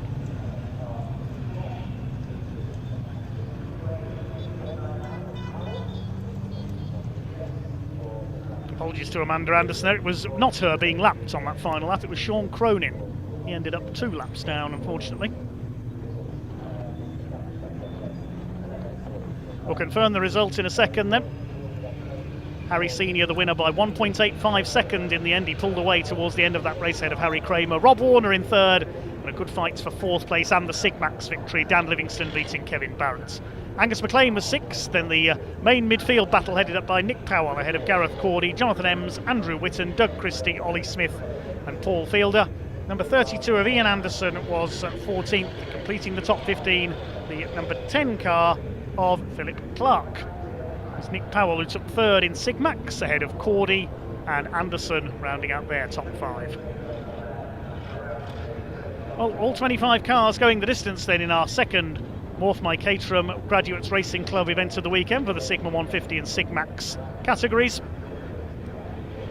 Hopefully we'll be able to hear from our race winner fairly soon down in the paddock.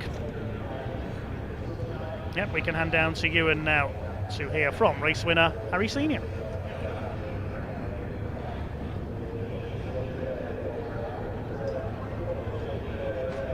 Cheers, Dave. Well, more fantastic racing from the Caterhams. Let's go and speak to our top 3. If we've got time, we'll speak to our winner in the Sigmax as well, but the top 3 were 150s. Harry, let's jump in with you first. What a fantastic race. Get your second place cap on. Great to watch. How was it to race? Oh, amazing. Yeah, really good. Really good. I spent the majority of the time trying to catch up with Harry and got there. Had a really good race. And then I missed a gear and he buggered off again. But you got there a couple of times. I did, yeah, and I managed to get in front a couple of times, which was good. So hopefully that was a bit enjoyable to watch as well. It was great to watch. Unfortunately for you guys at the front, the traffic at the end sort of split things up a little bit. It did split things up, but to be honest, traffic's quite good because it gives you a chance that you might not have otherwise had. So you win some, you lose some with the traffic. So I was just hoping they'd hold Harry up just a little bit more. So I obviously didn't slip him enough money. I'm happy with the start to the season. Very happy. Mate, well done. Thank you very much. Right, let's try and find Harry, our race winner, Harry Senior. That was just brilliant to watch. Yeah, it was good fun. First race of the season, so Same as last year. Absolutely, yeah. You come into this as reigning champion. You're a Six Max winner before as well. You've got the pedigree in this. You showed that out there. It was such a fantastic race, but you just had that edge. Yeah, I mean, Harry was sticking with me for most of it, and then within, I think, with 4 laps to go, he made a little mistake, and I was able to build a gap and then just maintain that. Yeah, I think he said he missed a gear. What happened, if we just spin round here, Ben, with the trim issue front left? I think I was whacking my curbs a bit too hard. I mean, a serious question. Is that distracting? Did it slow you down at all? You shed it eventually. Yeah, I mean, it came off, and I had it for flapping around for 2-3 laps, and I spent those 2-3 laps trying to whack it off, essentially. Because I know if it's hanging, the stewards will probably give me a meatball. Absolutely, yeah. Which is would just be terrible after such a good race so far. So, yeah, I mean, they're just sticker flexed on, just glue, basically. So I mean, I doubt you'll find it, but they're not too expensive, are they? No. Worth it. Mate, Harry, great start to your defence. Well done. Thank you, buddy. Right, let's speak to let's go. We go. Congratulations, great start to your season, 3rd place. Yeah, thank you very much. Happy with that? Oh, best result I've ever had. Fantastic. One for the fatter, older driver, shall we say? I mean, the front two got away. You had to hold off a few guys behind you, didn't you? Yeah, the front two are renowned at being quick for some reason. Over a lap I may stick with them, but over a race I won't. And then I just sort of got left a bit by myself. Fortunately, the guys behind were scrapping, so didn't have to deal with them too much. But I mean, how much fun is it to drive in the sun at Brands Hatch? Iconic circuit, great crowd. It's brilliant, lovely place to come to. I've been coming here since I was 5-6 years old, looking at the family racing and stuff like that. Fantastic. So to stick it on the podium here for the first time, absolutely beyond belief. Mate, congrats, go and enjoy yourself. Yeah, just need a big thank you to all the guys that helped me at work and all the sponsors and everything like that. I've got to say, love the livery too, the logo on the front. Now we're up close. It is a beautiful little Caterham, this. Yeah, I pride myself on how much time we spend on it. Some of the guys in the paddock with me about how much time I spend on prepping it. But if you're going to do it, you may as well do it right. I'm going to throw one more question in. Ben, come in here, please. We see this sometimes on your steering wheel here. Yeah. Pin, hands, helmet, wrists, video timer. All things you have to do before you go out, and all things that over the last 3 years at some point I've forgotten. So, I have to have my fire extinguisher pins out, my wrist restraints on, my video running, my crash helmet done up. They're all types of things. I'll just write it on there just to remind me and as a check. And then accelerate. Yeah, accelerate damn hard. Well done. Cheers, thank you very much. Thank you very much. Right, that's our Caterham's done for the day. Next up, it's our second race of this weekend. Our headline act, the British Truck Racing Championship. Pointy spoke to a few of the drivers. We're going to go over to him.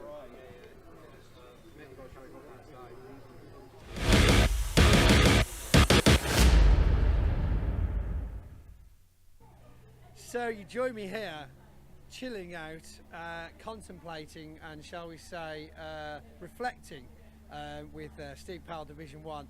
Now, second year in Division 1, first race, second corner, not too good for you. Not the best start, no. We was very looking forward. So you join me here, chilling out, contemplating and, shall we say, reflecting with Steve Powell Division 1. Now, second year in Division 1, first race, second corner, not too good for you. Not the best start, no. We was very looking forward to this race and had a little bit of an incident with Jock. I have apologised. I thought I've outbroke myself, but I've now been told that he might have turned in on me. So I think it's whatever, but yeah, it's just gutting for the first race, really. Yeah, it is a shame because there's a lot of high hopes. Of course, in a way, feelings go out to Jock being his first race in Division 1 and getting sent back to the paddock before he'd even completed a full lap. Oh, I'm gutted for him. It was only his rear bumper was hanging off. So I'm gutted for him. I'm gutted for Michael because he got tangled up in it as well. I think Michael just seems to attract trouble like that, though. Going on last year's incidents, a lot of them not totally his fault. So I think he was just feeling left out and he just wanted to get involved because usually he is the centre of it. So I thought, you know what, I'm just going to join in with it. But no, I'm going for everyone, really. I mean, we got it back out and it was fine, but the centre pin had gone in the spring, so I had no steering. So we thought we'd put it retire it into the pits and get it done. So a bit upset first race, but pace is there. It was good in qualifying, so yeah, more to come. Not more to come. More improvements to come. Yes, more improvements. Yeah, not more of the first race. It's really frustrating for the first race of the year, but everyone's still healthy, so that's the main thing. That is the big thing, and moving forward then onto the race that we're about to witness, of course. You know, the truck is going to be ready. It's going to be. There's nothing major. You think it will be back out on time? Oh, 100%, yeah. They've nearly done it already, so it might look a little bit sore, i.e. with the panels and the door, but we'll make it look as pretty as possible for tomorrow. So, yeah, looking forward. It just messes up the weekend really, because that's the result for the first race tomorrow. So we're going to start at the back, and then that's also then the result of that one for the last race tomorrow. So we're automatically on the back foot, unfortunately. But we're here. But then you never know what's going to happen. No one could have called what happened today.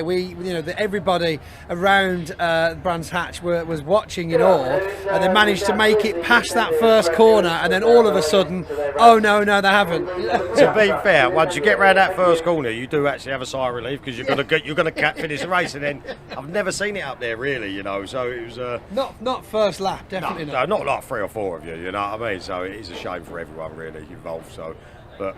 Yeah, we're getting better. I blame the pigeons. It's definitely the pigeons' fault. I don't know about that. On quickly to the engine we should talk about. Now, a lot of Division 1 trucks this year have obviously had their brand spanking new MAN engines come over from Europe.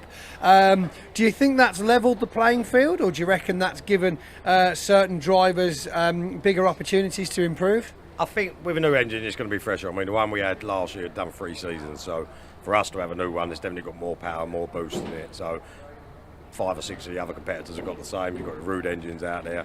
I think the Petrofitters have got the touch on them.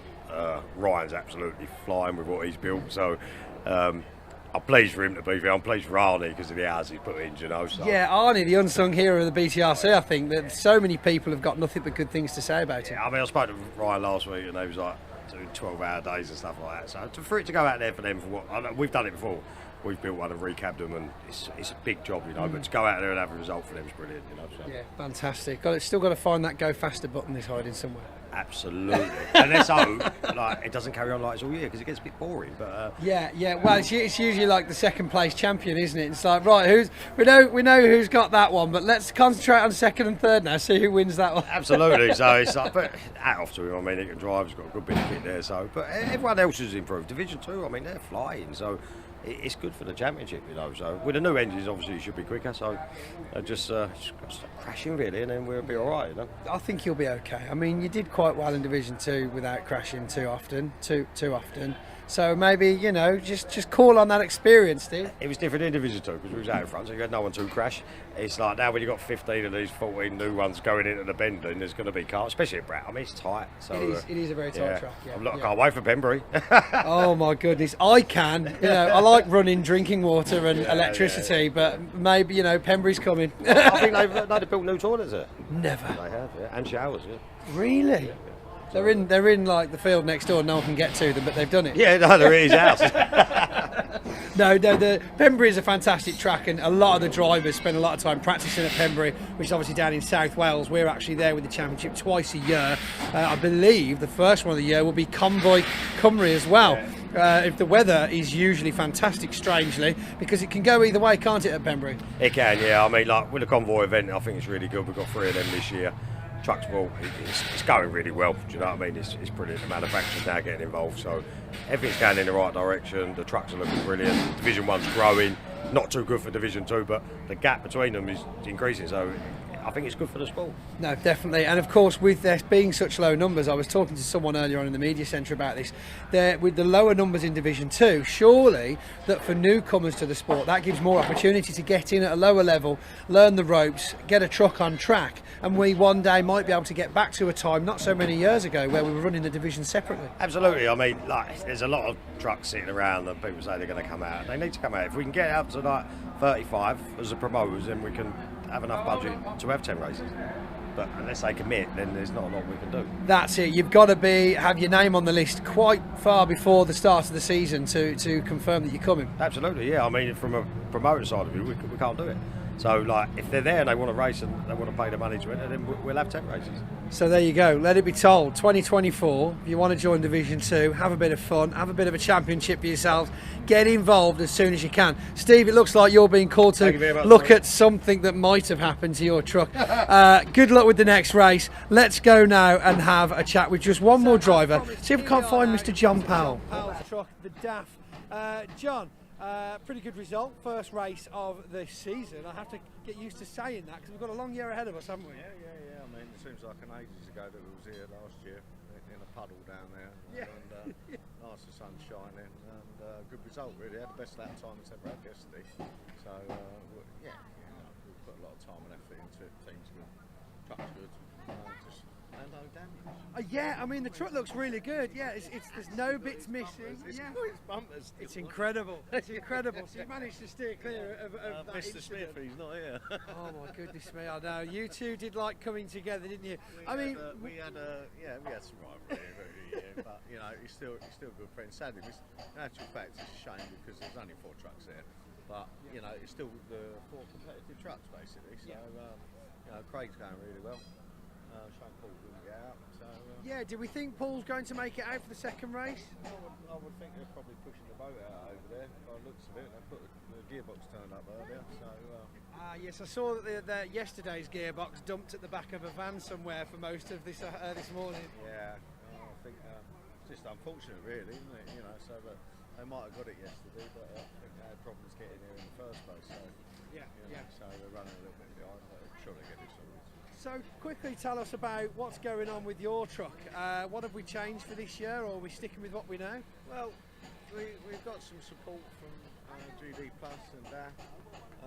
We was planning on changing the engine, and we decided at the minute that there was too many authorisations to this chassis, you know, to go forward with it. So we've actually bought a new truck, which will be debuting somewhere through the course of the year. Oh, interesting. Yeah, you know, I mean, HTC and DAF have been brilliant, and it's just a brand new spanking engine turned up on the crate. It's lovely, but just unfortunately didn't go. So you know, but we've got to do the job properly, really. So you know, rushing around to try and get it in, it's just not working. Having said that, you know, we've changed front suspension, put a new turbo on this, and I think we did a 59.6 yesterday, which is under the minute. Yeah, it's fantastic. Yeah, and I mean the telemetry don't lie, so you know, I come back and I was surprised. So really happy with that. But I just couldn't. What's the word I'm looking for? Emulate it. Yeah. So, I know what you mean. Well, a fantastic start to the weekend, and obviously a brilliant start to the season. Lots more to see from John Powell with another 4 races this weekend to see what the old girl's got in her. Yeah, 40 years old. Look. 40 years old. 40 years old. That's insane. This truck was probably debuted here in 1984, so it was 83. With Rod Chapman driving it originally from the chassis rails and that. Wow. So it's amazing when you think that there's a lot of trucks out here that have all been built, and it's still pulling its weight, you know. So. I mean, yeah, this is it. Still getting the podium, still getting the results. Yeah, absolutely. You know, everyone you go past is a bonus, actually. Yeah, I bet, yeah. So we've got heritage, we've got a winning streak, we've got a positive driver. I think we've got a good year. Yeah, hopefully, yeah, definitely. Fantastic. Thanks for talking to us, John. Catch up with you soon. Right then, let's go now and have a chat with some more drivers down here. Right, here we are down in front of Bradley Smith's truck now. Bradley, did you manage to steer clear of most of that action in race 1? No, I got involved in it. I think Steve hit Jock, which then went into me, so I just got clipped. I nearly got away with it, but I just got clipped. Then got stuck in the gravel and couldn't get her out. So, but managed to get pulled out, rejoin, and bring her home in 5th. So yeah, happy with that. Good result for the start of the season, I suppose. Of course, there's some serious engines out there this year. Your engine, of course, waiting in the wings from last season. Yeah, good engine now. So it's nice you can trust it and just crack on and learn driving. Just learn driving the truck. You certainly can't say you've not had enough time. No, not have enough time. So yeah, no, I was really enjoying it. I think just finish every race. Yeah, just keep on the tarmac. And speaking of the next race, whereabouts we started in that one? I think I'm P6 from the 2nd fastest qualifying time. So on the inside, just keep it tidy, bring her home.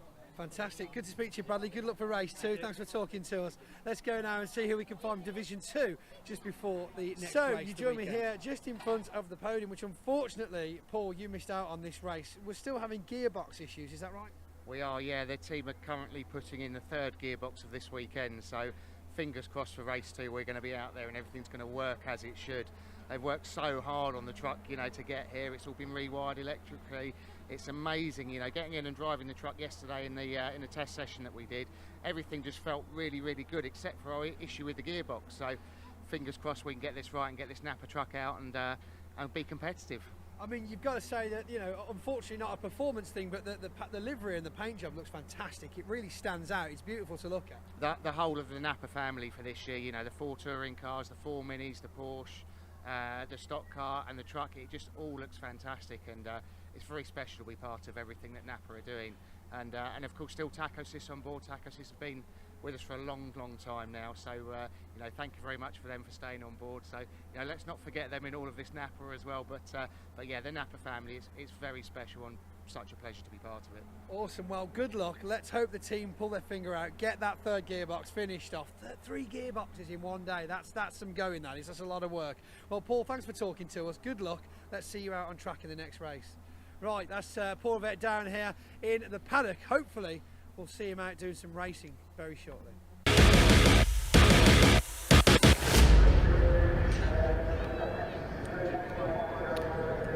Well, a fair few trucks by the sound of it, with a few gearbox issues in today's event, judging by the interviews. We saw Craig Evans blow his gearbox in testing yesterday as well. Tom O'Rourke's had some problems too.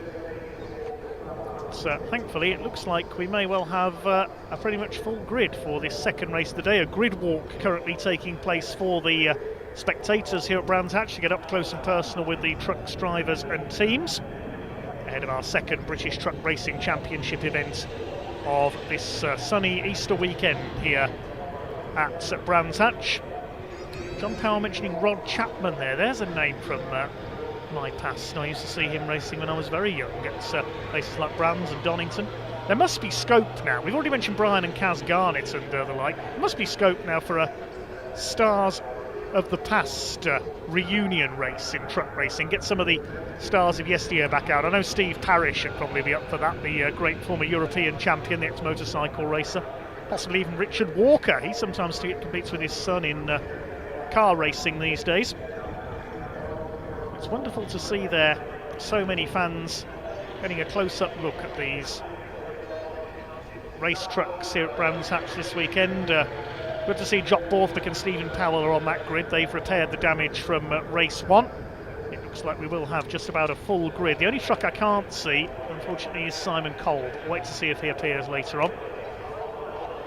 Another 15 minutes race coming up. I can tell you Tom O'Rourke is once again going to be starting from the pit lane. He was excluded from qualifying with his speed recording device not functioning, so he'll have to start from pit lane after being excluded from qualifying. But I believe shortly our man Pointy is going to be down there on the grid to find a few people to talk to during this grid walk, and we can hand down to him in a second.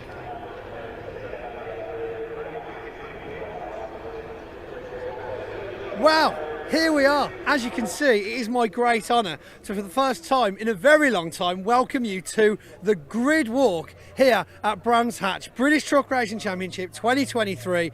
It has returned. There are so many spectators. We look down, the sea of Brands Hatch moving towards us, getting up close and personal with these incredible machines. Phones out, cameras out, the sun, all importantly, is out. People not realising that they're on TV, walking past. It's going to be fantastic. They're going to see themselves tomorrow on the stream and go, oh look, I walked past him talking rubbish. Fantastic. The environment here is brilliant, and we'll be doing this again tomorrow. So if you're watching this live now and you feel like popping down, tickets are still on sale, so feel free to head down tomorrow morning for a day of truck racing action. So we're here for a little while now, so come with me if you will, and we'll see who's knocking about, shall we? Right. To my left is Jock Borthwick. Now, Jock Borthwick also doing a bit of a sponsorship with My Name's Doddy Foundation, which is an incredible charity. And something else that's heading in the charitable direction, a very special young girl in the name of Holly. Hello, Holly. Let me come round here, get a better angle on you. Hi, Dad. Hello, how are we doing? Very good, very good. Hi, Holly. Hi. Are you shy? Yeah. Are you nervous? Yeah. You won't be after this, don't worry. So, tell everybody at home watching a little bit about why you've got a tartan bike. Dobby died with M&D for Christmas, and I'm cycling on all the tracks 2 times with my dad for Doddy.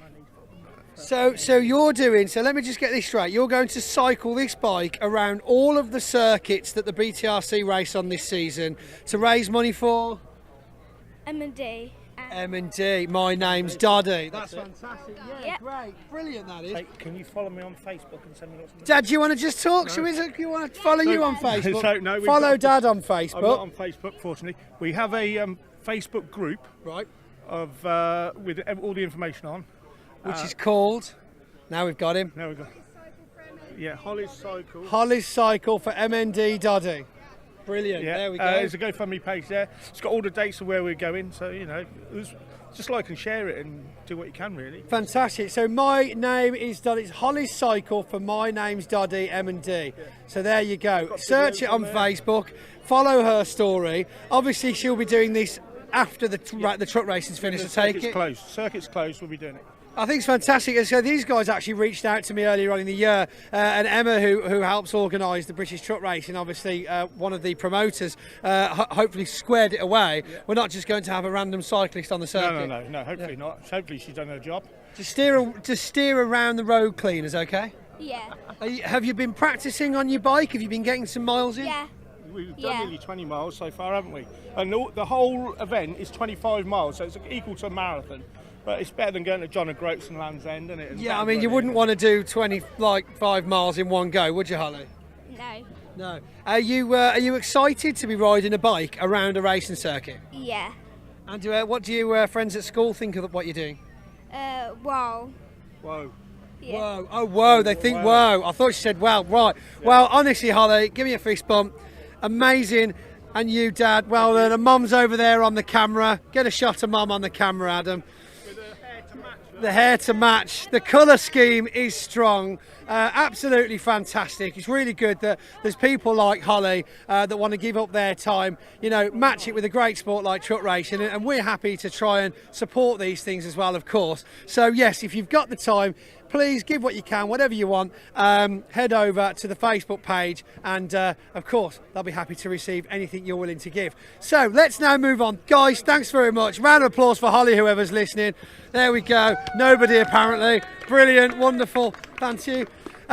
We are getting very busy now, Adam. If you just pan around, don't bother looking at me for a minute. Have a little look around all of these spectators that have come out today for one of the very few grid walks that we've had at Brands Hatch. Of course, grid walks with other championships, not such a rare thing, but usually the timetable's so tight at the truck racing, it's unfortunate, but we just don't have the time to fit them in. So I am so proud and so happy that this opportunity has come back to the sport.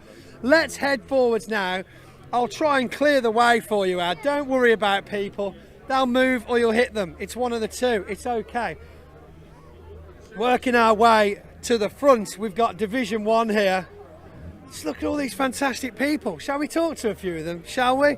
Let's have a chat to someone. You're wearing a nice coat, and we've got a marshal here as well. What's your name? Anthony. Where'd you come from? Anthony. You've got to wait for the microphone, Anthony. Okay, right, now sorry, go. Anthony. Anthony said Anthony. Okay, and you from? From Kent. I'm from local. Oh, so not that far away then. And how long have you been a marshal? Since I was 16. I'm 32 this year. That's a long time. Quick maths, how many years? 16. 16. Sure? I'm not sure. No. I'm not sure. I think it's 16 as well. No, if it's 16, it's 32. It's 16. Let's go for it. Yeah, I'm with it. I'm also not very good at maths. 16 years of age, in fact. How did you get involved with it? Did you know somebody? Did someone bring you along? Basically, my dad. My dad started off as what I was, and then just carried on going with him. He worked his way up through the ranks, ended up in race control, and I just followed on when I was 16. Wow. Started off in the assembly area. As soon as I was 18, I was on the bank.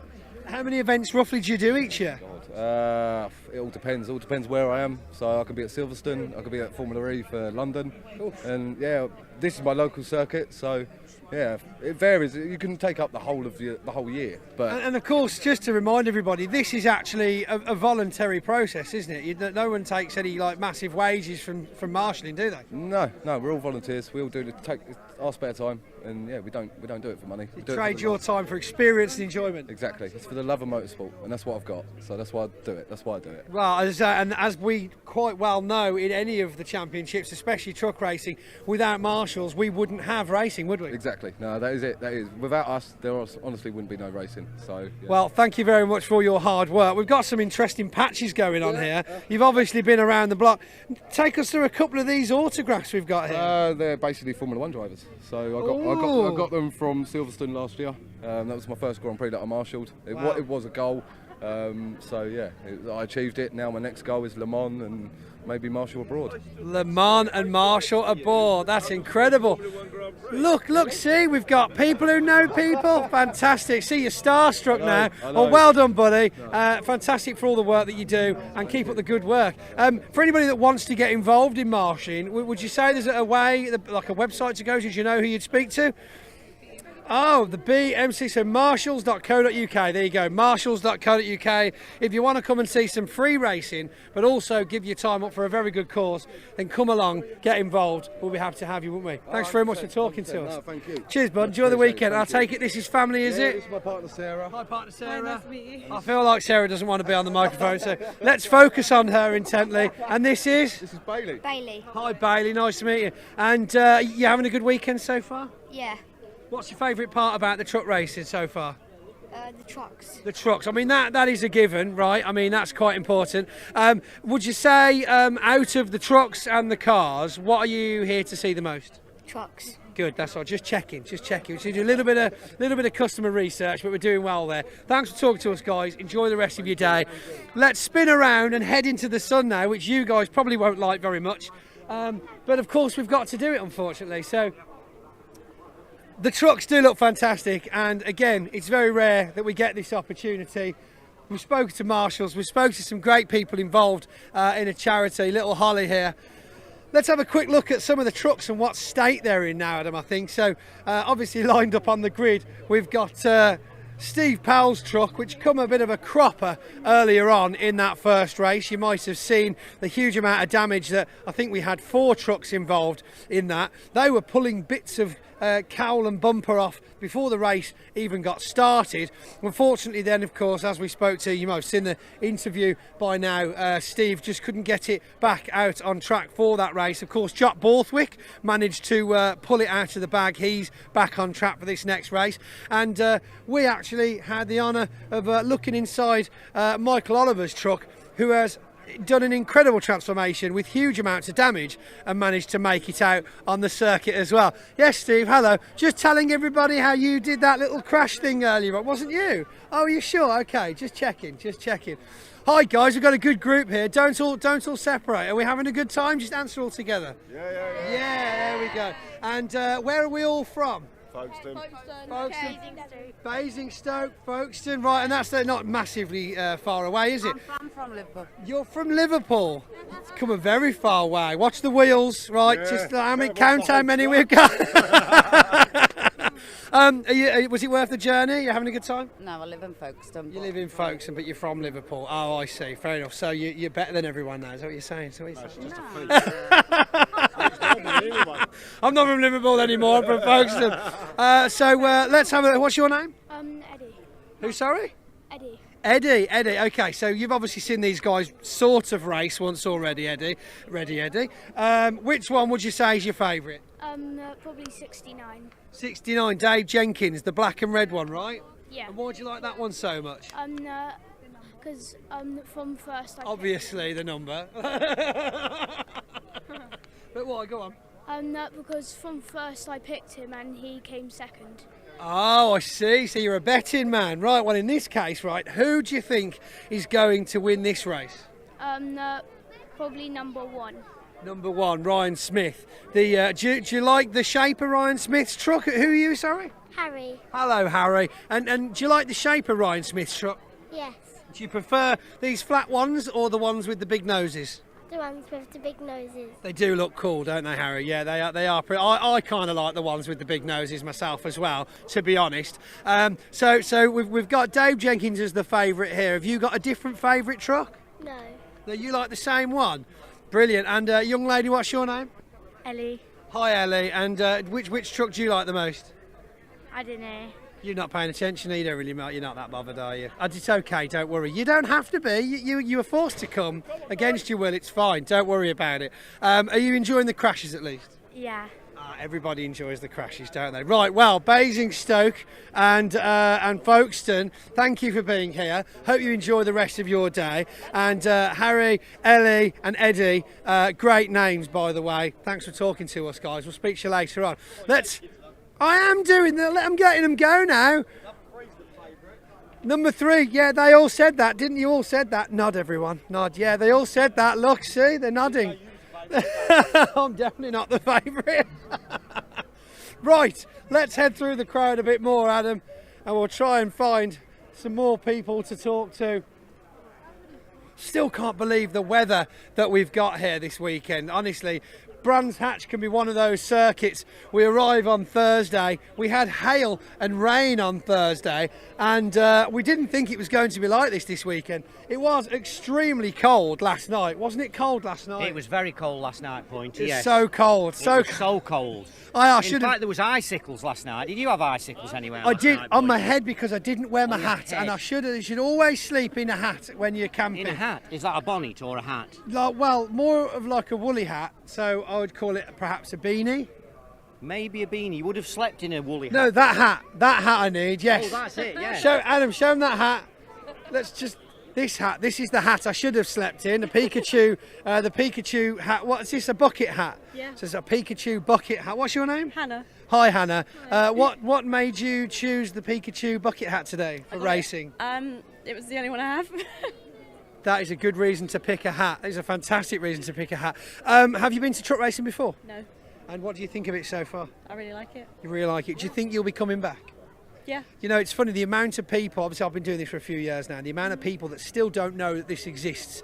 Will you be telling people to come with you at some point this year? Yeah, definitely. Fantastic. You heard it here first, folks. All right. She said, come down. She said, come down. Just look into the camera and say, come on down. Come on down. I love guest interaction. Fantastic. Fist bump for you. Enjoy the rest of your day. Thanks very much, guys. And look what the cat dragged in. Ladies and gentlemen, introducing Ewan, my good man. How are you, sir? I was about half a mile away. I heard you and I came and found you. Always hear me before you see me. That's one thing you can be certain of. How's your day been, buddy? I feel so distant from you this weekend because we've got two cameras going. When we were here in November, you don't have to do that. No, I've got my own. When we were here in November, it rained for about 48 hours. How good is it just to see the sun out? I feel a bit hot, actually. I'm a little bit warm, yeah. I managed to find a new shirt that, you know, fits me a little better. I dropped the gilet. I think would have been way too hot, too hot. Can I say something? Go on. You've lost a lot of weight since last year. It's not, no, it's the camera. I've paid extra. We've got a special lens. It is possible. No, thank you. It's, yeah, diet and exercise. It's all lies. Yeah, you've just got to watch what you eat. That's what you Apparently we are sharing a microphone now as well. So I was correct after all. Who have you spoken to? Who do I need to go and find? I mean, essentially, we've spoken to some great people, some great guests. We had a word with little Holly, who will be riding her bike around each circuit this year that we visit, obviously, with the British Truck Racing to raise money for My Name's Doddy. Love it. Absolutely love it. We haven't seen any drivers per se just yet, so we might be popping around to see some of them. But of course, we had a great sit down with reigning champion Ryan Smith earlier on. I don't know whether you saw that, but we went really deep dive and got to know the man behind the wheel. Fantastic. I mean, there's so many great drivers here. I was saying to somebody earlier, everybody on this grid is like a character, isn't it? You couldn't pick, what is it, sort of 15, 20 guys you got this year. Everybody's different. Everybody's got a great story. Yes, they're all in these fantastic, fairly similar trucks, but my goodness, everybody is, it's so many unique characters. They bring their own personalities to the table. And then you're a character yourself, aren't you?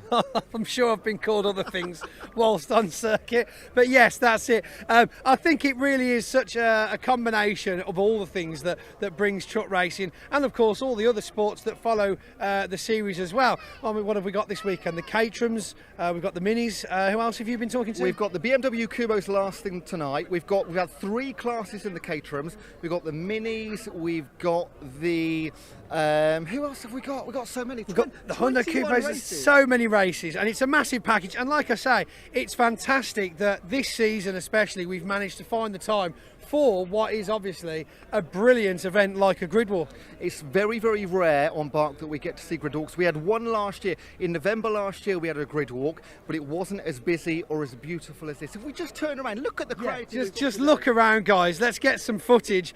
We are slowly being driven away, like the cattle that we all are at the end of the day, by the ambulances.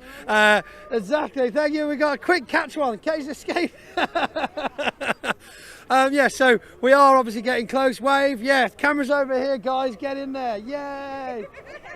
That's it, fantastic. We are all being moved along now. Of course, we get to stay where we are, but if everybody else has to leave, safety and so on, we'll make sure we've checked all the fire exits and got everybody out of the way. But of course, it does mean one thing, that we are about to go racing. Now, Ewan, obviously you've been quite busy with all your other championships so far today. Did you manage to catch that incident at the beginning of that race? I did. What was it, about 35 seconds? We were in the media centre just over here to the left, and we had a bit of a joke about, will they get past lap 1 with the red flag?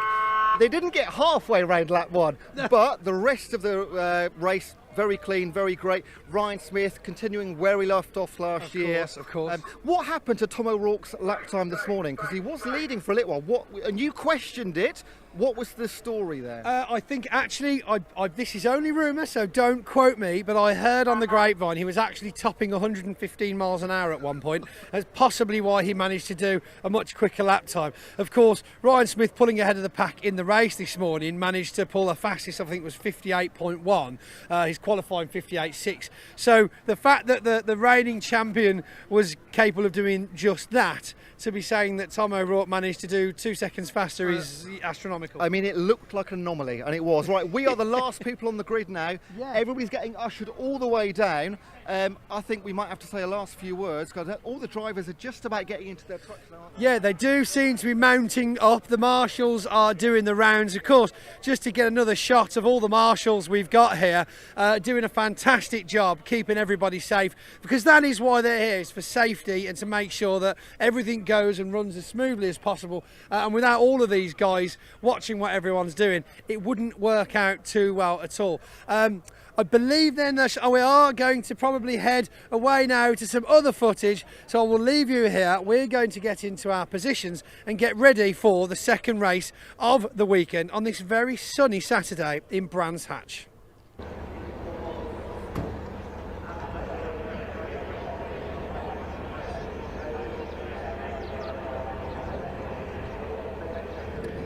Good old Pointy, full of fun as ever. Great to hear from some of the fans and officials down there on the grid. Great to hear from one of our volunteer marshals as well. Visit the website marshals.co.uk or look on barc.net if you fancy volunteering as a marshal, getting up close to the action and joining the Orange family, as we call them. Good to hear from some of the fans as well. Great to hear from young Holly as well, doing her cycling tour of UK race circuits to raise money for My Name's Doddy, of course, the Scottish rugby legend Doddy Weir started that charity as he battled motor neurone disease, sadly succumbed to his illness at the end of last year. Greatly missed by everyone in Scotland and the rugby community. So good luck to Holly. Let's have a look at the grid then for race number 2 for the British Truck Racing Championship this weekend. This is based on the second fastest times in qualifying. Ryan Smith, number 1, will start on pole alongside number 69 David Jenkins in the MAN. Second row, number 7 Stuart Oliver and 89 Simon Reed. Row 3, 32 Jock Borthwick. A lot of damage from race 1. Good to see he's repaired the truck. Start alongside 46 Bradley Smith. Row 4, number 3 Stephen Powell. He's repaired as well. Start alongside 14 John Bowler. On the 5th row, 92 Simon Faulkner, although I can see in the background there his truck moving forward. Has he had a problem, I wonder? Start alongside number 12 Michael Oliver. Hopefully he'll get to start this race. Row 6, 68 Craig Reed and 41 Simon Cole. I didn't see him as the trucks came up to the grid, so we'll wait to see if Simon's there. And completing the Division 1 field, number 95 Ricky Collitz. Then we move back to Division 2. Craig Evans, number 10 on pole, alongside number 6 of John Powell. And number 5 Adam Bint, the winner of race 1, and 28 Gentleman Jim Bennett. 86 Tom O'Rourke, as explained, will start from the pit lane after his qualifying times were disallowed due to that infringement, where he exceeded the 100-mile-an-hour speed limit. The speed recording device was not activated in his truck during qualifying. So Simon Faulkner has pulled off from the grid. Simon Cole is not there. But we do have an addition at the back of the grid, of course. I can see down there the Napa MAN of Paul Rivette. He's made it out this time. They've repaired the gearbox issues with the MAN. He's going to be one to watch in Division 2 this year. Many times Renault Clio Cup champion in the early 2000s. Has had a brief go in British touring cars as well. Very successful saloon car racer. Of course, the Napa Auto Parts squad, big presence in British touring cars this year. Also in the Mini Challenge, as we saw earlier. And in Formula One stock cars as well. I believe it's Jack France 216 that they're backing this season. I've seen their colours in NASCAR for many years in America as well. But it's Flying Ryan on pole position once again in the Daimler Freight lineup. Beautiful looking brand new truck straight out of the box. Was prepared yesterday, finished preparing it yesterday morning, the Worldwide Truck Racing team.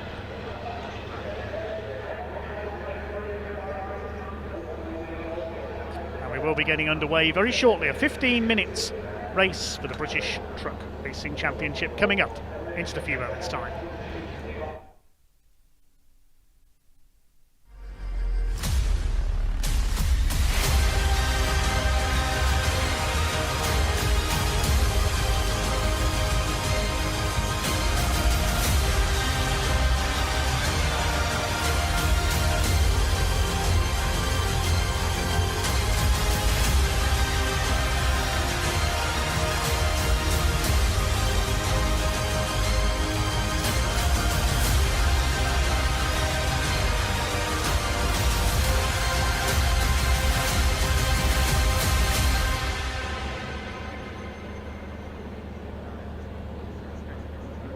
Thanks again to all the sponsors and partners of the British Truck Racing Championship, including we saw GBF, Green Biofuels, suppliers of the high-performance HVO fuel. Adam Bint was the first truck to use that fuel in the championship. Their advanced GD Plus fuel used by all competitors this year, made from 100% waste-derived cooking oils and fats, supercharged with an engine-enhancing additive. Clean up.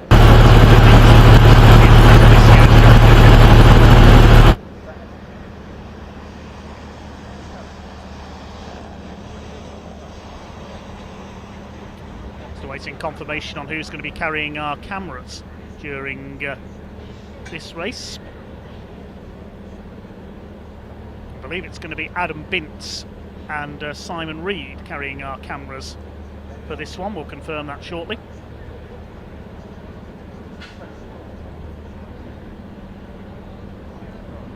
That's what you just heard there as we were setting them up. If you got a rather loud noise from trackside, sorry about that, ladies and gents. Just proves that our onboard cameras are live. Thanks again to Chris Clark for his help with our cameras.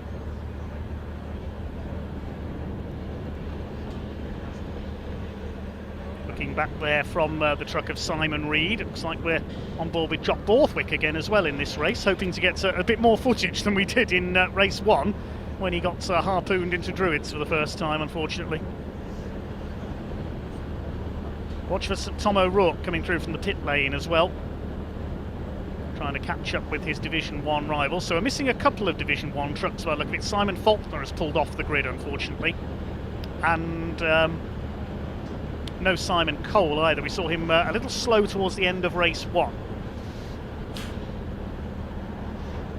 Almost ready to get underway then with this 15-minute race, race number 2 of the weekend for the British Truck Racing Championship. There are 2 more car races to come after this. We've got the OT Publishing Hyundai Coupe Cup in partnership with Toyo tyres, and also the Kumho Tyres BMW Championship as well, their first race of the season. James Card in his M3 defending the title.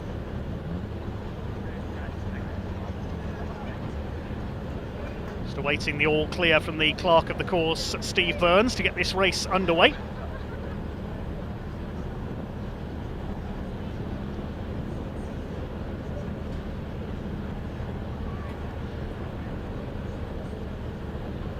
Car is into pit lane.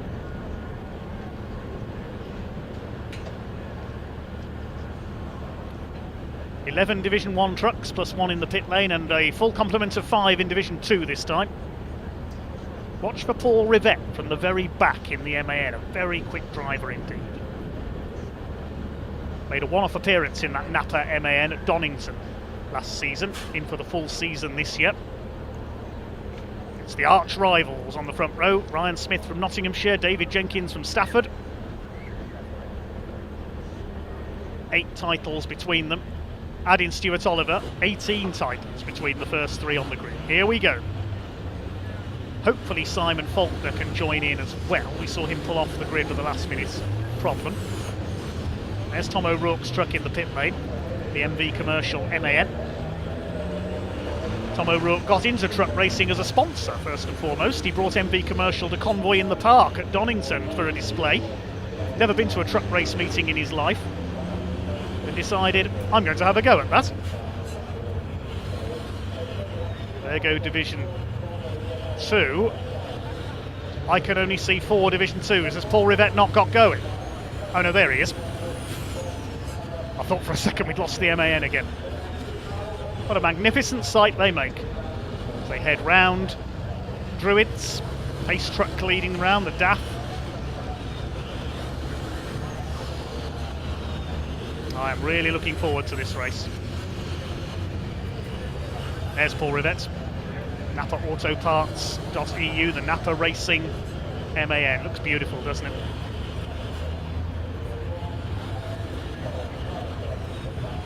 Also sponsored by Tacosis. He's at the back of the Division 2 grid. Great to see Craig Evans on Division 2 pole for I think the first time in his career, looking for his first win. Had a few podiums over the last 2 years. Ryan Smith looking for 2 wins out of 2. Scored 14 wins on his way to the title last year. David Jenkins alongside him. Stuart Oliver and Simon Reed on row 2. Jock Borthwick and Bradley Smith on the 3rd row. And Stephen Powell and John Bowler. Michael Oliver alone on row 5. We ride with Jock Borthwick as they come through clearways. The pace truck is in pit lane.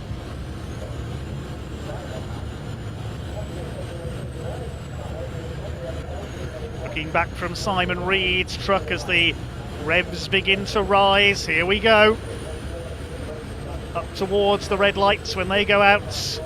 Get ready to feel the thunder as the power comes on from these 1,000 horsepower engines. Here we go with race 2 of the weekend for the British Truck Racing Championship. Ryan Smith will take the lead as they go into Paddock Hill Bend for the first time. Stuart Oliver trying to get through on the inside there. He can't quite get alongside David Jenkins. We ride with Jock Borthwick alongside Bradley Smith. Looking back now from Simon Reed as they head up towards Druids for the first time. Will they all make it round Druids Hill Bend this time? Smith leads from Jenkins. Oliver side by side for 4th between Bradley Smith and Simon Reed. Reed moves through on the inside. We look back from Simon Reed. There's Bradley Smith behind us. Then it is Jock Borthwick, the Scotsman. Then Michael Oliver. He's got away well. Stephen Powell just behind him as they file their way down to Cooper Straight for the first time. It's called Cooper Straight. It isn't quite straight.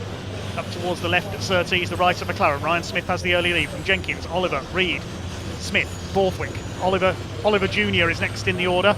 Division 2 is being led by the look of it by John Powell. There's Paul Rivette, waiting for the right time to make his move from the back of the field. They complete the first lap then with Ryan Smith already over a second clear of David Jenkins at the front of the field. Opened into this 15-minute race. Already the first 4 have pulled away slightly. 5th place is Bradley Smith, then Jock Borthwick, then it's Michael Oliver in his rather battered MAN after the contact earlier on. Seems to be a bit of a damaged magnet over the last couple of seasons, unfortunately. And hang on, the red flag is coming out. What has happened? Oh, that's what's happened. It's Tom O'Rourke. He's in the gravel at Paddock Hill Bend. It's quite a long way up Paddock Hill Bend towards Halewood Rise. So what has happened there? That'll need a tow from trackside recovery. Hopefully there's not too much damage there and they can quickly get the truck out of the gravel.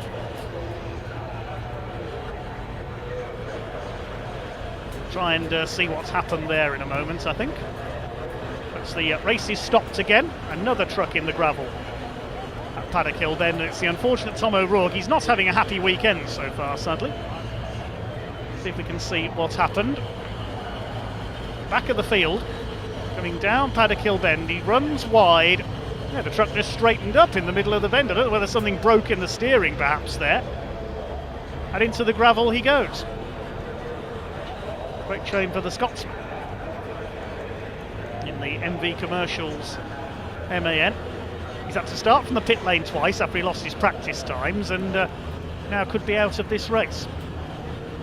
No safety cars used in truck racing, of course. It is a red flag. We were on the second lap of the race. I imagine that will be, again, a slightly shorter restart. You can see where the truck has dug through the gravel there. Out comes the recovery vehicle, organised by Trackside Recovery here at Brands Hatch. That's the LJ Transportation recovery truck we've got there. It's a DAF XF.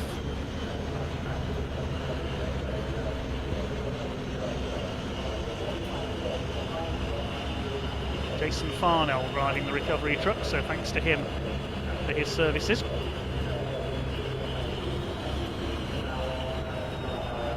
Organised by Trackside Recovery. You can see their pickup truck on the left of your screen there. They've hired in this truck from LJ Transportation and Nationwide Vehicle Assistance. Speak 3-axle DAF. Gross train weight of 80 tonnes, we're told, and has two 15-tonne winches. Plenty to haul a race truck out of the gravel trap. Based with LJs in Essex, Kent and London.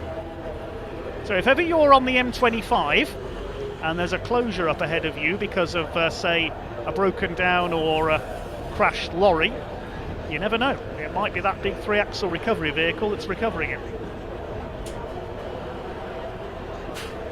Now to see how to recover a race truck from a gravel trap. Remember at the bonfire weekend meeting at Brands Hatch last year, the Mick Gould Transport's Kenworth was here, a big American truck. That was certainly a sight, recovering the race trucks.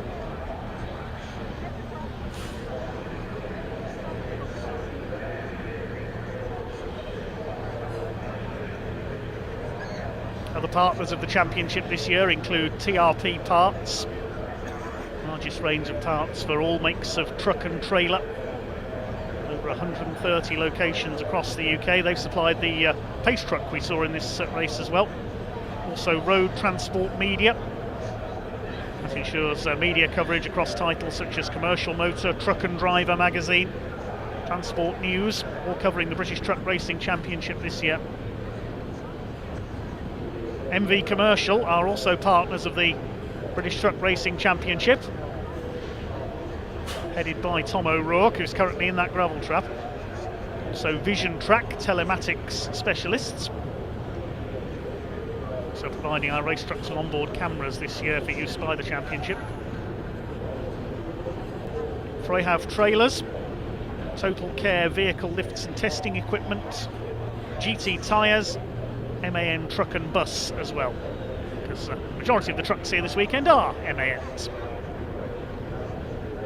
Well, while this truck is winched out of the gravel trap by Trackside Recovery and LJ Transportation, Pointy is down in the pits.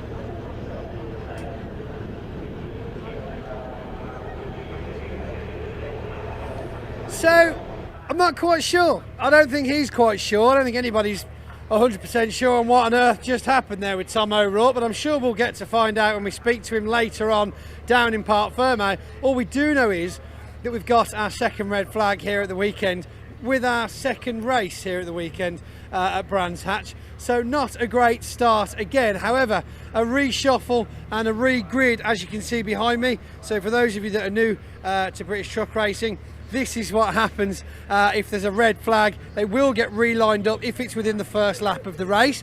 If it's a red flag after that, then of course they'll be brought into the pits or restarted. So a regrid, re-race start is obviously quite rare usually, but we've had two this weekend so far. Lots of yellow flags if we need to get someone off or let someone out, but we are currently underway recovering Tom O'Rourke from the gravel bank on the exit to the Paddock Hill Bend. Looking up though, we can see a fair amount of spectators waiting to see what happens next, and of course you lot are wondering, my goodness, is it like this all the time?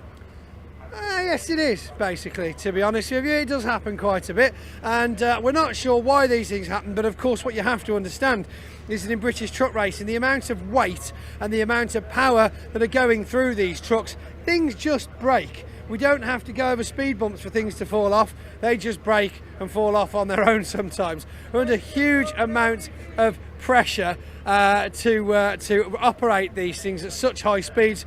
Again, just to go through the specs, we've got 12-litre engines with over 1,000 horsepower, 6,000 Newton meters of torque, which is ridiculous. You can pull the skin off the planet with that kind of power put down, and not to mention 4.5 to 5 tons in overall weight means that anything that can move during a race is getting stretched and pulled to its utmost. The marshals aren't letting the teams back out onto the grid at the moment, which is good. Sometimes the teams get an opportunity to check tyre pressures, have a little play, wander around, look like they're doing something important, whereas in reality they just want to run out onto the racing track again and go, oh look, we're looking at the truck. Well, you don't really need to.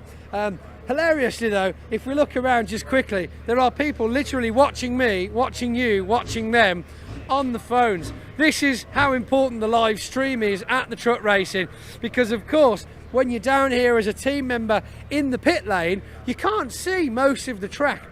So the live feed has been fantastically useful for the teams to keep an eye on what's been going out on the circuit, and of course react to it accordingly, i.e. sending hateful messages to each other in the paddock probably, and you know, generally getting ready for a few drinks after they finish. We were running a little bit early, but of course now with the recovery underway we're running a little bit late. What have you got there? Here you go, mate.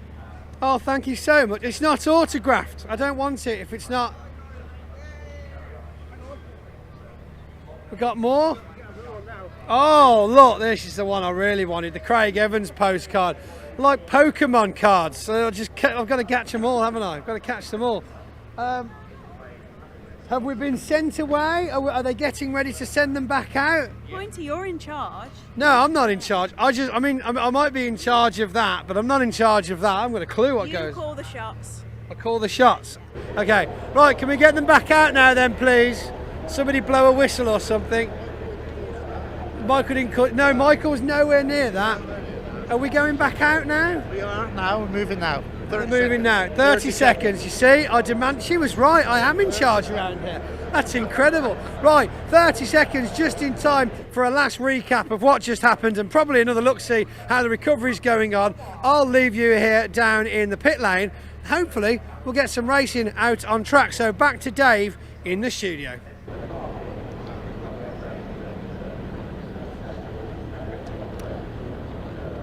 Well, as you can see, Tom O'Rourke's out of the gravel trap and now appears to be showing us how to do a three-point turn in a race truck. Either that or his steering has failed. He's now parked across Graham Hill Bend, which is the last place he wants to be at the moment, because we're about to get this race restarted. Can someone come and help me, says Tom. That wheel doesn't look like it's at a very healthy angle, does it? Oh dear. Ah, here's the other tow vehicle.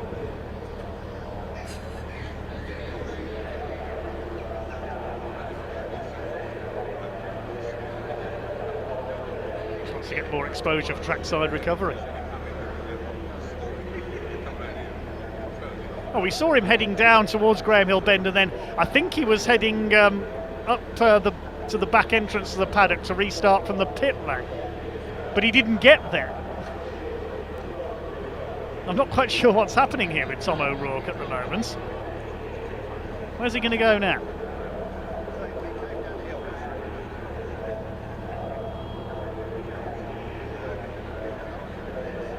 Let's look at the angle of those front wheels. There's something amiss with the steering, I think, on that truck. At least he's discovered it now and not at the restart of the race. What's he doing?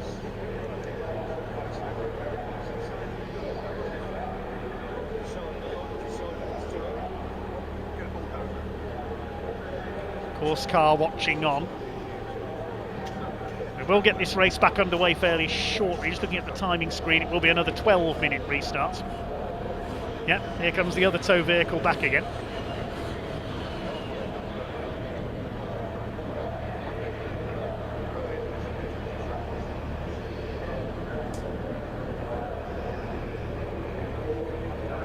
Didn't I just drop you off, says Jason Farnell, the driver. See it again here, watch the top right of your picture. Tom O'Rourke, it's as if the truck just suddenly snapped straight on in the middle of Paddock Hill End. I think something broke there. It just went straight into the gravel.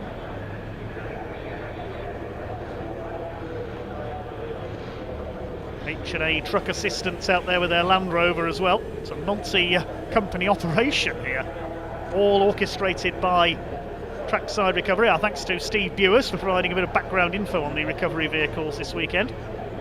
Thanks to him and his team for their service. Keeping things moving.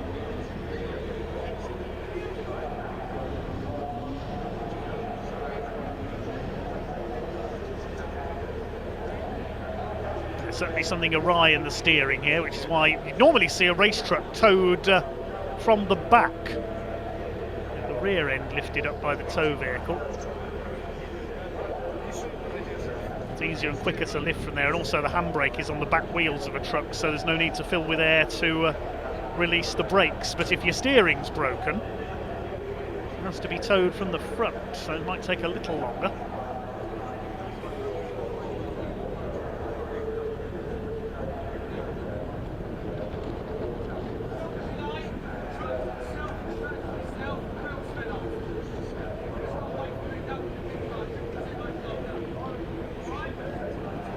YouTube viewers has asked any Freightliner, International, Western Star or Mack trucks. We do have a Daimler Freightliner, the Freightliner bodied machine of Ryan Smith. Don't have the others though. I believe it was David Jenkins and his father Tony used to run a Mack in the British Championship. I have seen a Western Star, I think in the European Championship a few years ago, but I forget who drove that at the moment.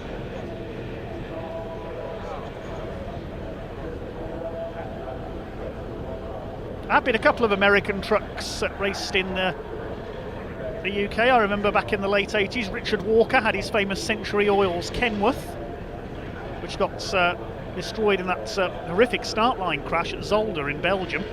They slammed into the back of a stationary truck. Thankfully Richard was okay, and everyone else. I suppose the Volvo Whites GMCs could be classed as American as well. Plenty of those have raced in British and European truck racing over the years. The last man to race one of those in Britain was Brian Burt, a West Country-based racer a few years ago in Division 2. Who else did we have? Slim Borgard, who sadly passed away over the winter, the great Swedish drummer turned racing driver. He was a leading exponent in Volvo Whites, won the European Championship in those. George Allen as well, and his brother Les, owners of Trucker Line based in London, specialist in truck crash repairs.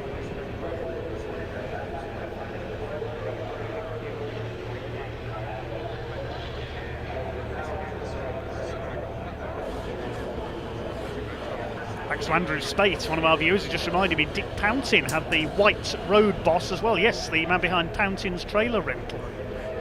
Number 47, dark red livery. You're awakening all these memories for me now. Wish I still had all my old meeting programmes and truck magazines now. This I got rid of years ago to make room for other motorsports. While this recovery takes place then, let's head down to Pointy. Let's see what he's got for us.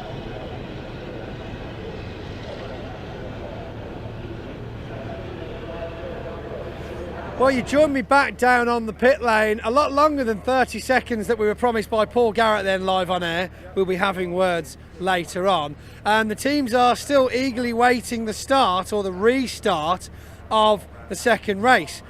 Every now and again you get this vibe in the pit lane, you think the race is about to restart, people start revving their engines up. It's like when a light would turn yellow at the traffic lights and everyone thinks they're going, but isn't allowed to just yet. It's hard to explain and describe that kind of vibe that you get, but we're feeling it right now. It's a little bit tense, it's a little bit anticipation, it's a little bit worries. Are we going to start at some point today? So yeah, we do get this. This is real racing. Of course, with a lot of things you only see the good bits, you only see the action-packed bits. But of course, this is what actually goes on with all motorsport, whether it be trucks, cars, speedboats, the lot. There is always downtime, and downtime, of course, for these guys on a day like today isn't what you want. It is probably around 30 degrees in those lorry cabs right now, with the engines running underneath them, obviously to keep the compressors going for the brakes, to keep the water pump going for the coolers, to keep the engines warmed up. Of course, they are losing heat out of their tyres all the time, which they'll be upset about, whilst gaining huge amounts of heat in the cab. We're talking fireproof shirts, fireproof overalls, helmets, balaclavas, very small window openings, some completely sealed in with perspex for safety, of course, but it's going to be getting a bit toasty. If we look across now, we can see the front runners. Obviously, we've got on the front row Ryan Smith next to Dave Jenkins. Now, this obviously could give Dave another opportunity to scoot ahead in that first corner. If he manages to get that starting just perfectly, he might be able to beat Ryan Smith down that first bit of pit straight until they get to the corner. Of course, a rolling start in British trucks, just so we try our best not to destroy the gearboxes any more than they already have been doing on their own, of course. And the rolling start behind the pace truck at 60 miles an hour. And then the pace truck comes in at 60, and it's quite scary in that pace truck at 60 because it's a perfectly normal road going truck, that is. This one, of course, is the DAF, brought to us by TRP Truck and Trailer Parts, and one of our main championship sponsors. Probably driven by my old mate Andy Webb, who of course thoroughly enjoys getting to race a lorry round at 60 miles an hour. Huge amounts of bank on those road going lorries though. Next row back then, we've got Simon Reed next to Stuart Oliver, another one to watch, a pairing that could see this few hundred yards at the beginning of that race when it restarts, making a decision of an overall position, as long as all four of them manage to get round Paddock Hill Bend at the start of the race. Back then we can see we didn't really get much time to talk to Jock Borthwick, obviously having to do a considerable amount of work to the rear end of his truck. So that's now been done, and of course Bradley Smith next to him, both of which involved in that crash earlier on, as long with Michael Oliver, which is the next row back, just poking out behind Steve Powell there and John Bowler.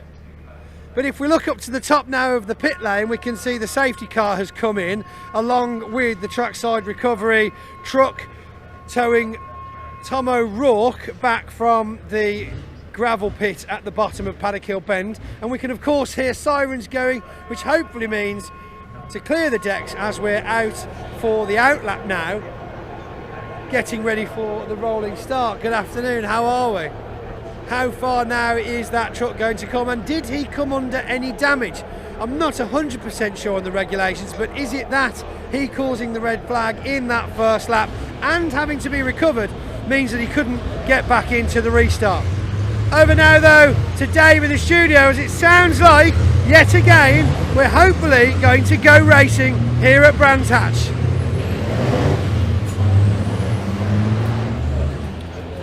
Yes, thanks very much, Pointy. Attempt 2 with British Truck Racing Championship Race 2 here at Brands Hatch.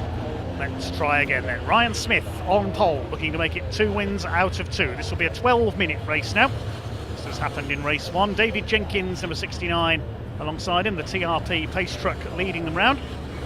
Second row, Stuart Oliver, the 10 times champion, alongside 89, Simon Reed. Then we've got Jock Borthwick, who's done a considerable amount of repair work for his truck after that collision with Stephen Powell in race 1. Stephen Powell received a reprimand from the steward, incidentally, as was judged to be at fault for that collision, while Jock Borthwick also received a warning for an unsafe rejoin as he got going again in front of Tom O'Rourke in that first race. A little bit of disciplinary news update there. Fourth row of the grid, Stephen Powell and John Bowler, the Division 1 debutants. Michael Oliver's there, Craig Reed, Ricky Collins, no Simon Faulkner or Simon Cole. Then our 5 Division 2 trucks, headed by Craig Evans, looking for his first win in the category in his MAN. It's the Daimler Freightliner on pole. Such an aggressive looking machine, just like the Volvo behind the bonneted trucks. And Stuart Oliver. Those first 3 on the grid, 18 championships between them. Watch for Paul Rivette from the back. Adam Bint ahead of him, going for 2 wins out of 2.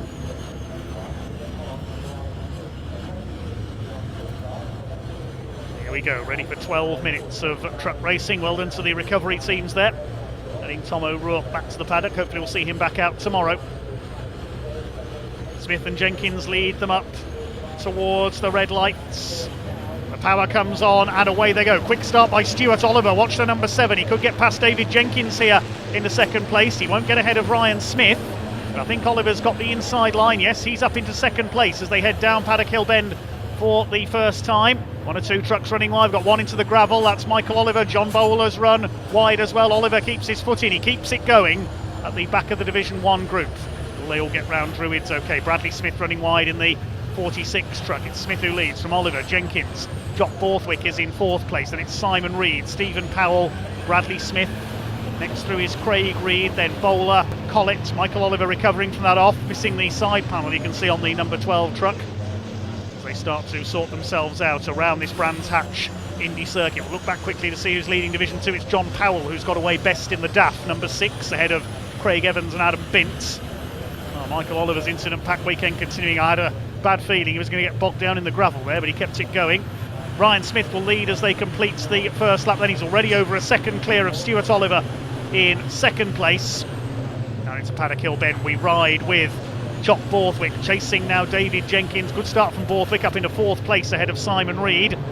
Through the roller coaster first part of the lap, through the dust and the bit of smoke that was kicked up last time through.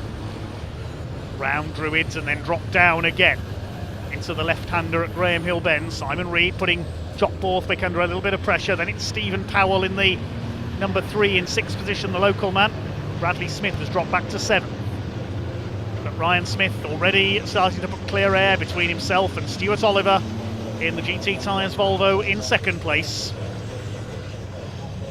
Craig Reed in behind Bradley Smith. Looking back to see the leader of Division 2 is still John Powell ahead of Craig Evans, Adam Bint and Paul Rivette. Jim Bennett in the older Seth Atkinson has already dropped away. It's good to have Gentleman Jim back in the championship this year. Certainly one of the friendliest teams in the paddock, the Team Bennett squad. Up the hill towards Druids and Jock Borthwick a little bit wide there over the curve. He almost drops onto the gravel, holds it together, swings it in. Up on the inside there's Simon Reed and he goes through, forces Jock Borthwick to go wide. It's a good move by Simon Reed. Good aggression from the Iveco pilot up into 4th position. Down to 5th goes Borthwick in the white and tartan liveried MAN. The colours of My Name's Doddy. Heard in the break between races all about the fundraising efforts going on this season for motor neurone disease. Campaign started by rugby legend Doddy Weir. Ricky Collett staying ahead of Michael Oliver. Ricky Collett with a down on power engine this weekend. He's had a few engine problems, that truck, over the last couple of seasons. Had a nasty crash with it at Thruxton back in 2020. Oh, and say engine problems, a great flash of flame. Goodness me. Ricky Collett needs to get out of there. He slides it to a halt against the barrier. Well stopped, Ricky Collett. I hope that's truck is not going to burst into flames. Something blew up there. I hope that was just the turbo and not the engine going for a burden. Ricky Collett very much out of the race. Just as I said, having engine problems. Curse of the commentator there. Sorry, Ricky. I was saying he had a big accident at Thruxton back in 2020 when he rolled the truck over, having got onto the wet grass. And he's out of this one, and I hope that's not the end of his weekend. Hopefully he's not dropped any oil there either down the Sir Jack Brabham straights. Through go the leaders. Ryan Smith leads by over 3 seconds now ahead of Stuart Oliver, David Jenkins, Simon Reed up to 4th.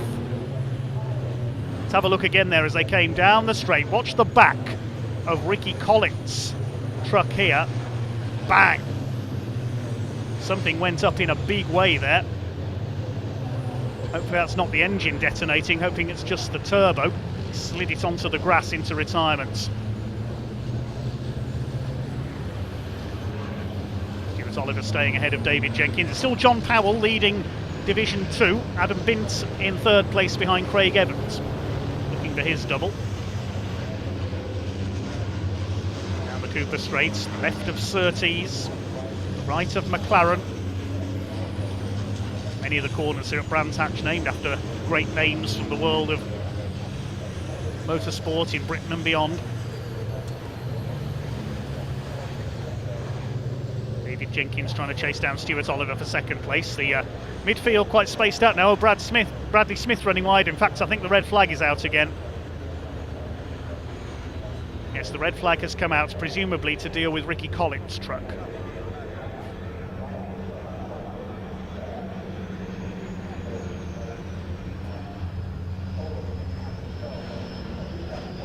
See if things are okay down there on the entry 2 paddock, and we'll wait to see what will happen with this race.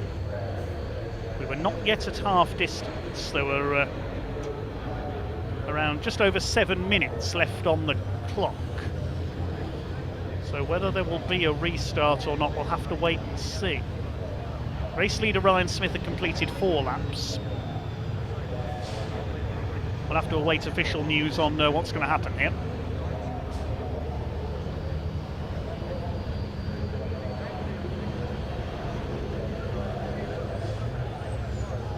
Out come trackside recovery again.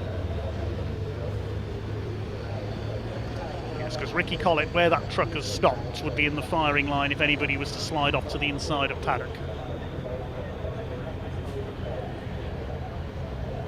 Marshall's likely wanting to check there's no risk of any fire there as well after that blow up for Ricky Collett. I hope that's not the end of his weekend.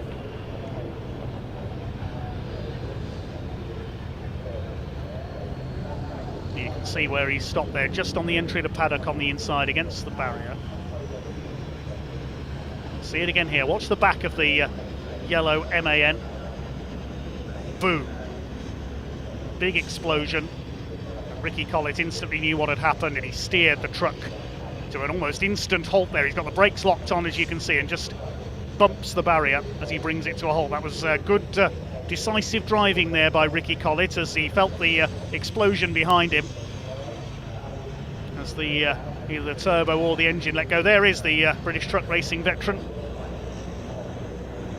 Such a shame for Ricky. He doesn't have much luck, unfortunately. Made his truck racing debut back in 1991, over 30 years of experience. 2 championships, one in the old Class D in 1995 and one race truck title in 1997 when it was race trucks and super race trucks back in the 90s. Finished 8th in the points, had 1 win, I believe that was at Donington last season. Well, Ricky Collett still with a smile on his face as always. But that certainly looked expensive.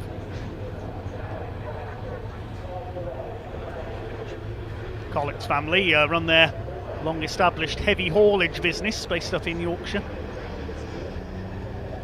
They were in the news in the Midlands a couple of years ago, moving some giant liquid oxygen tanks from Liverpool docks down to an industrial estate in Warwickshire. That was certainly a major logistical operation. Loads like that, of course, can't go down the motorway because they don't fit under the bridges. It takes a heck of a lot of planning and logistics to move massive loads like that. Also, they specialise in putting up wind turbines all around the UK and transporting the parts needed, the Collett firm.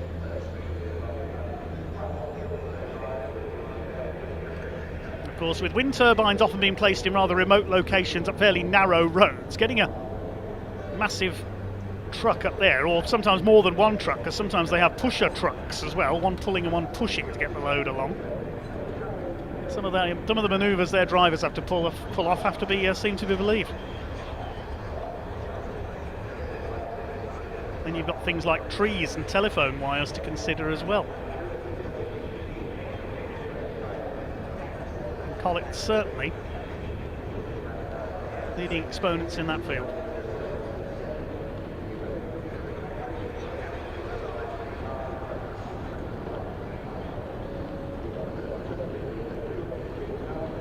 Just waiting to see what's going to happen with this race at the moment. The timing screen is showing checkered flags, but we'll await and confirm on that whether the race has been ended or not. As we say, 4 laps have been completed by the race leader.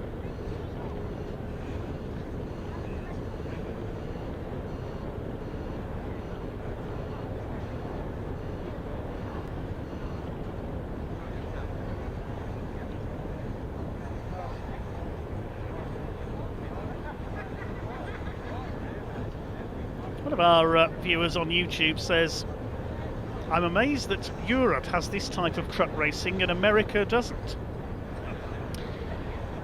Truck racing did originate from America. If ever you've seen the film Smokey and the Bandit back in the 80s, there was footage of American truck racing in that, so I think America had it first. And there is footage somewhere on YouTube of an American truck race that took place in the 80s at Dover Downs Speedway, the Monster Mile as it's known. Back in the mid-80s there was a NASCAR style truck race using trucks such as these. That has to be seen to be believed. The old Diamond T Sports coverage with Steve Evans and Brock Yates commentating. Look that up on YouTube, if it's still on there. Right, so I believe this race will not be restarted. I'm just waiting to see if the trucks go back into the paddock here, but I don't think this race is going to be restarted, unfortunately.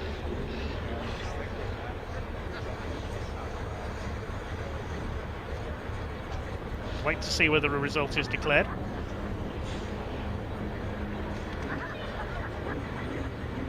Of course, in America, what's they would class as truck racing is pickup truck racing. The NASCAR Craftsman Truck Series. We'll see the Pickup Truck Racing Championship back out tomorrow. There's the reason for the red flag. That truck of Ricky Collett has dropped some oil onto the track. You can see the marshals sweeping it up there.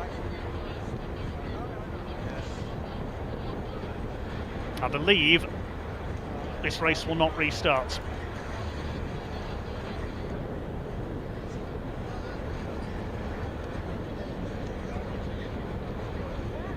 Just to wait for confirmation. Hopefully Pointy can bring us more news shortly from the officials. But the trucks will be back out tomorrow.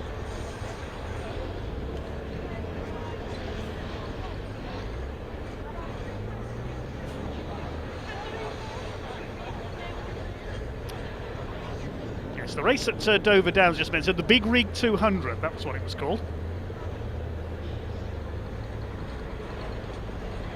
Anyway, while I continue on a bit of a nostalgia trip, let's hand down to Pointy.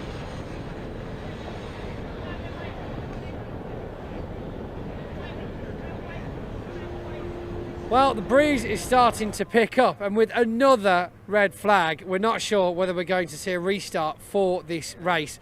We didn't get any nods of confirmation on the way past the clerk's office when we were coming back down to the pit lane, because we've been upstairs several times now, just to let everybody at home know I'm getting my steps in. If we spin around then just quickly, we can see a sea of marshals putting down a mixture of sawdust chalk. It's a highly absorbent compound. Oh, the wrecker's going out. We've got Tom O'Rourke's on the back of this one. No obvious damage to Tom O'Rourke's, of course, so that should mean he'll hopefully be out tomorrow morning without too much hassle. But yes, back to what's going on track now. They've sprinkled an absorbent compound on what we can only imagine is a fluid spill. Of course, we're yet to see whether or not that's going to be good enough to suffice and a restart of that race with just a few minutes left on the clock. Of course, there being a curfew here at Brands Hatch, we can't have the other races running over too long. We were, of course, running a little bit early going into the grid walk, but I'm sure we've managed to use up that extra time now.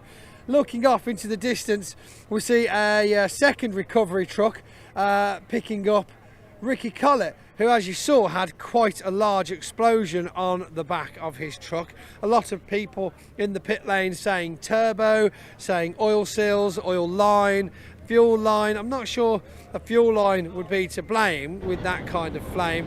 Personally, it was making an interesting noise on the outlap earlier on, to which I question, because we've got clapping. Are we sending them home? I think it might be a race over situation, which means, of course, Ryan Smith taking that checkered flag. And yes, an unfortunate finish for anybody else who was hoping those extra 7 minutes would bring them a bit more luck in the overall race position. I suppose that means that for me, I need to get back down to the paddock, because the drivers now won't come back to the pit lane like they usually would at the end of the race. They'll go straight back down to the paddock and park up in Parc Fermé for the 15 minutes before they're released and weighed and checked over for damage and so on. So we'll head back down there now, grab a couple of drivers for a few more informal chats to see what they saw and whether they've got any other opinions on how that second race of the weekend has gone, and hopefully hand out some trophies as well. So for now, that's all from me down in Brands Hatch pit lane.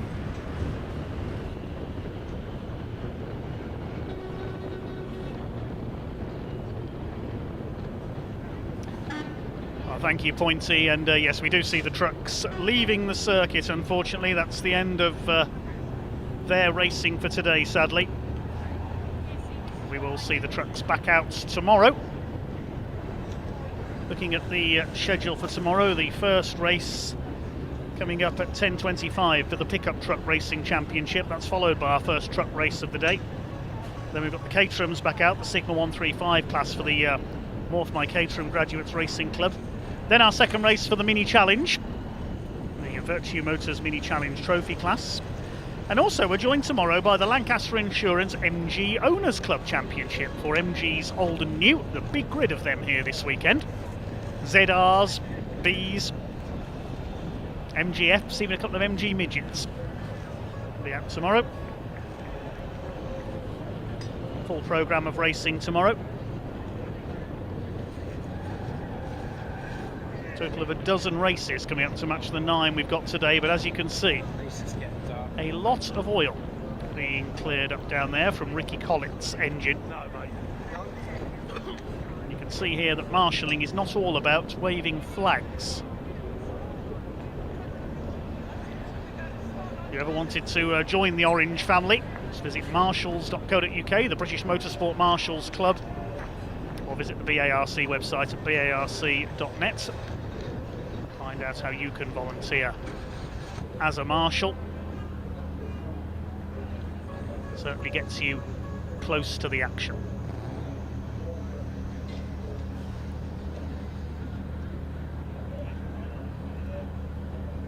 Two races to go still today though, so don't go anywhere just yet. We've got the OT Publishing Hyundai Coupe Cup in partnership with Toyo tyres. Wayne Rockets looking to add to his victory this morning. Great battle for third place behind Wayne Rocket and Luca Staccini. Neil Hurren took third in the earlier race but was given a penalty for an out of position start, so dropped down to 7th. Now, final race of the day is the Kumho BMW Championship.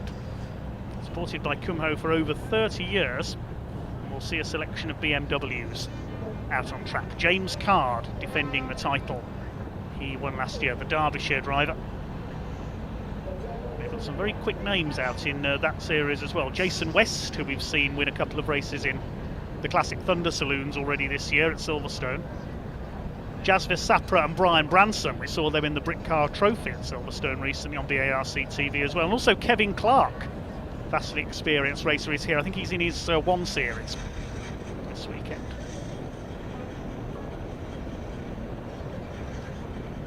Great action on the 1.2 mile Brands Hatch Indy circuit.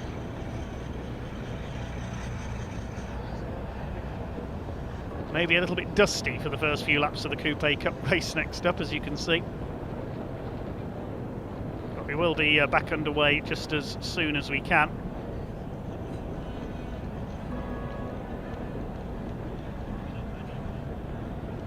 couple of our YouTube commenters. Hi to Johnny, who says back in the 80s they had truck racing on the half-mile oval dirt track at Devil's Bowl Speedway in Texas. Yes, I've seen some sprint car footage from there.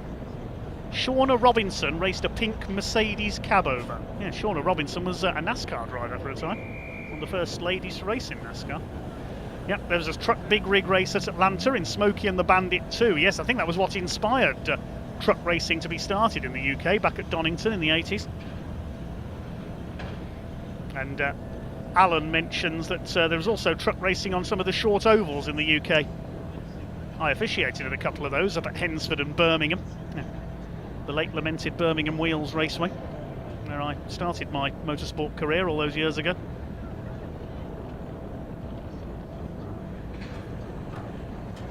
I believe it was Mark Gents, father of Dale Gents, who got that off the ground. And the trucks will not be back out today, unfortunately. That's the end of their race. They've gone back to the paddock. There are going to be 2 more car races, though, so don't go anywhere just yet. Just waiting for confirmation of that. Yes, the Hyundai Coupe is coming up to the grid now. So we'll take a look at the grid in a second for the OT Publishing Hyundai Coupe Cup in a partnership with Toyo tyres. We should have 20 cars out there for this one. All generations of Hyundai Coupe, virtually road standard cars apart from the safety equipment. This is aimed at the newcomer to motor racing, founded and run by John Winter. And John, for his efforts with this series to make it into such success over the years, was given the Jerry Marshall Trophy at the BARC Awards night last winter. Well done to John. Here's the grid then. Wayne Rocket, winner of race 1, takes pole. This grid based on the result of race 1. Luca Staccini, YouTuber and racer, starts alongside. Second row, Mark Rideout in car number 2 and the 5 of Michael Evans. Row 3 is 75 Dan Fletcher and triple 1 karting graduates Taylor Norton. Row 4, number 87 Neil Hurren, crossed the line third in race 1 but got that 10-second penalty. He starts alongside 38 of Darren Ford. On the 5th row, 48 Nick Flowers and the number 51 of Paul Lorry. 6th row, 58 Gary Miller alongside number 6 Miguel Contreras. Row 7, 18 of Ian Brunning and 8 Paul Smith. On the 9th row, 26 Roger Owen starts alongside Callum Roby in the number 16. He pulled into the pits in race 1, as did the man on row 10 of the grid, 32 Mark Jones. And alongside him, hopefully, we'll have 65 Spencer Hirons, who didn't get out for race 1. Yes, looks like all 20 cars are there. That's good.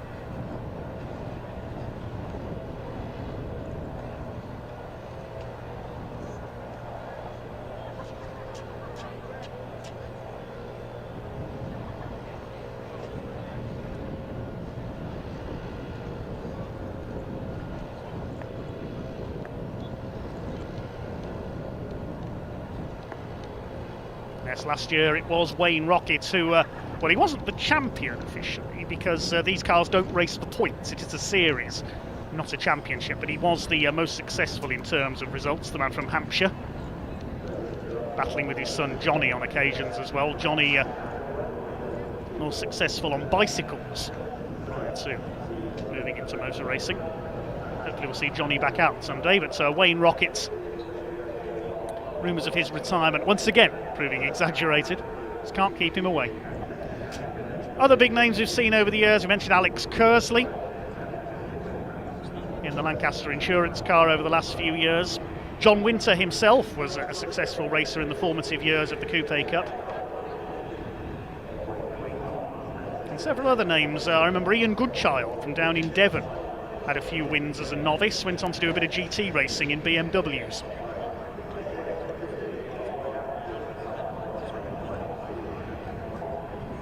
Plenty of other names have come through the Hyundais at the start of their careers, and several drivers have stuck with the series as a cost-effective way to go saloon car racing. Paul Lorry and Neil Hurren have been in there for a few years. Ian Brunning as well. Michael Evans and his father Alan. Alan Evans used to race the red and gold car, the Alan Mann Racing lookalike. I've mentioned before on these streams Michael Evans' yellow and purple car. forever indebted to Michael Evans because I got to drive a couple of laps of Silverstone in that car a few years ago at the series press launch. That was at the beginning of 2020 at a very wet Silverstone.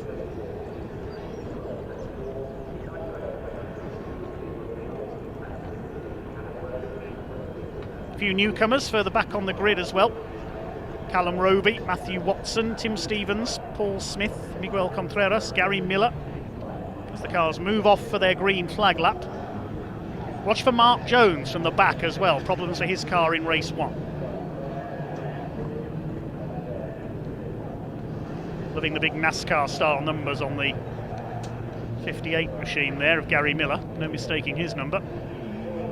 Roger Owens in there as well. You may have spotted his car if you were at the Autosport International Racing Car Show in January at the NEC in Birmingham.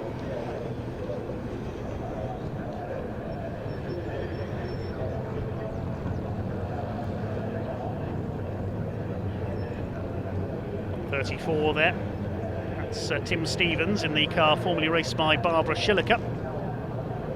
Marshall turned racer. There's Spencer Hirons, he's made it out this time, and Mark Jones back out as well. It's the Generation 3 Hyundai Coupe. Hyundai Coupe was also briefly a rally car back at the end of the 90s as well. Hyundai entered the Generation 1 Coupe into the Formula 2 World Rally Championship. I remember Wayne Bell, the Australian, was one of their drivers. I think Kenneth Eriksson drove one in a couple of events as well towards the end of his career.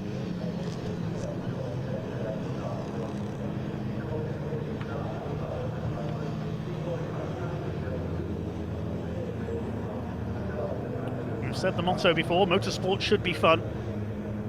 It certainly is in this Hyundai Coupe Cup, sponsored by OT Publishing and Toyo tyres. Waiting for them to get into position on the grid then. It'll be a standing start. This will be a 15-minute race.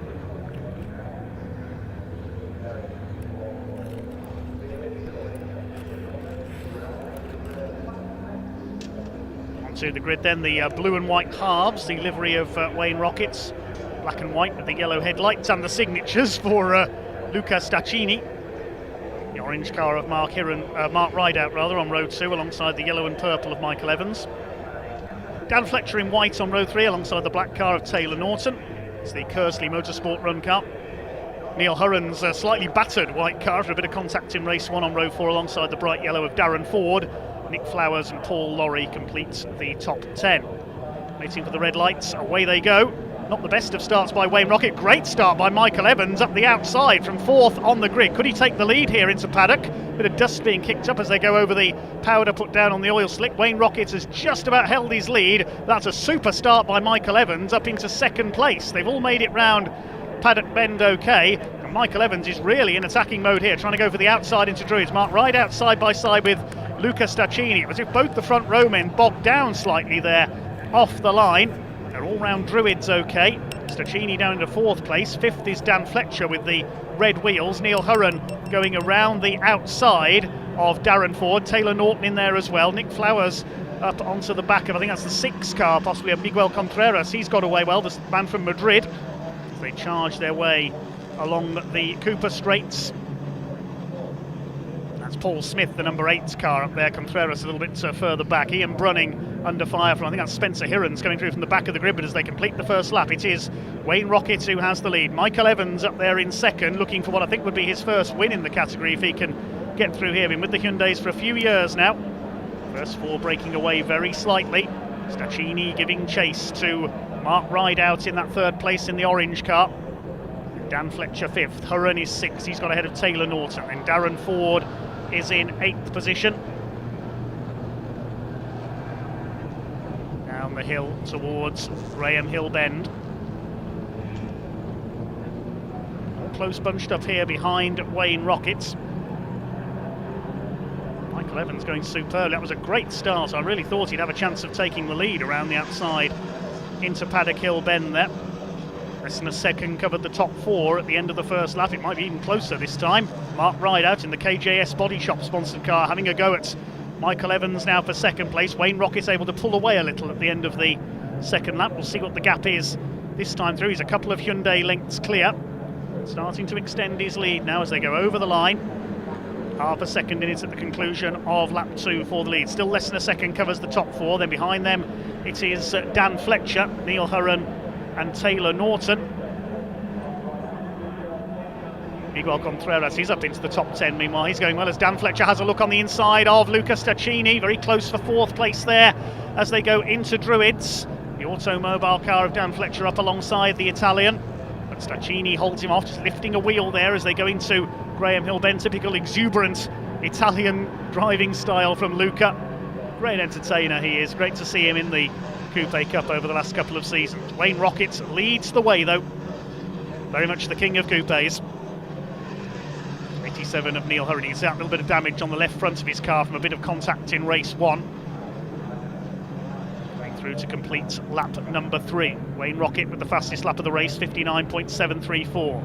But better that this time, 59.619. Here comes Mark Rideout trying to attack for second. They avoid the powder put down on the oil there on the inside as they go into paddock.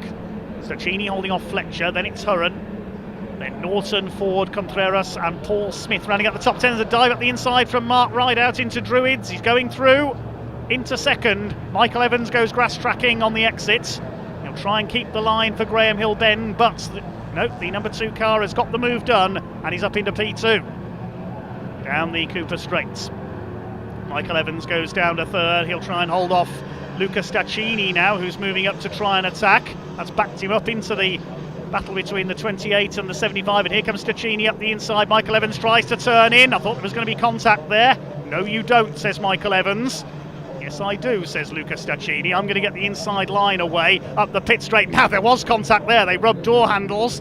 Staccini's got the inside. He's going to go through here up into 3rd position. You can see that Evans lost momentum there coming into Surtees after he'd went onto the grass coming down into Graham Hill Bend. He could lose another spot here because Dan Fletcher's up on the inside, but he gets a wheel onto the curb.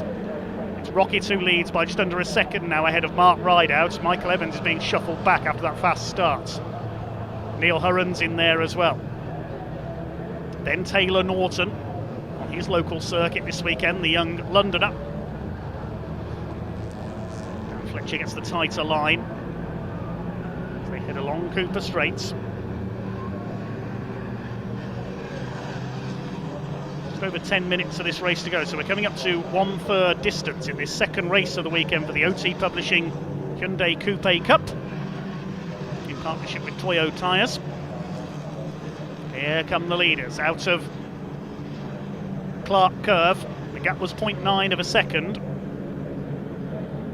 Stays about the same. New fastest lap by Luca Staccini, 59.314, and here comes Dan Fletcher over the dust there on the inside. He's attacking Michael Evans. He won't get through there. Evans closes the door. Staccini closing up on Rideout now for second place. Neil Hurren going for the outside on Dan Fletcher. We saw some sharp defending from Neil Hurren in race 1. Unfortunately got that penalty for starting out of position. Otherwise he could be up there fighting for the lead now. Very quick driver is Neil. Taylor Norton still 7th. It's Darren Ford 8th. Then Contreras, Smith, Matthew Watson, Nick Flowers. Paul Lorry is down to 13th. Then Gary Miller and Mark Jones up to 15th from the back row of the grid. So no real changes in the order further back. The other runners, Stevens, Brunning, Hirons, Roby and Owens. Michael Evans holding off Dan Fletcher and Neil Hurren. This is the fight for 4th place. The 2 ahead have started to get away. Fletcher goes out wide this time. Hurren's going to go for the inside, goes over the powder on the inside. Move doesn't work. Yes, the first 3 have definitely got away here. Another fastest lap for Staccini, 59.224. He's really putting Mark Rideout under pressure now. Down the hill, into the left-hander at Graham Hill Bend.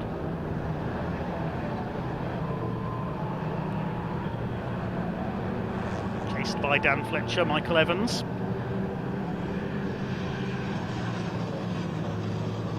Swing their way towards Surtees and McLaren. This battle really heating up now. Taylor Norton's not far away either, the black Kersley Motorsport car.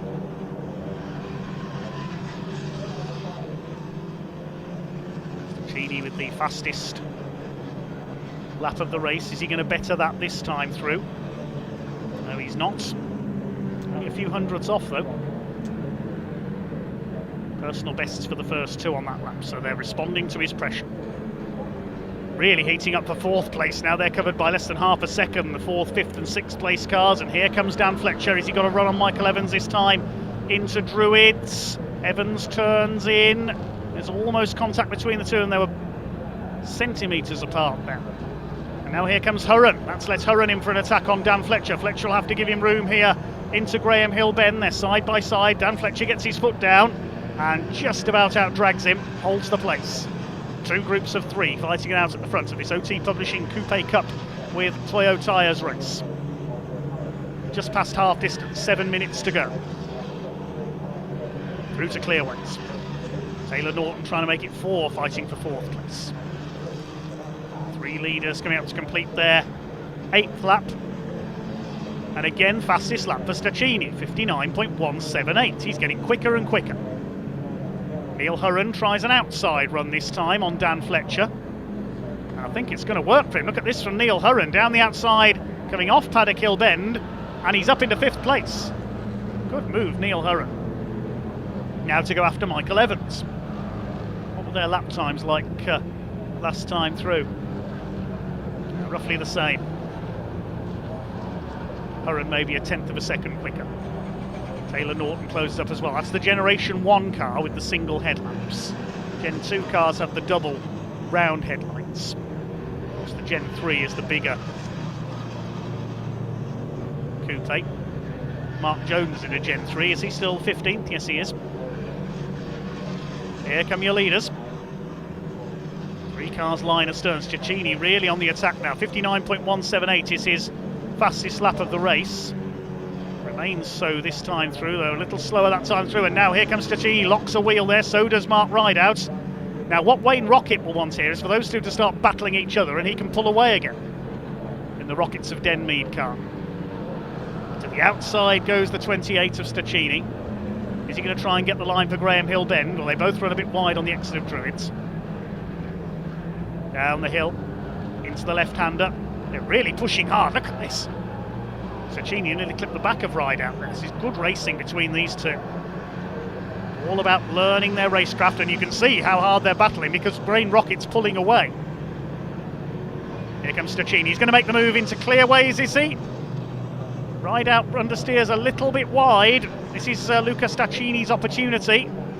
Up alongside the number 2 of Mark Rideout. He's had a cracking weekend. His first ever podium, I believe, earlier on. But Stacchini goes through down the Sir Jack Brabham straight up into second place. The gap is 1.28 seconds to Wayne Rocket. Can Stacchini catch him for a victory here at Brands Hatch? He's got just under 5 minutes to do so. This is great racing at the front. Neil Hurren up to fourth ahead of Michael Evans. It all changed on that last lap. Still Fletcher sixth ahead of Norton. Then it's Ford, Contreras and Smith. Down the hill, Stacchini lifting a wheel once again there. Throws the car through. And now it is four together for fourth place because Taylor Norton's up onto the back of Dan Fletcher.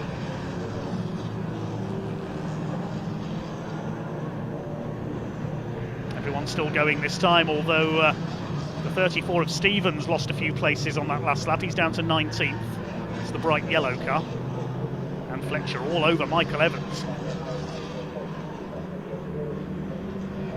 Taylor Norton looking to try and get involved in this battle as well. He's up on the tail of Fletcher, having to attack and defend at the same time. That's allowing Neil Hurren to get away a bit. First class saloon car racing, proving that you don't need a big powerful modified motor to go racing. These are virtually road standard Hyundai Coupes except for the necessary safety equipment. John Winter will be looking on with pride, I'm sure. Michael Evans moving to defend there from Dan Fletcher. Now it's the left-hander at Graham Hill Bend. Wayne Rocket leads by nearly 2 seconds now with the two behind him scrapping it out. Can Stacchini go after him? He's still got the fastest lap of the race. If we look at some of the battles down the field, this is Nick Flowers in the red car ahead of Paul Lorry. Gary Miller in the 58s. And behind him, Mark Jones.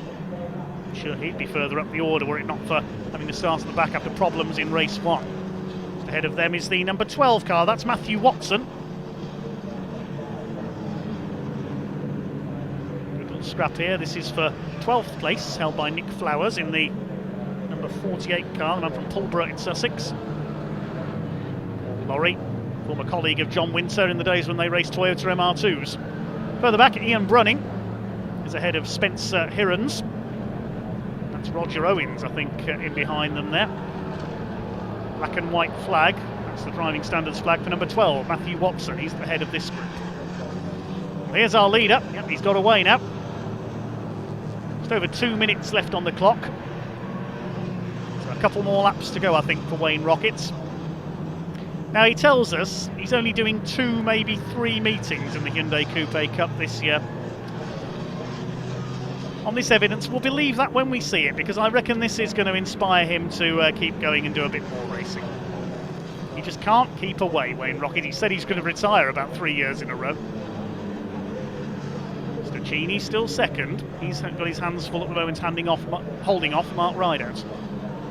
And the 4 behind, they're a little more strung out now. Neil Hurren ran a bit wide there through paddock. Evans 5th, Fletcher 6th, and Taylor Norton in the Kersley car 7th.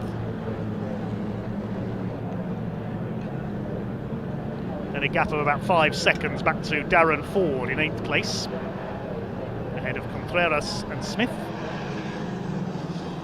Coming round to start their final lap this time. Blue and white half car with 3 pink wheels and 1 green. Interesting choice of livery for Wayne Rocket, but he certainly has gone like a rocket today. Come over the line with 1 minute left on the clock. We might just get another lap out of this. We'll wait and see after this one. See if the checkered flag does go out this time. Luca Stacchini is 1.8 seconds down, holding off Mark Rideout, man from Ringwood in Hampshire. It's another Hampshire man, Wayne Rockets, surely heading for his second win of the day.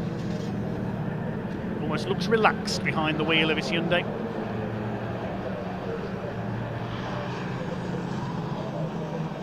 Through the left, the right of McLaren. Stacchini looks safe in second now, ahead of Mark Rideout. Pushing those Toyo tyres on the orange machine, they're well ahead of the rest. Is it going to be checkered flag this time then for Wayne Rocket? He comes along the Sir Jack Brabham straights, ahead of Luca Stacchini and Mark Rideout. No, we are going to do one more lap. Clock just clicked to 0 after they crossed the line there, right on the cusp. That's not what Stacchini wanted to see, because he's got another lap to try and hold off Mark Rideout. What about the battle behind? Looks like it's still Neil Hurren ahead of Evans, Fletcher and Norton.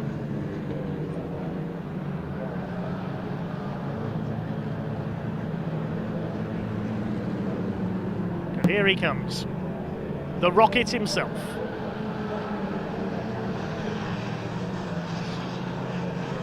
Sponsored by Rockets, Wraps and Graphics.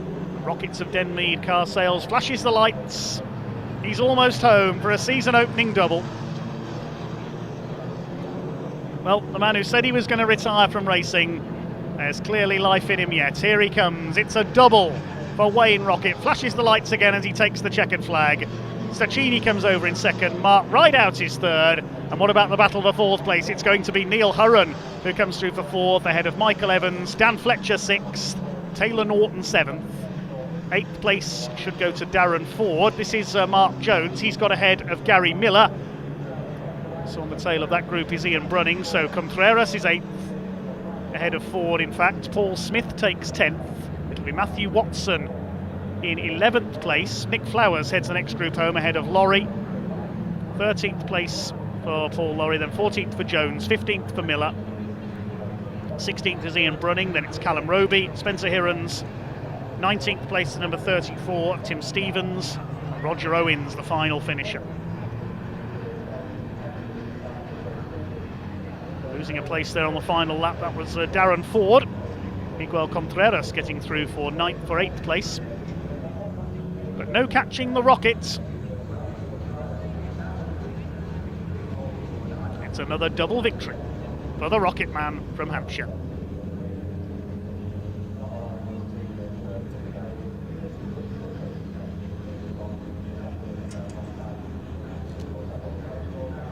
Wayne Rocket the winner by just under 1.5 seconds there in the end. Clear of that good scrap between Luca Staccini and Zanello and Mark Rideout. They finished 0.7 of a second apart. It was Staccini who got the fastest lap in the end. A succession of fastest laps for him in the middle part of that race. Neil Hurren topped that fine battle before, the head of Michael Evans, Dan Fletcher and Taylor Norton. Miguel Contreras was 8th ahead of Darren Ford, taking the place on the final lap. Paul Smith rounding out the top 10, ahead of Matthew Watson, Nick Flowers, Paul Lorry, Mark Jones in the back of the grid, and Gary Miller. Ian Brunning was 16th ahead of Callum Roby, one of our newcomers. Spencer Hirons was 18th, makes up the missing race 1. It was Tim Stevens and Roger Owens. The final finishes, all 20 cars going the distance and all of them on the lead lap. We'll head down to Ewan shortly and hear from Wayne Rockets. Find out if he is going to be carrying on as a result of his successes today. I'm sure we'd like to see him back to do the full season.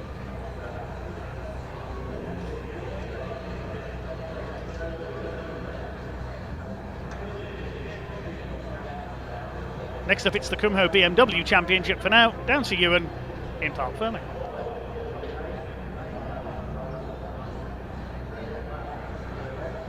The numbers will dictate that. Cheers, Dave. It is a double win for Wayne Rocket. Wayne, retirement doesn't suit you very well, does it?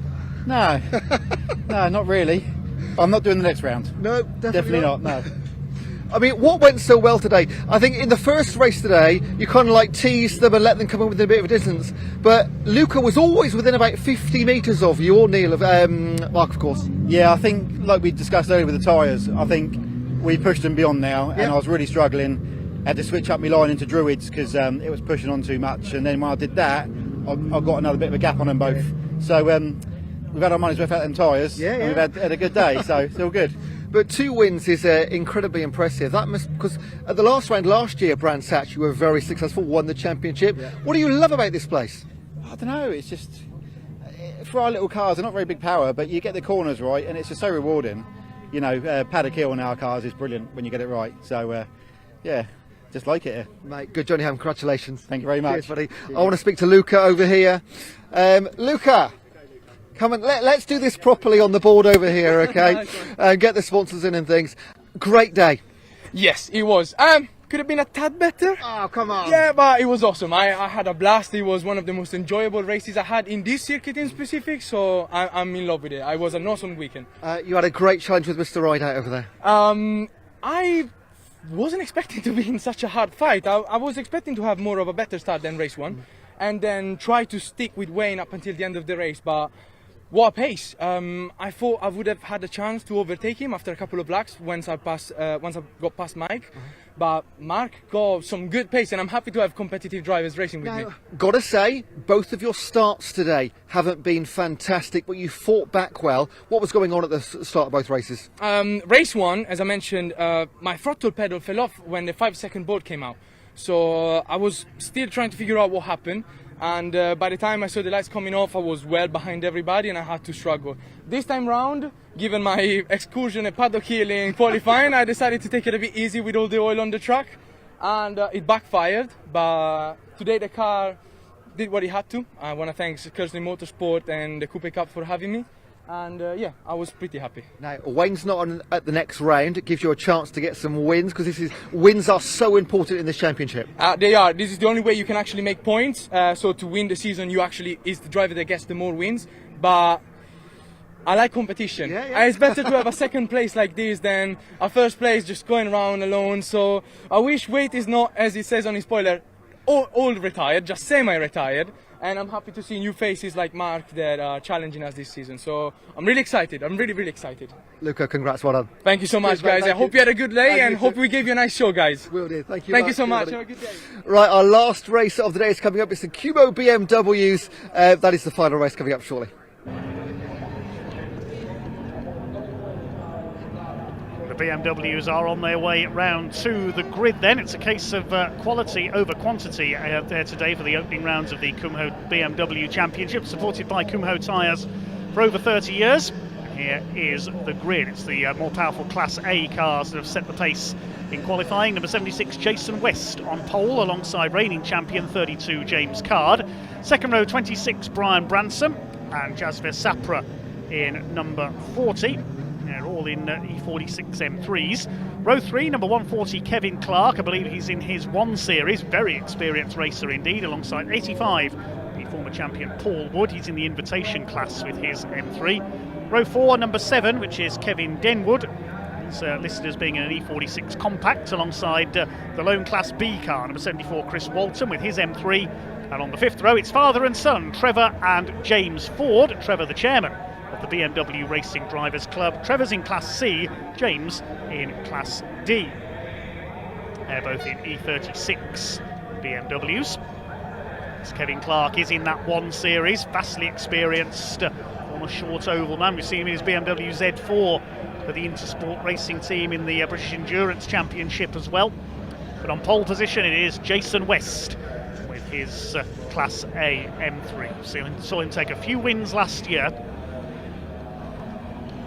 Also seen him take a pair of wins in the Classic Thunder Saloons this year. Away they go. It lights out pretty quickly there, and Jason West leads the way up into Paddock Hill Bend, but going for the outside it is James Card in his M3, the defending champion from Derbyshire. He's got the lead as they head up towards Druids for the first time. Up on the outside, the number 40, the turquoise car of Jasvir Sapra. Running out very wide there is another of the M3s. I think that's may well be the invitation class car. Pick the numbers up in a moment.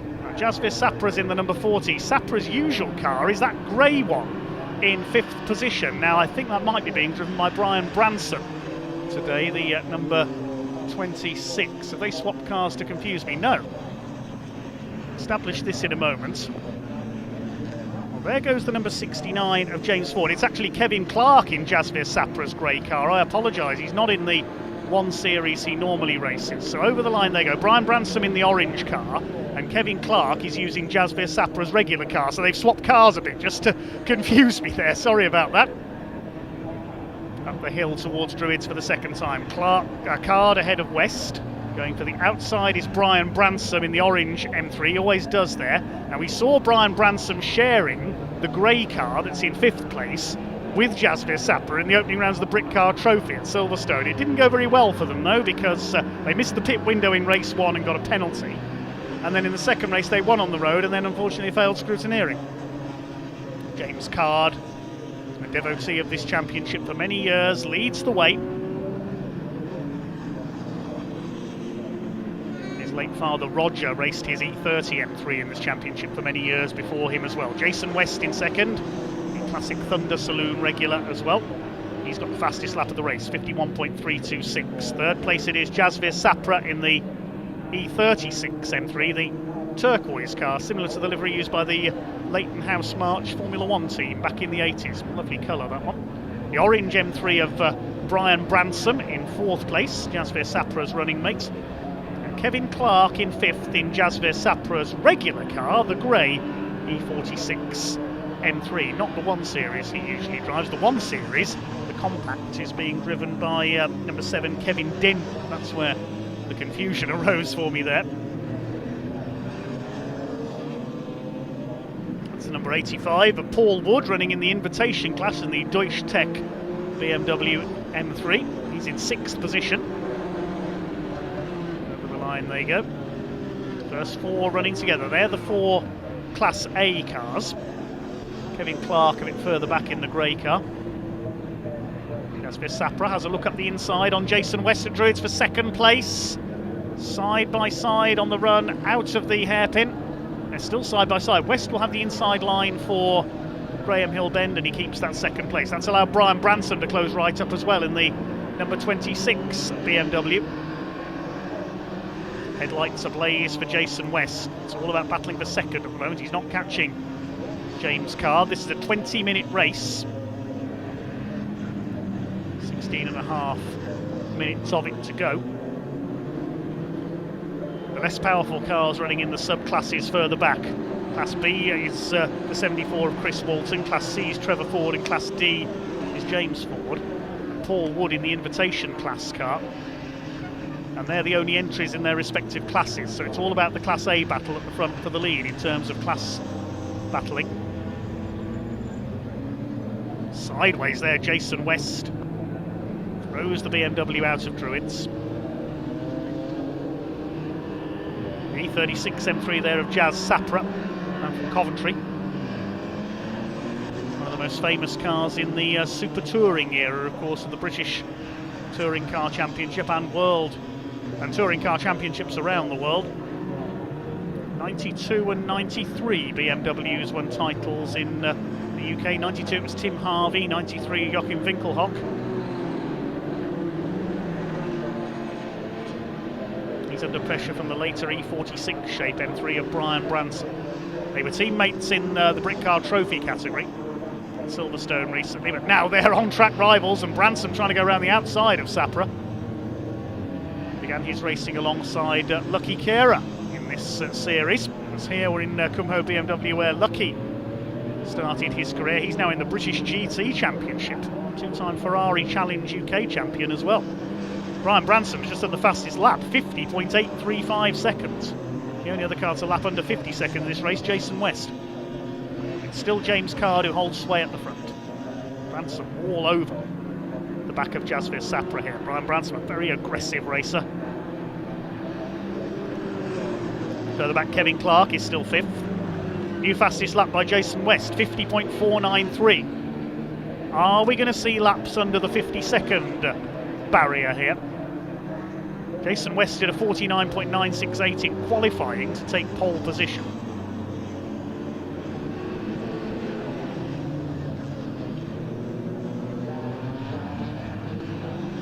Still this battle raging for third place. Here comes Branson again, trying to get the nose of the orange machine alongside. Is he going through into Surtees? No. Sapra holds him off. Well, if Sapra's a Leighton House, back in that era, well, we sometimes see that orange compared to the Jägermeister livery, and the only team to use those famous colours in Formula One was Eurobrunn. They barely ever qualified for a race, sadly. Russell Dack, who we sometimes see in a Jägermeister lookalike, and now James Card's got his headlights on because they're approaching a back marker just to warn him that he's there. Jason West has closed the gap with that fastest lap, 0.46 of a second in it.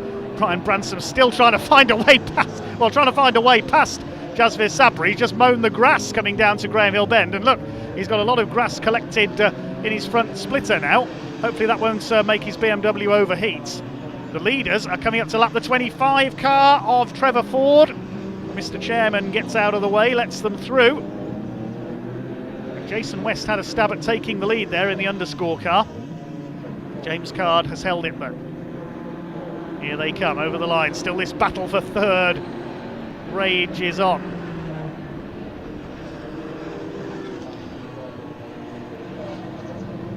Still 12, just under 13 minutes of this race to go. Battle for third is catching Trevor Ford now, and he waves them both through. Oh, excuse me, says Brian Branson. Oh, there was a bit of contact there. He tries to get alongside Branson. Again, he goes down the grass on the. He's really making use of the grass this time. Look at that. Turning that car into a lawnmower. He's surely going to get warned for track limits here, Brian Branson. Nearly going down the rallycross course. Well, the rallycross course actually turned left just after Druids and went through what is now the spectator parking area. Last held rallycross here at Brands Hatch in the early 90s.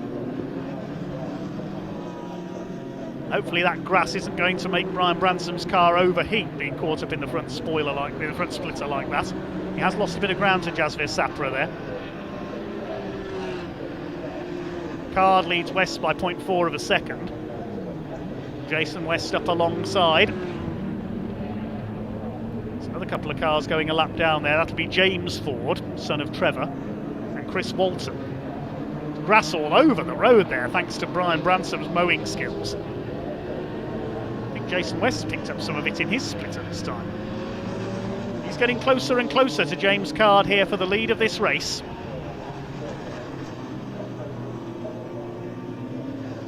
their way through clearways. The silver M3 leads the black and orange one.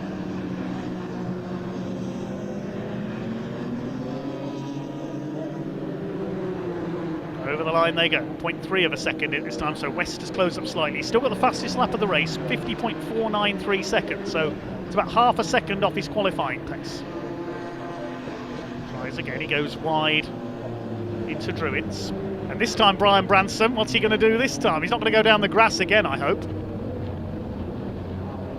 And yes, I'm not surprised to see that cloud of steam. He's blocked the radiator and he's overheated. That's what happens if you collect grass in your front splitter and radiator. Brian Branson is heading for the pits, I think. Hopefully he's not dropping any fluid. Yep, in he goes. End of race for Brian Branson. It may be the same colour as a Flymo, but it doesn't work as well as one. Meanwhile, here's our battle for the lead. There's a bit of grass in the splitter of Jason West's car there as well. Has he been off somewhere? Sliding about there on the exit of Druids. Avoids the grass that's been dumped all over the circuit there. Well, Jasvir Sapra is now on his own in third place. He's about 2.25 seconds clear of Kevin Clark in the car that Jasvir usually races, the grey A46 M3. That's the car we saw them in Brick Car Trophy recently. There's a bit of, is that a bit of smoke or steam I saw from Jason West's car there? Is he overheating as well?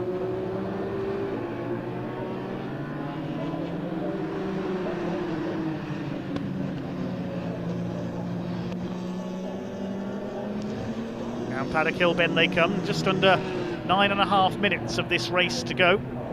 20-minute races instead of the 15 seen in the other Saloon Series this weekend.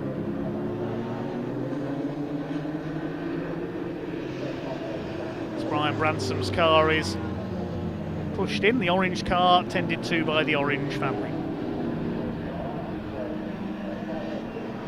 There go the leaders. Sapra third, Clark fourth, it's Paul Wood, the invitation class car still in fifth. Then in sixth position it is Kevin Denwood. It's the other Class A car. And Kevin Clark has now caught Jasvir Sapra. He's being caught by his own car. Just when he thought he was going to have a peaceful run to a podium place, Kevin Clark has turned up the wick. I remember Kevin racing in saloon stock cars many years ago, lightning rods as well, the Ford Sierra based cars. He was one of the first drivers to race in Eurocar, the space frame Ford Mondeos, along with the likes of Anthony Rogers and Phil White. Progressed onto the circuits with various BMWs, the Intersport team. And now in Jasvir Sapra's car, he's chasing Jasvir Sapra, the car's owner. Along the bottom straight they go, towards Surtees.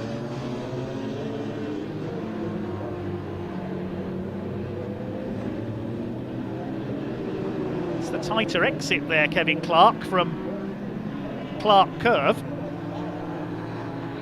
Named after Jim Clark, the legendary Formula One driver. He's going for third place here, Kevin Clark, up the inside into Paddock Hill Bend on the brakes. He's going through. Great move by Kevin Clark up into third position. Runs wide on the exit. Jasvir Sapra will fight back. Very rapid, tough racer is Jasvir. Certainly proved his worth in many different series with his collection of BMWs over the years.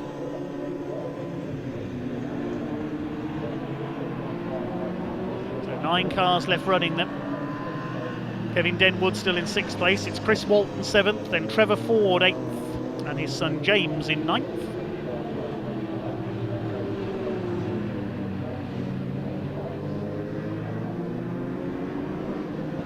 Trevor normally cheered on by his granddaughter Maddie. Here's a battle further back. The leaders in fact lapping Kevin Denwood there, the number 7, so they've lapped everybody up to 5th place now. Kevin Denwood in the BMW Compact. First time I've seen a compact running in Class A. Kevin Denwood, a former champion, he was in Class C then.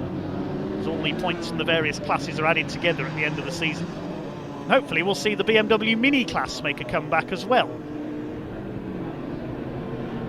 No entries this weekend, unfortunately. Less than 6.5 minutes to go now, and James Card still soaking up the pressure from Jason West. Well, up speed's a few tenths off what they were earlier on. They're coming up to lap, looks like James Ford for a second time. These big Class A M3s, much more powerful than the Class C and D cars.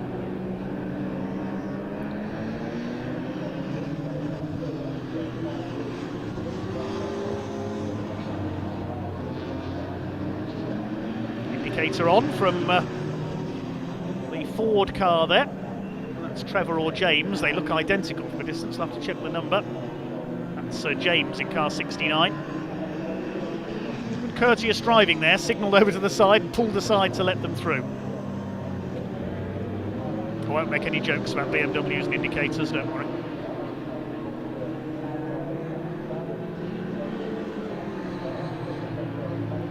Final race of the day. The sun just beginning to set here at Brands Hatch, and we do it all again tomorrow, don't forget. It'll be a second race for the Kumho BMWs, supported for over 30 years by Kumho tyres.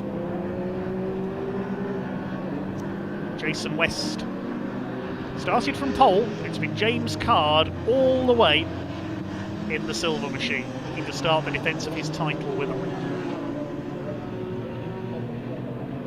Jason West do?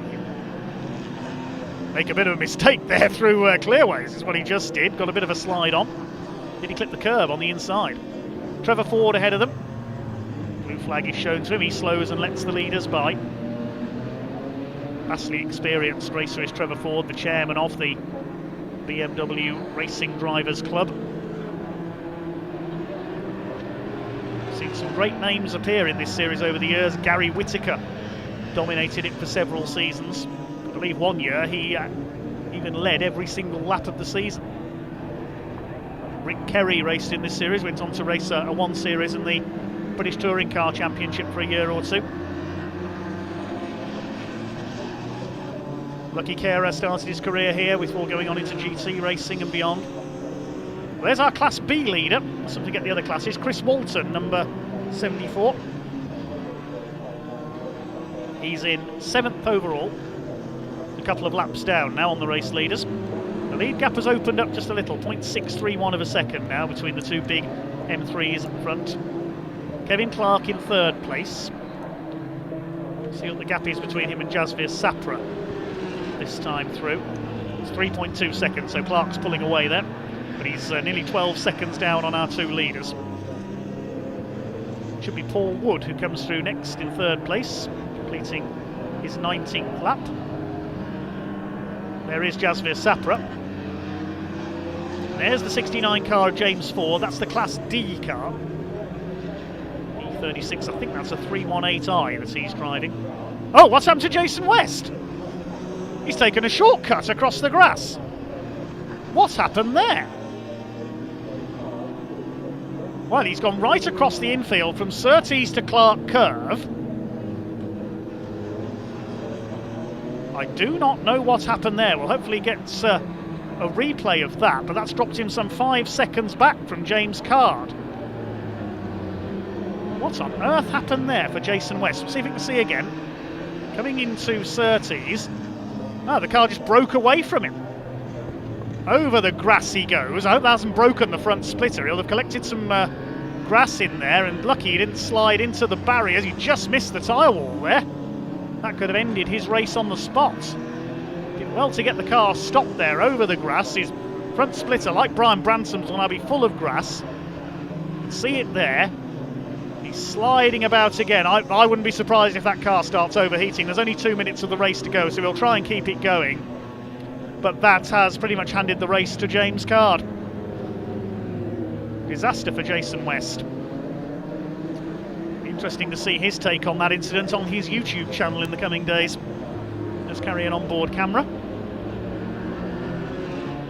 6 seconds back now in 2nd place.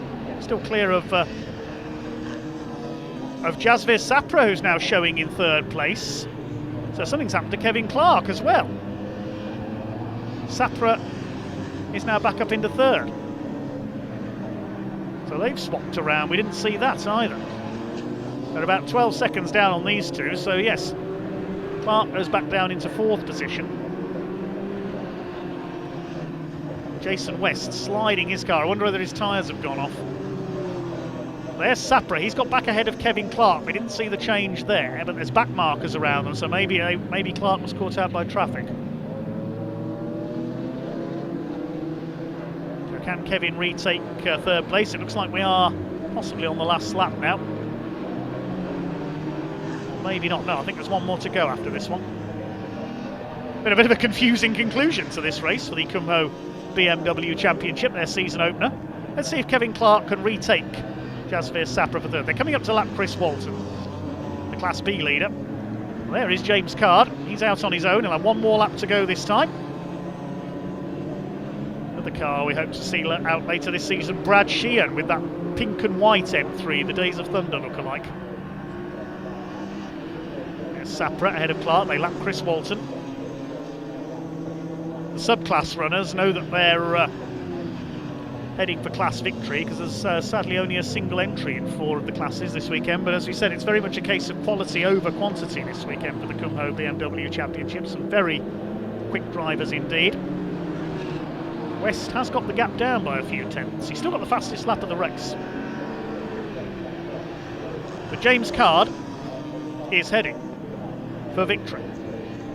Perfect way to kick off his title defence. Here he comes. Into clear ways for the final time in the Mike Brewer Motors BMW.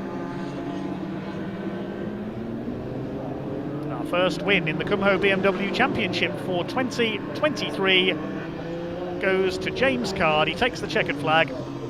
Jason West, despite that mishap, will come over in second place, just under 5 seconds down. And who is going to be third? Will it be Sapra? Will it be Clark? Looks like it's going to be Jasvir Sapra. He comes to the line astern, and Sapra will take third place ahead of Clark. I think the only other car on the lead lap is going to be Paul Wood in 5th position. He wins the invitation class.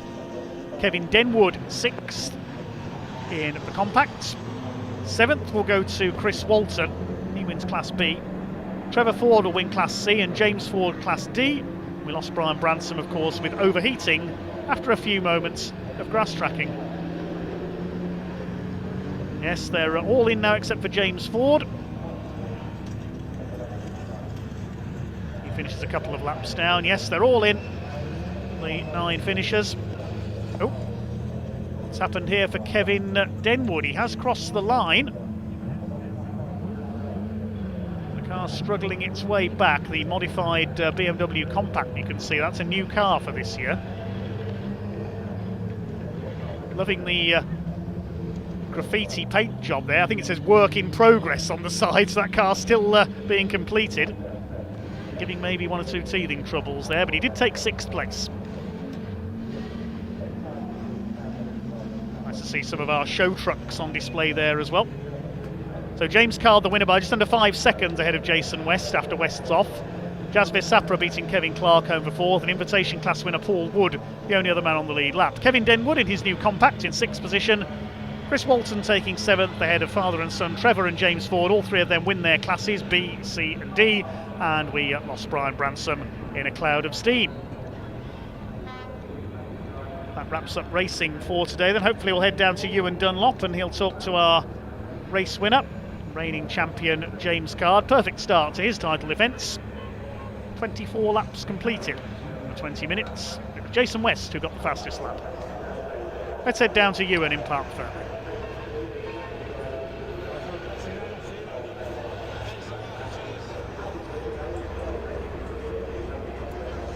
Good start to your defence. Yeah, not bad with the spare engine. Can you hear anything? Oh, there we go. We are. Sorry, I think my earpieces run out. I'm here with James Card, who, in the end, it looked fairly comfortable. It wasn't to begin with, was it? No, it was very uncomfortable. I think I was quite fortunate at the start because Jason was on the dirty side with all the oil, so I managed to nip past. And then, to be honest, I think I was looking backwards more than forwards. Jason was quicker than me in a couple of places, but I could just gap him enough in Paddock Hill to hold on. And then I don't know if he hit the oil. I saw him fly off, and then I thought he was going to come back on. So I was looking out the side of the mirror, thinking, "Where is he?" But luckily, he came across. So no, I wasn't pleased because you don't see anyone do that. But we are going to ask him about that. Perfect start to your defence, though. Yeah, we had a troubled weekend. We actually had to swap the engine after testing. Oh, wow. So we're in a standard engine, so we're a little bit down on power, which is why I thought Jason would get me. But it's only a little bit. He was just creeping on me, and I could just hold him off, thankfully. But I'm assuming the same engine tomorrow. Oh, definitely. Yeah. It's doing all right today, so it can stay like that. Give it a rest. Well done. Have a great evening. Thank you very much. Cheers, mate. Well done. I want to speak to Jason West, ask about the detour inside. Let's speak to Jazz first of all. Third position, Jazz. Oh, thank you. Well done, mate. Podium place, the first race of the season. Yeah, it was all good, mate. It's a bit slippery out there. Yeah. It's a bit weird, sort of chasing your own car behind you. Yeah, it was a little bit. Yeah, it was a little bit. He got past and I got past him afterwards, didn't he? Now, this isn't your first race of the season. It is in the BMW Kumhos, but you were at Brickcar a couple of weeks ago, weren't you? Yeah, You did quite well there. You and Brian.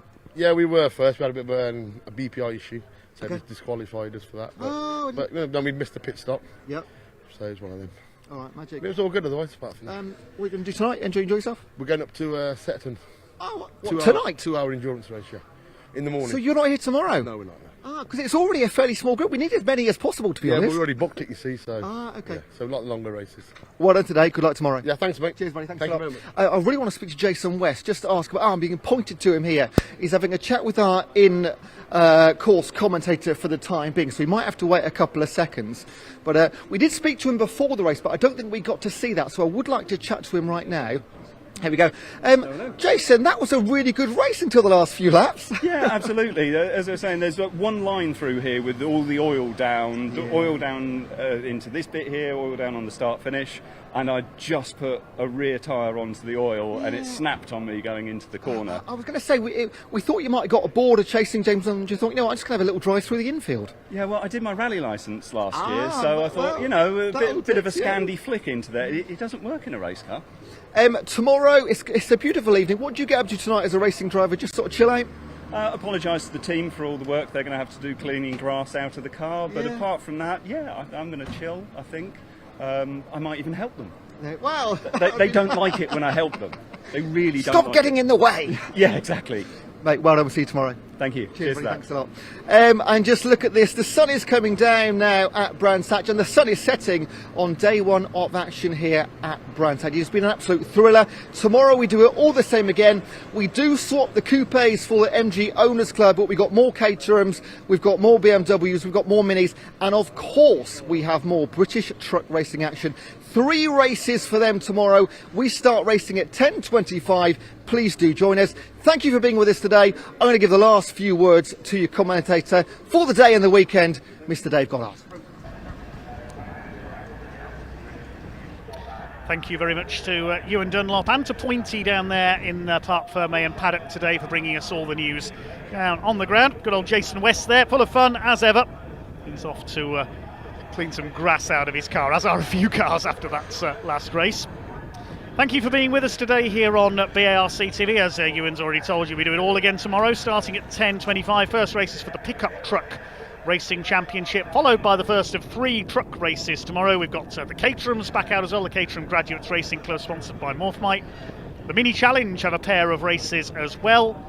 We've got the Kumho BMWs for their second race of the day. And the grand final, don't forget, for the pickups later on in the programme, plus of course our trio of truck races. That all kicks off at 10:25 p.m. We're joined by the Lancaster Insurance MG Owners Club, of course, too. Big grid of MGs tomorrow. Thank you to everyone here at Brands Hatch today, all our volunteer marshals, recovery crews. They've had a busy day, and everybody else here at Brands Hatch, they'll get a well-earned evening's rest, as will I, before I join you tomorrow at 10:25 a.m. where we kick off day 2 here at Brands Hatch on BARC TV. For now, thanks for watching. See you tomorrow. Bye for now.